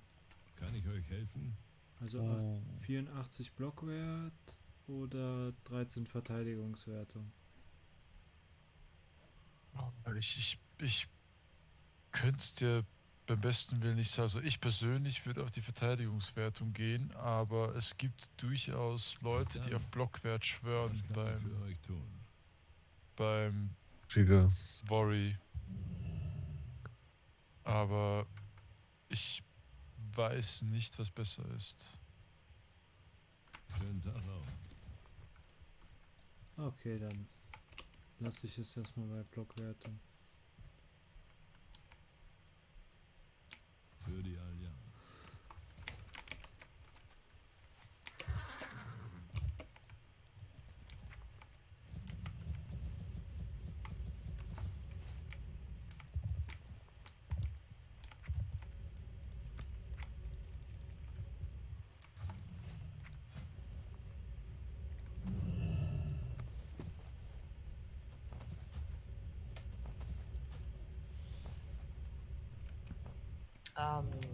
Ich habe zwar großmäulig gesagt, ich kenne den Dungeon, aber er bloß in NRC. Ändert sich da großartig was in Hero? Burg. Nee, nur bei Ingvar muss man zwingend hinter der Säule stehen, wenn er seine Gestaltwechslung macht, aber... Okay, das habe ich in ansonsten- NRC schon gemacht. Genau, nur in NRC muss man es nicht. Ja, ich habe es trotzdem immer gemacht. Ja, das macht jeder automatisch, aber in HC muss man es machen, das fällt man auf. Alles klar.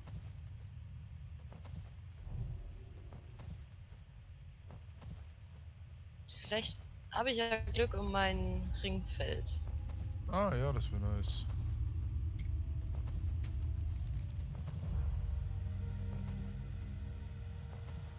Ich habe halt legit einfach am wenigsten live, obwohl ich wahrscheinlich relativ gutes Gear habe. Bleib sauber.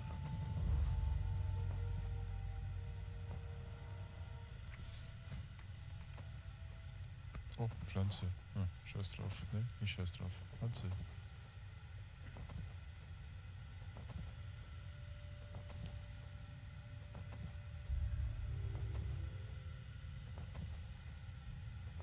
Oh, was ist denn los? Ich fliege über 10.000 Kobalterze. Ja, jetzt mittlerweile interessiert es niemanden mehr, das Kobold, ne? Jetzt kann man theoretisch Ja. ganz gut farmen, ja.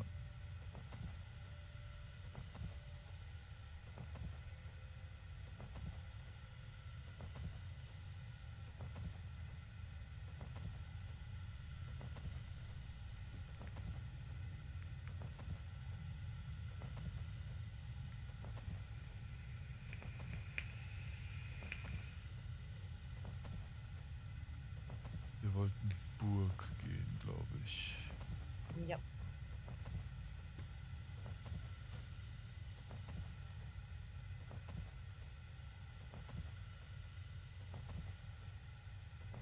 Oh, morgen muss ich noch einen Termin machen zum Reifenwechseln.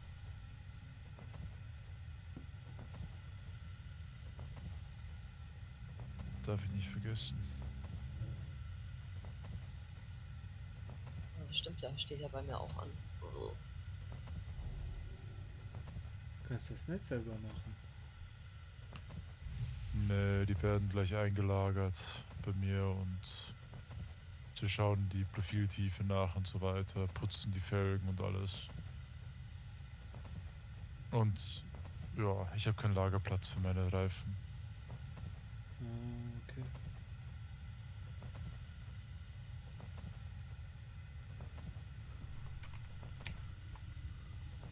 Und wenn für 80 Euro umgesteckt, gelagert, geputzt und alles wird, dann ist es mir das wert.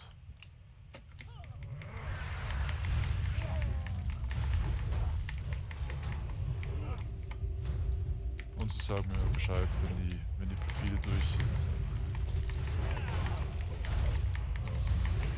Bieten dann gleich die neuen Reifen an.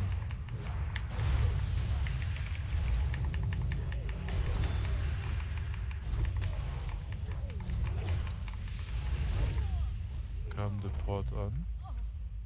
Ja. Ah, du stehst Ist da schon schon da? vorne, okay.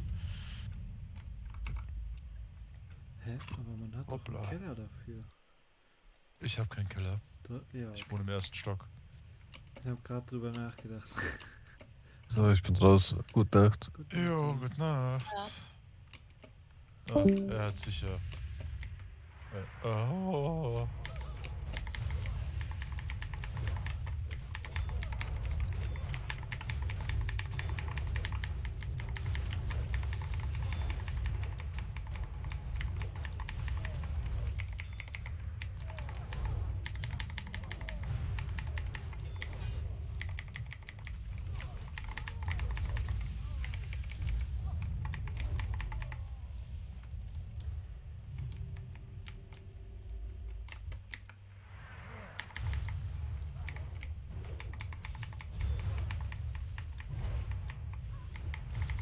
So, habt ihr den Port drinnen gestellt?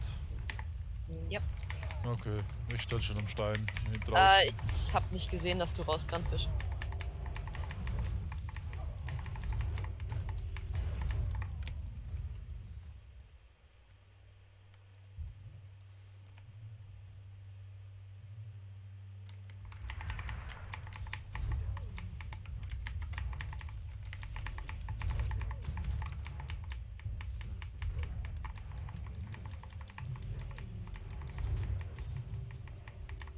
Bin mal gespannt, wem ich die Wachsamkeit geben muss. Ich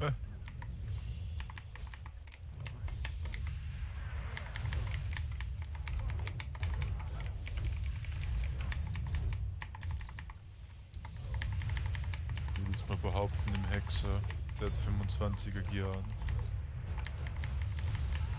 Ups, okay. Aber nicht viel.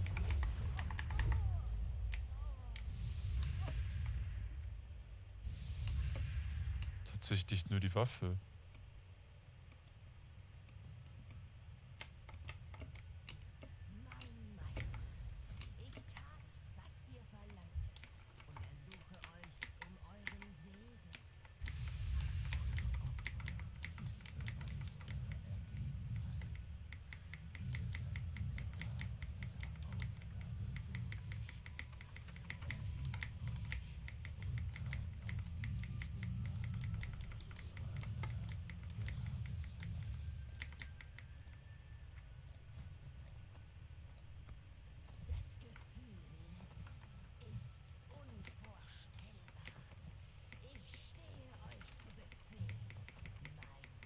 Verstehst du das, was die schreiben? Also Min-Max verstehe ich. Nur was der Hot Choco will, das weiß ich nicht.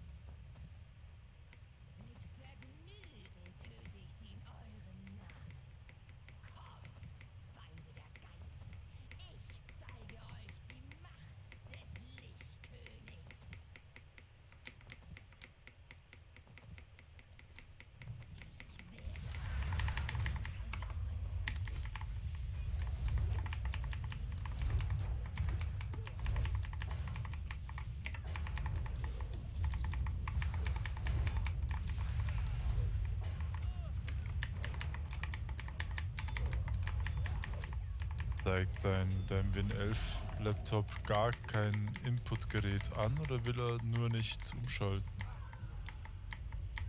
Nee, er registriert das Mikro gar nicht. Also er nimmt wahr, dass ich was einstecke und fragt mich dann, als was ich es nutzen möchte, ob als Headset, ob als Kopfhörer, ob als Mikrofon Ja. tatsächlich. Naja, du Und musst ein Headset angeben, damit er das Kombi freischaltet eigentlich. ja, nö, nimmt er bloß Kopfhörer trotzdem.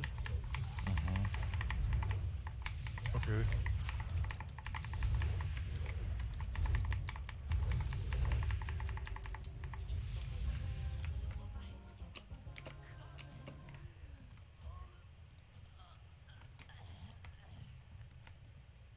Merkwürdig.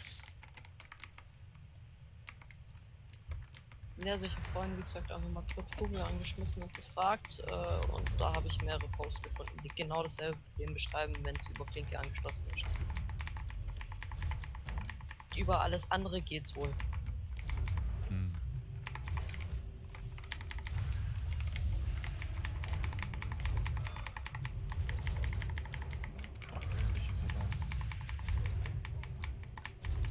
Na dann.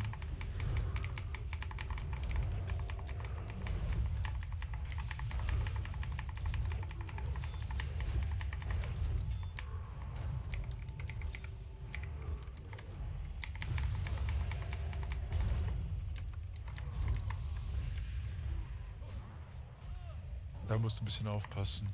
Spott sie am besten einzeln raus. Ja.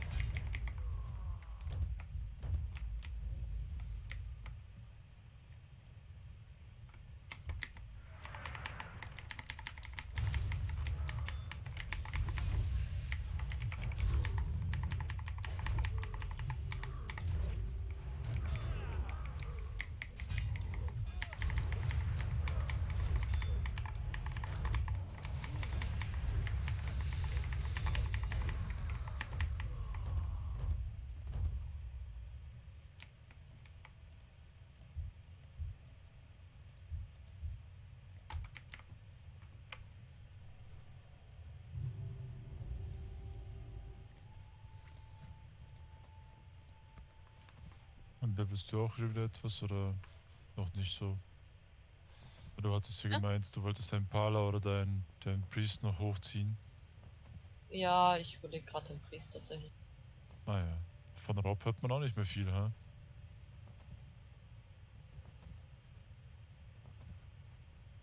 Nee, tatsächlich gar nichts mehr.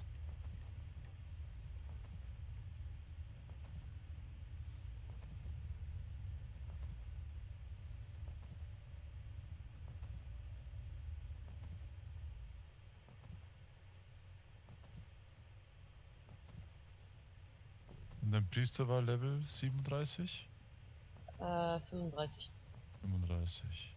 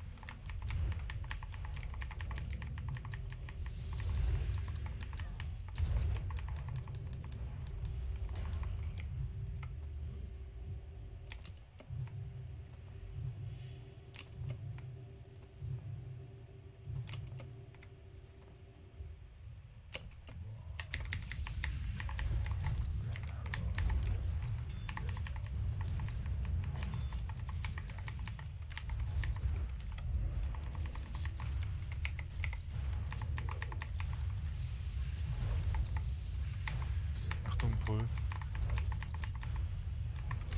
Danke.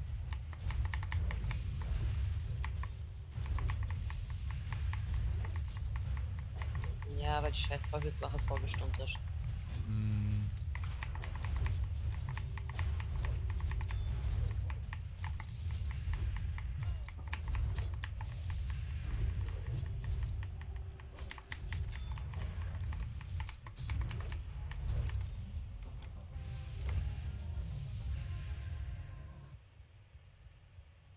Ja, kannst schon loslegen, ne?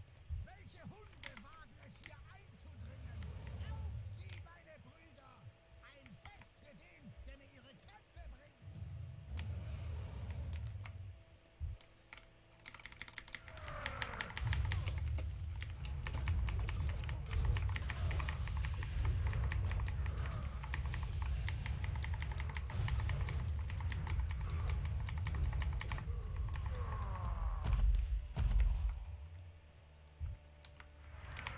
Okay. Das war nice.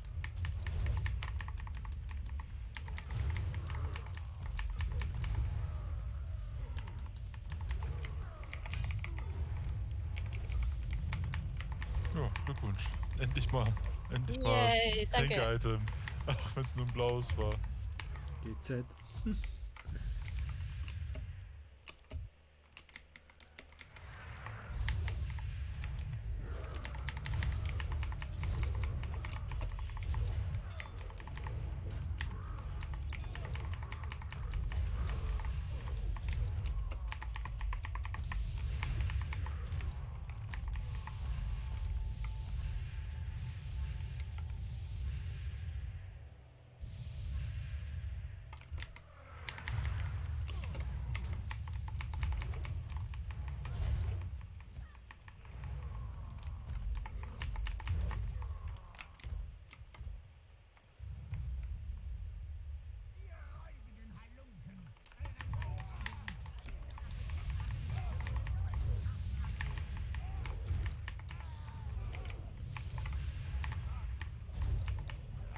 ich Heal gezogen. Ups.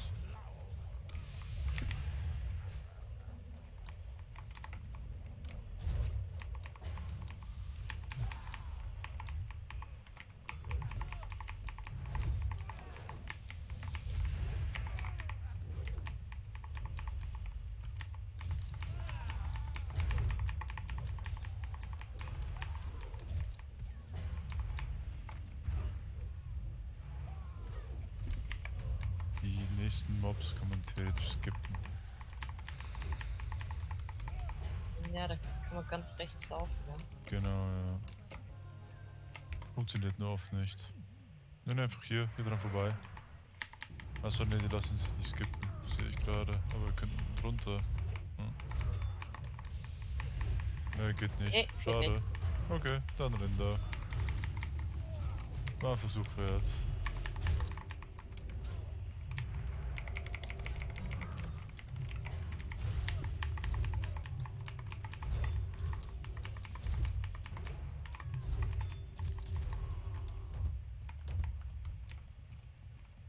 Kannst du mir so gleich in die nächste springen, ne? Ja, da kommt gerade die Patrouille.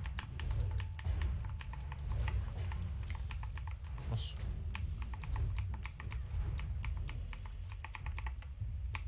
Ein bisschen was halte ich hier schon aus. Ne?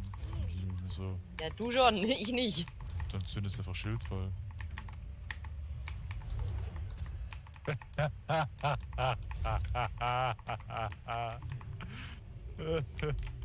Oh boy.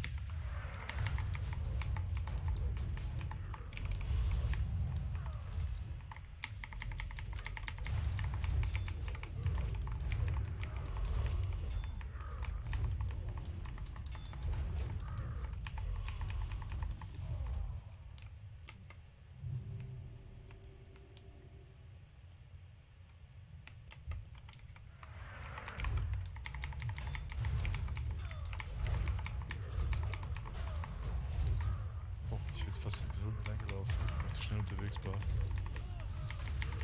Tja.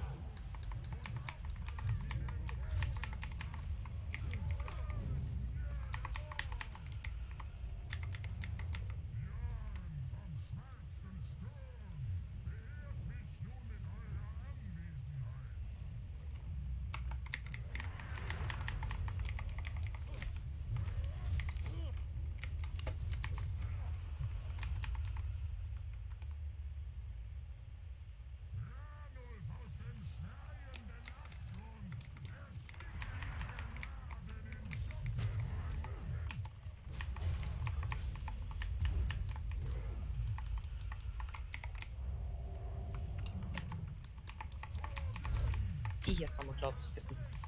Ach, genau, die waren's, ja.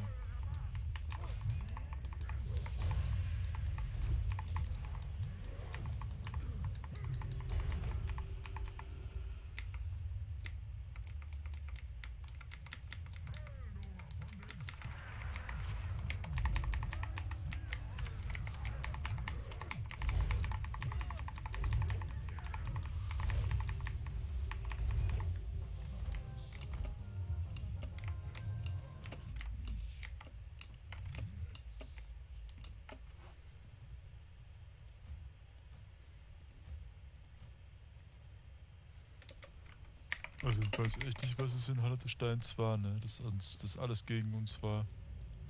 Ja, irgendwie war da der Wurm drin, keine Ahnung. Weil hier läuft es ja echt geschmeidig gerade.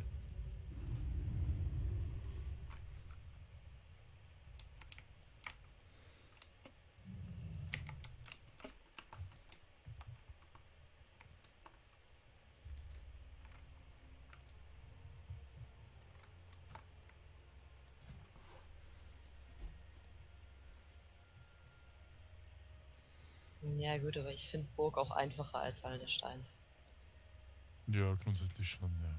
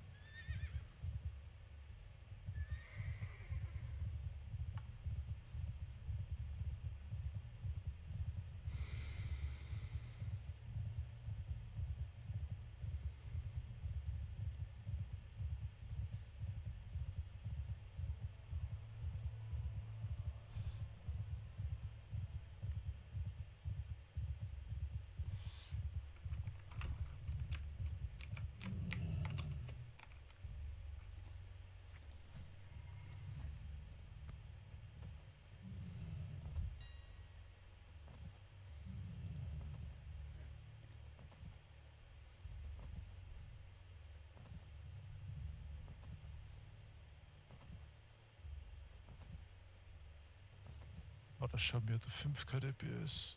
War nicht schlecht.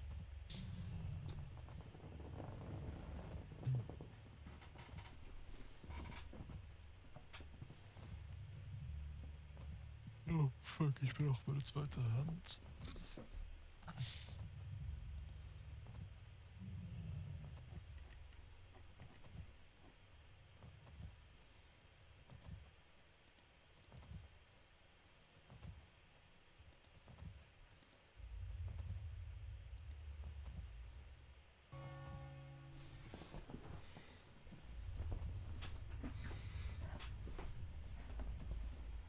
Nette Armbrust.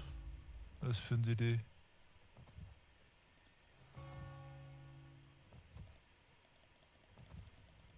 Roll einfach nie drauf, oder?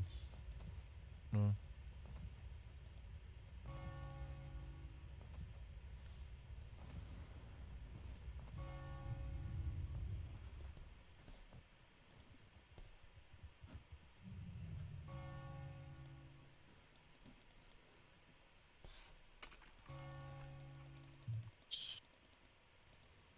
Braucht glaub sonst niemand, oder?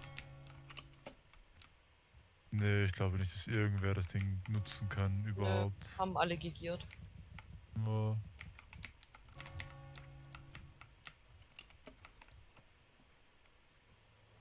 Ah.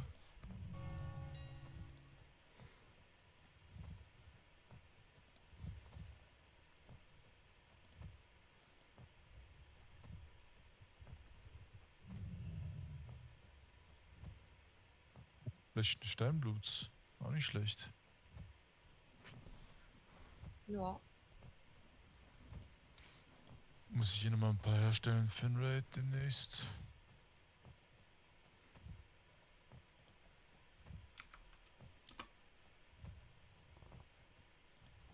Schaut der eigentlich vorm Raid in die Gildenbank und nehmt da auch Tränke raus? Wenn welche drin sind, könnte man das Im machen. allerletzten Fach sind so viele drin. Ah, da hat jemand letztens alle Tränke reingeschmissen. Genau. Ja, ich habe aufgeräumt. Jo, Ah, ich war okay. das. Ah, stimmt, genau. Ja, du hast Tränke reingeschmissen und ich habe sie, glaub gestern oder sowas sortiert, mal die beiden Bankfächer.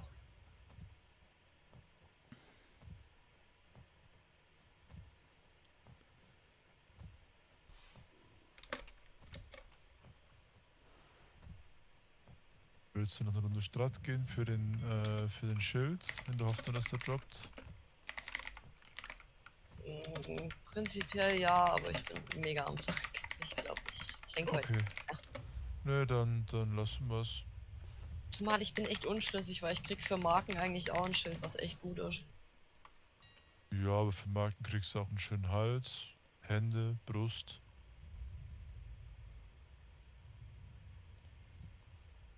Also ich würde persönlich immer zuerst das kaufen, wo du nicht so schnell rankommst. Oder was du ganz dringend brauchst. Weil, wenn man die Schilde vergleicht... Ausmerzen von Stratholm mal gar nicht. Da haben wir 38, 75. Die Werte sind schon mal ident. Def-Wertung hast du auf dem gedroppten Schild mehr. Dafür hast du beim Markenschild zusätzlich Ausweichwertung. Ah, ja, sind beides gut. Also hängt davon ab, wie viel Def-Wertung du brauchst. Ne? Wenn du sagst, ist ein bisschen kritisch, würde ich eher auf das Strat-Schild warten. Wenn du sagst, nee, ich kann mit Def-Wertung um mich schmeißen, dann würde ich auf das andere Schild gehen. Also ich habe jetzt aktuell gerade, ich weiß gar nicht, mal kurz gucken, ob ich noch irgendeinen Buff habe, der das steigert. Weg. 556 Def. Okay, das ist einiges. Da kann man Und ich durchaus bin mal null ein bisschen verzaubert oder so. runtergehen. Ha. Also ich habe nur die Rüstungsaufwertungsdinger von Matthias quasi drauf auf Naja. Gegenständen. Was zum Beispiel nice wäre, ist auch die Taille, der Taillenschutz des lebenden Eisens. Der hat zwar etwas weniger Ausdauer als das Ding in Asiol. Dafür kriegst du zusätzlich Pari-Wertung dazu. Oh, aber da ist so viel Ausweichwertung drauf. Puh. Ne, ich glaube, dann ist doch der aus Asiol besser.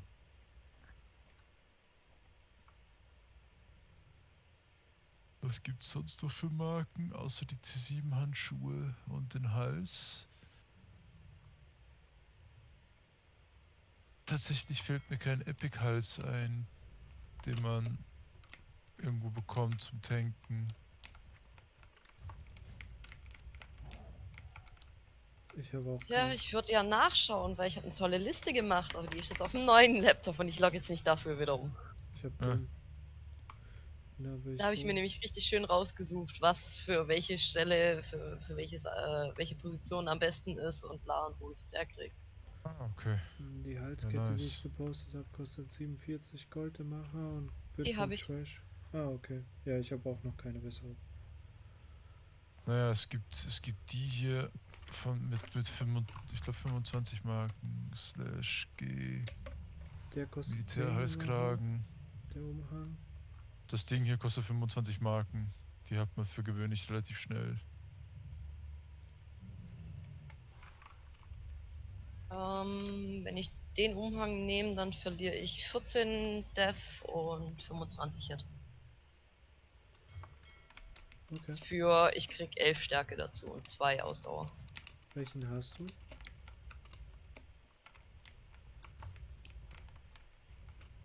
Den für Ruf. Den für Ruf. Oh, Entschuldigung. Ja, aber den kriegst du schon ab Wohlwollen, das ist lächerlich.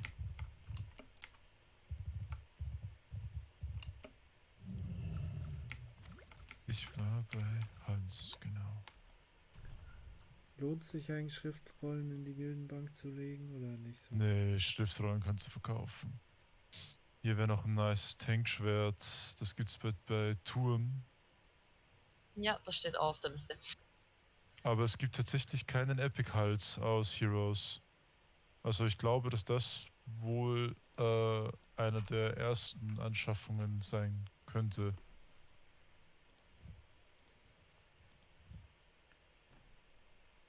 Den ich gepostet habe. Zumindest sinnvoll ist. Du verlierst halt 10 Def-Wertung. Kriegst dafür 10 Ausdauer, kriegst Ausweichwertung dazu. Jo, das habe ich auch an. Was bei dem Bei der Kette. Und du kriegst ein bisschen mehr Stärke.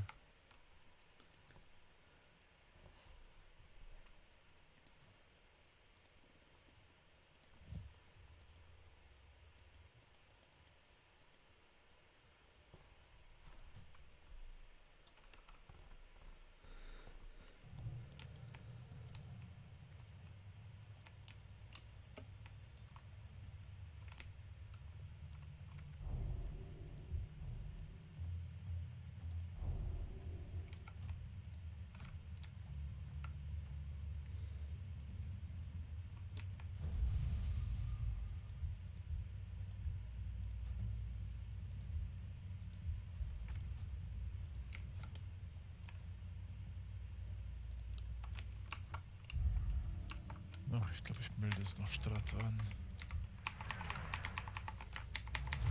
Du kannst ja ein HC gehen. Nee, ich mach die Hero, dann kriege ich mehr Marken. Du wolltest nicht mit, hast du gesagt, ne? Nee, ich bin zu matsch im Kopf. Das geht nicht gut. Wirklich wach bin ich auch nicht, aber...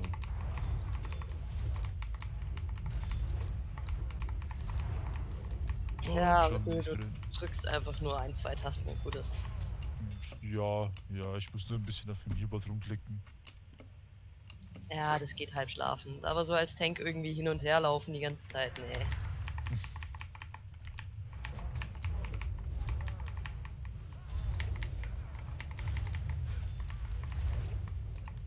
Nee, aber hier wegen Twink.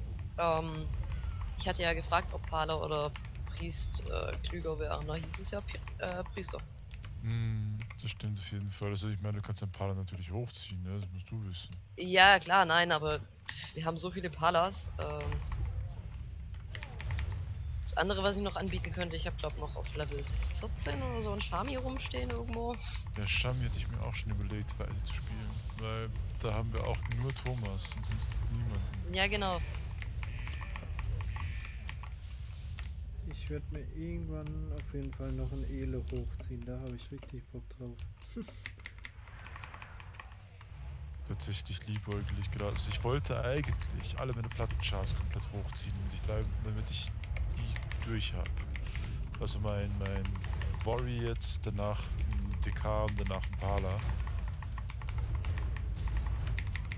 Aber ich glaube, das werde ich ändern und vielleicht einen Schurken oder so machen.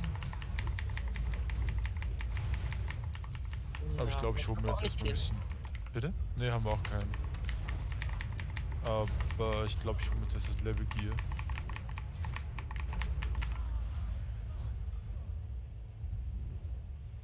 Zumindest die Schultern und die Brust, weil ich das mag. Das levelt mit, das ist relativ stark. Es kostet nicht viel, es sind 3 Tage Innis, dann hast du das komplette Set zusammen, was du brauchst. Und ich habe genug Marken, also ich habe alles, was ich für Marken kaufen kann, schon gekauft. Ja, okay. Also wir könnten durchaus sagen, dass wir vielleicht gemeinsam leveln. Dann, wenn ich einen Schurken anfange. Ja. Ist bloß die Frage, ob dann Priester und ich warte, bis du 35 bist oder ob Shami. Das ist an sich allerlei. Oder? Ich schätze mal, das sind sowieso alles Menschen, oder? Die du hast. Nee, Shami nicht. Die Shami nicht. Aber der Mensch wird der Priest wird ein Mensch sein, oder? Ja. Hm. Ja, ich dachte mir, ich habe schon nach der 11 Priest rumstehen, dann machen wir diesmal einen Menschenpriest. Ah ja. Weil ich habe nämlich tatsächlich eine Mensch-Schurkin. Meine Kinora. Okay. Und dieses Level 7 oder 8 oder so.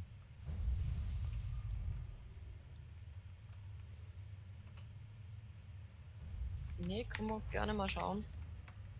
Wieso darf ich mich nicht porten? Können wir ganz kurz AFK. Jo.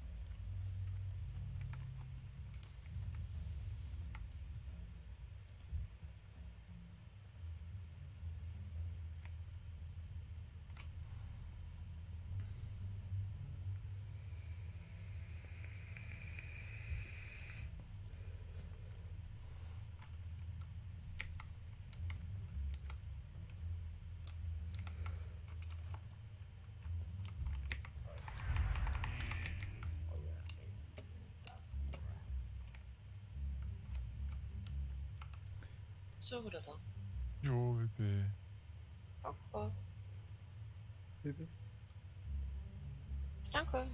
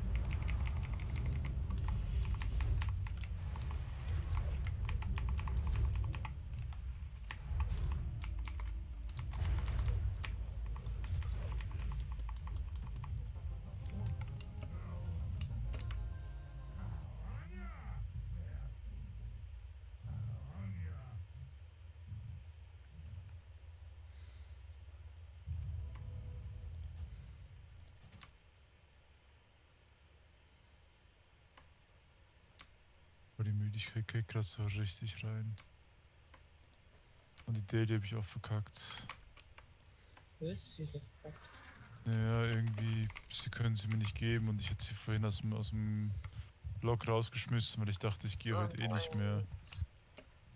Ja, und jetzt kann ich sie nicht mehr annehmen. Jetzt stehe ich aber schon in der Any drin. Fuck. Ja, ist wie es ist. Es gibt so 2 Marken weniger.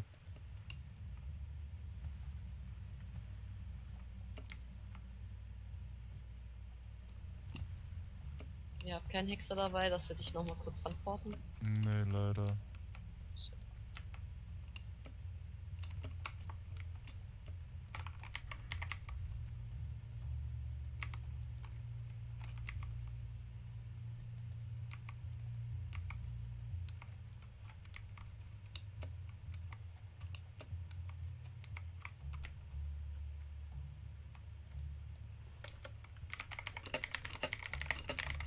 Nein, hier springt einer mit der Schildkröte rum. Oh. Scheiß Gnom. Also gleich wieder angeln gehen. Nee, heute nicht mehr.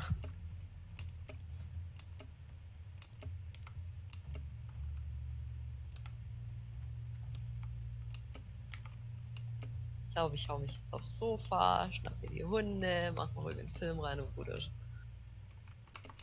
Also mal Hunde. Sind das nicht die von deinem Chef? Ja, ich penne heute hier im Lager bei uns, weil der ist seine Freundin besuchen im Hotel. Okay. Ja. Ja dann. Well. So geht's auch. Ja, Jetzt habe hier ich schon kannst meine du mir, Ruhe hier. hier kannst du mir Überstunden machen. Muss auf der Couch schlafen, weil, ne? Ich gehe da mal Ja, in ein Hotel. logisch. Hallo? Alles Arbeitszeit hier.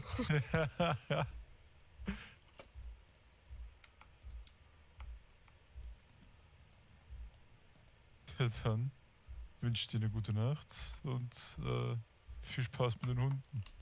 Ja, ganz chillig. Euch auch noch eine gute Nacht. Jo. Ciao. Ciao, ciao. Ciao, ciao.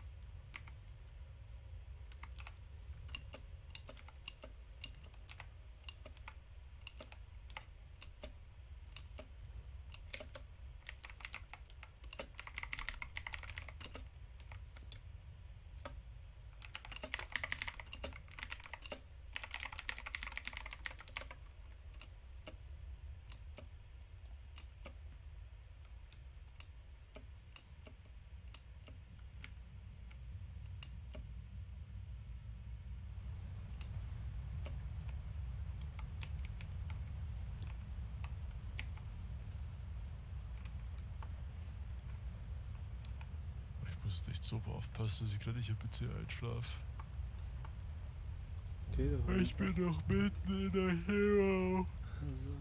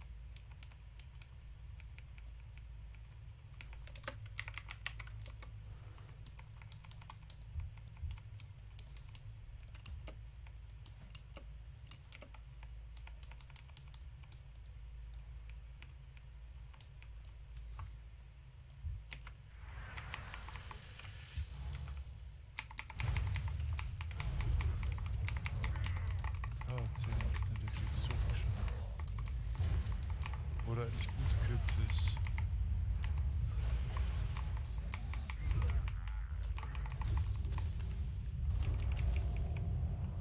Aber dem schmeckt so richtig.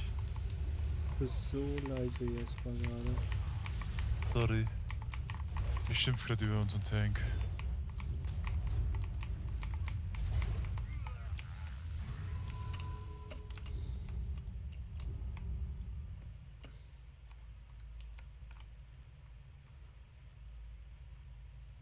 Der frisst nämlich wie ein DD. Aber hat eigentlich ganz gutes Gear.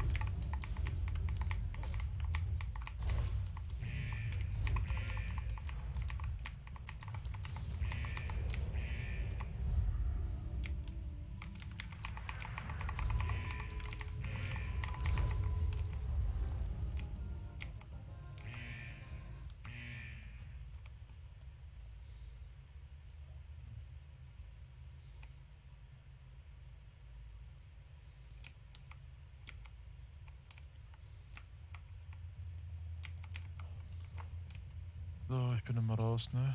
Gute Nacht. Ciao, ciao.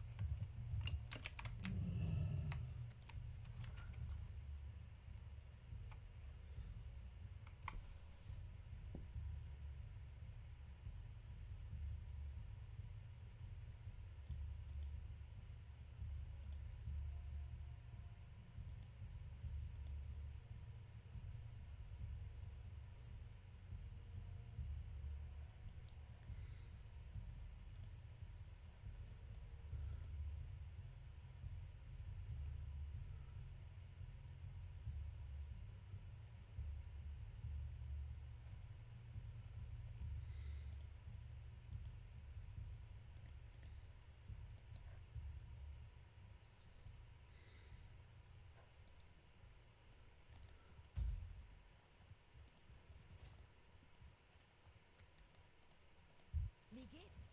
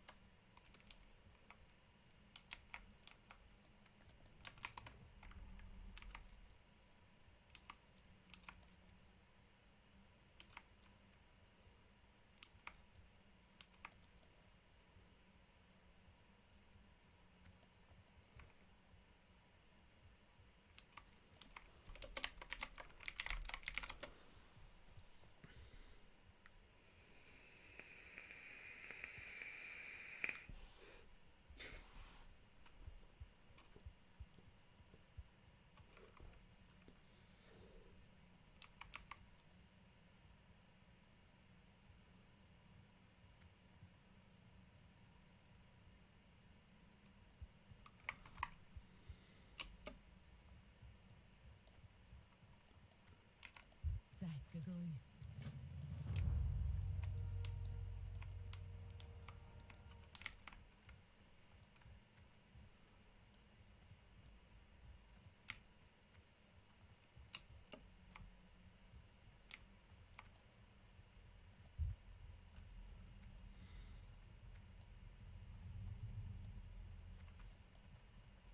Was führt euch hierher?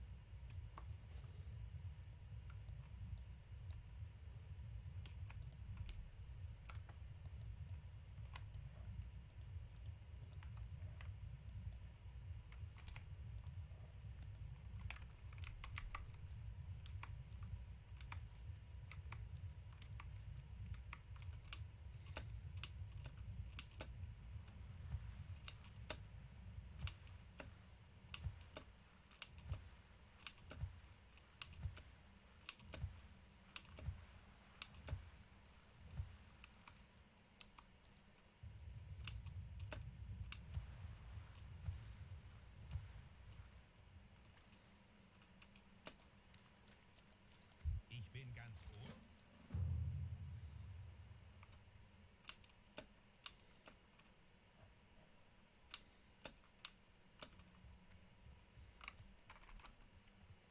Ich nudal die.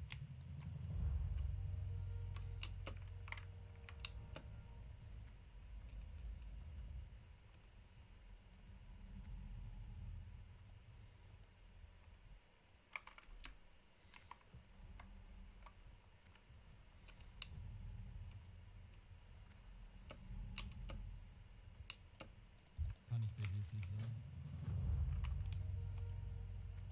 Ich bin geehrt. Seid gegrüßt.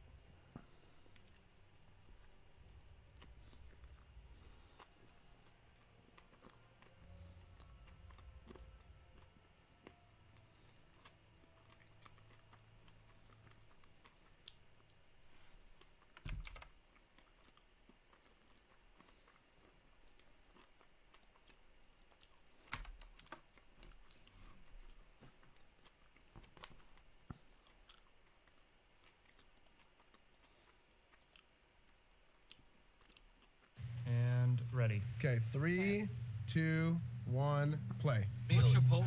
We eat Chipotle every. Yeah, I can tell you got a stomach on you, bro. Okay. I'm sorry. Hold on. Oh shit. Oh my god, wait, you can't come in. Please apologize. I'm sorry. Give him some money. Yo, put this Give on. him some money. Oh no. I'll kill you. I will I'll take it. absolutely kill you. Look the fucking gun. Look out. If you look, I'm gonna win. Can I ask you a legitimate question? So you asked literally everybody I know for money. Why didn't you ask NMP for money?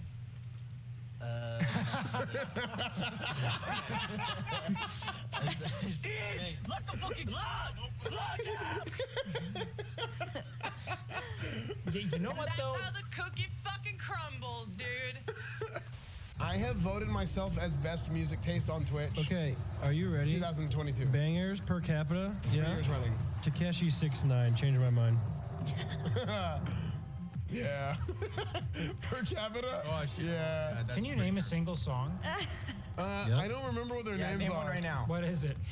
When you say yup, it doesn't inspire confidence. All his songs are horrible, dude. But they were like the good kind of, like, they were bad. Linkin Park. But that's like a group, right? So that's like different. Yeah, but I feel like Linkin Park had a lot. Like, they had like a strong handful. All right. Like a very strong unbiased handful. opinion. You should do the same for Taylor Swift.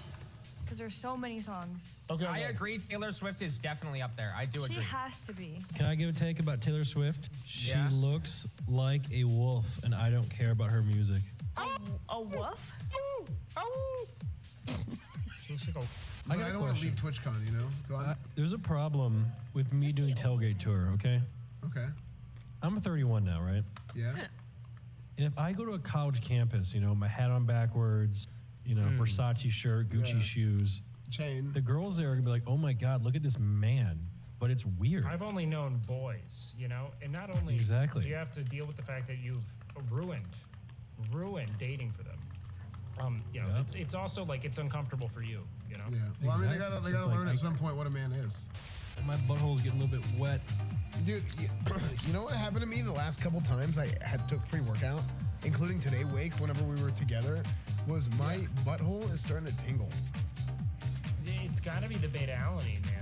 Yeah, No, but I'm gonna be honest, bro. I have a bidet in my bathroom, and I don't know if the water pressure in the house went up, but I used to be able to blast that shit on 10, and now I can't even get to 5. I don't know. That's turning 25, man. The asshole gets more sensitive. I think men should play with their assholes more. I don't know about all that, but Are you offering? To that extent. You are, Ashley, yeah. Huh? No, to Grayson. Oh. What's up?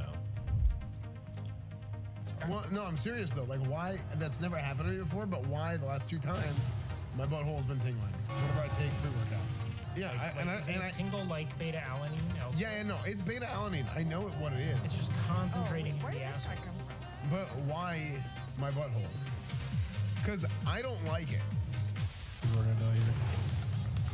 I bobbed Ashley. Oh no, it's down actually. Wait, did I? Oh, I picked up improved bot.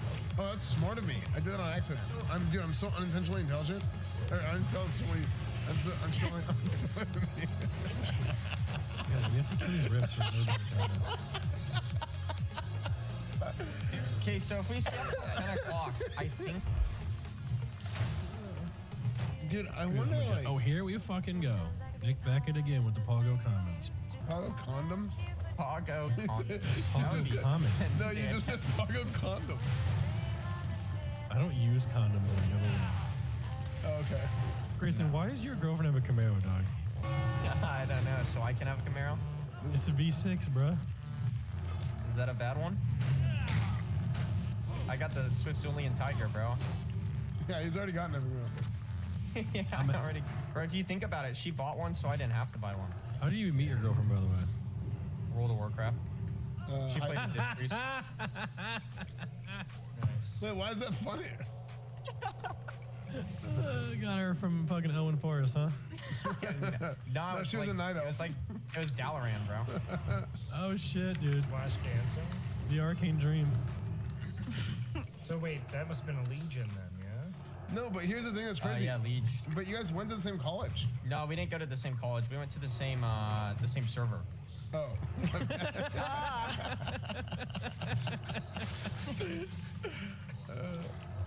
No, don't, dude. My first girlfriend I've had in a while. My warlock's name was FKMIPOSY. FK And what? my FKMIPOSY.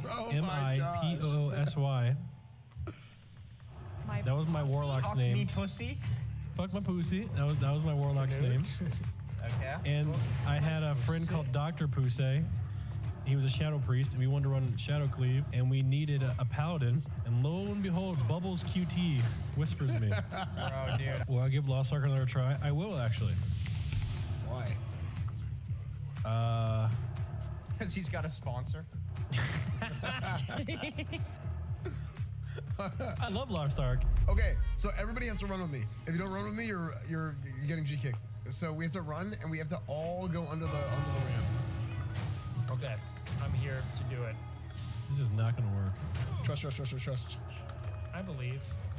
We're gonna spin to win here in a sec. Oh god, oh god, oh god, oh god. We're spinning to win, we're spinning to win. Ready, guys? Wait, can these Underneath knock the us ramp, off? Jet. No. I should not have gone back here.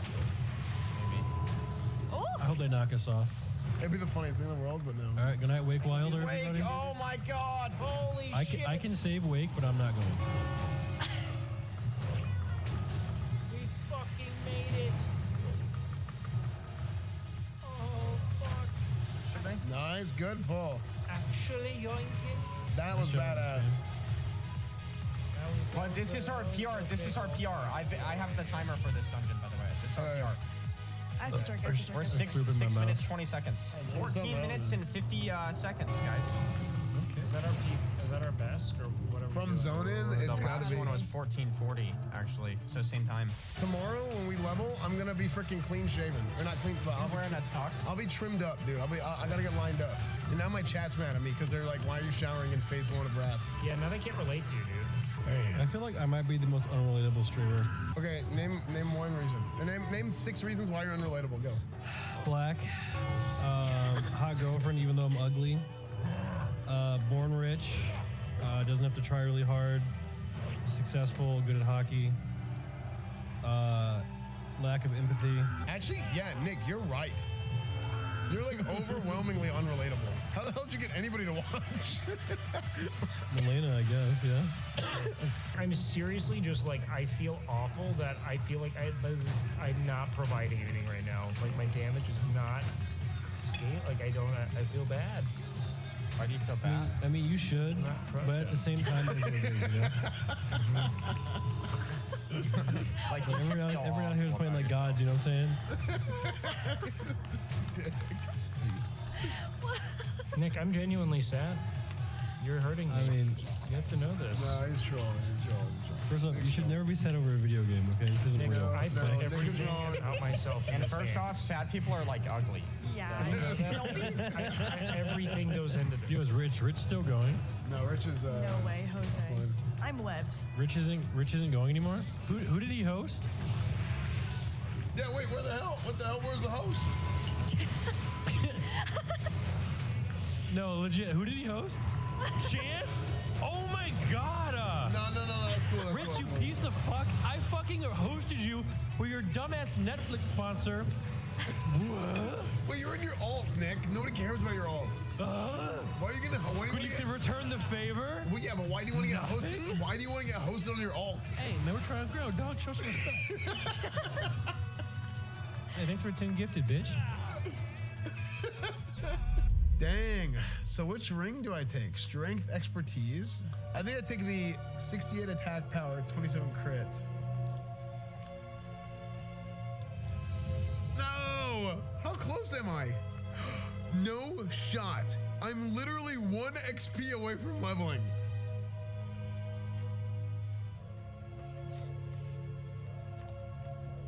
I'm literally 1 XP away from leveling. How? How am I 1 XP away?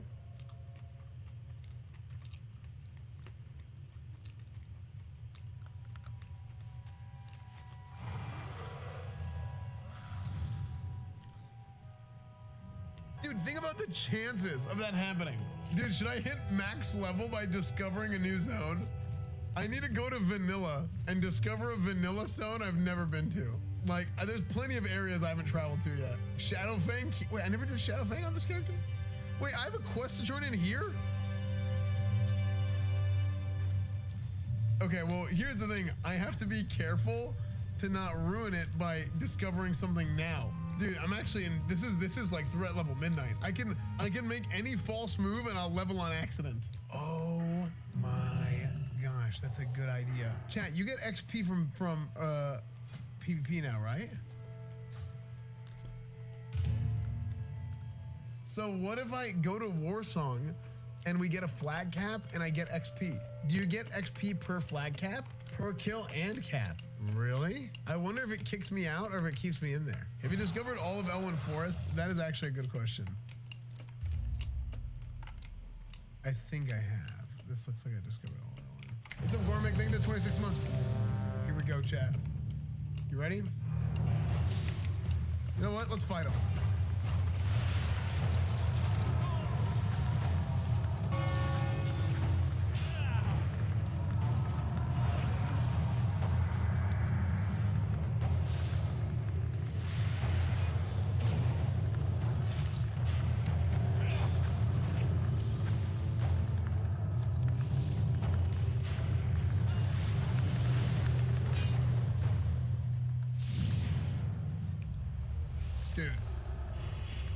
Dude, I'm just getting yoinked around by these death knights all over the place. Oh, I got the flag. I picked it up. I got their flag. Let's go. Let's go. Let's go. Let's go. Let's go. Let's get out of here. Okay, I haven't even leveled yet, dude. No! Dude, I just feared for half a year, dude.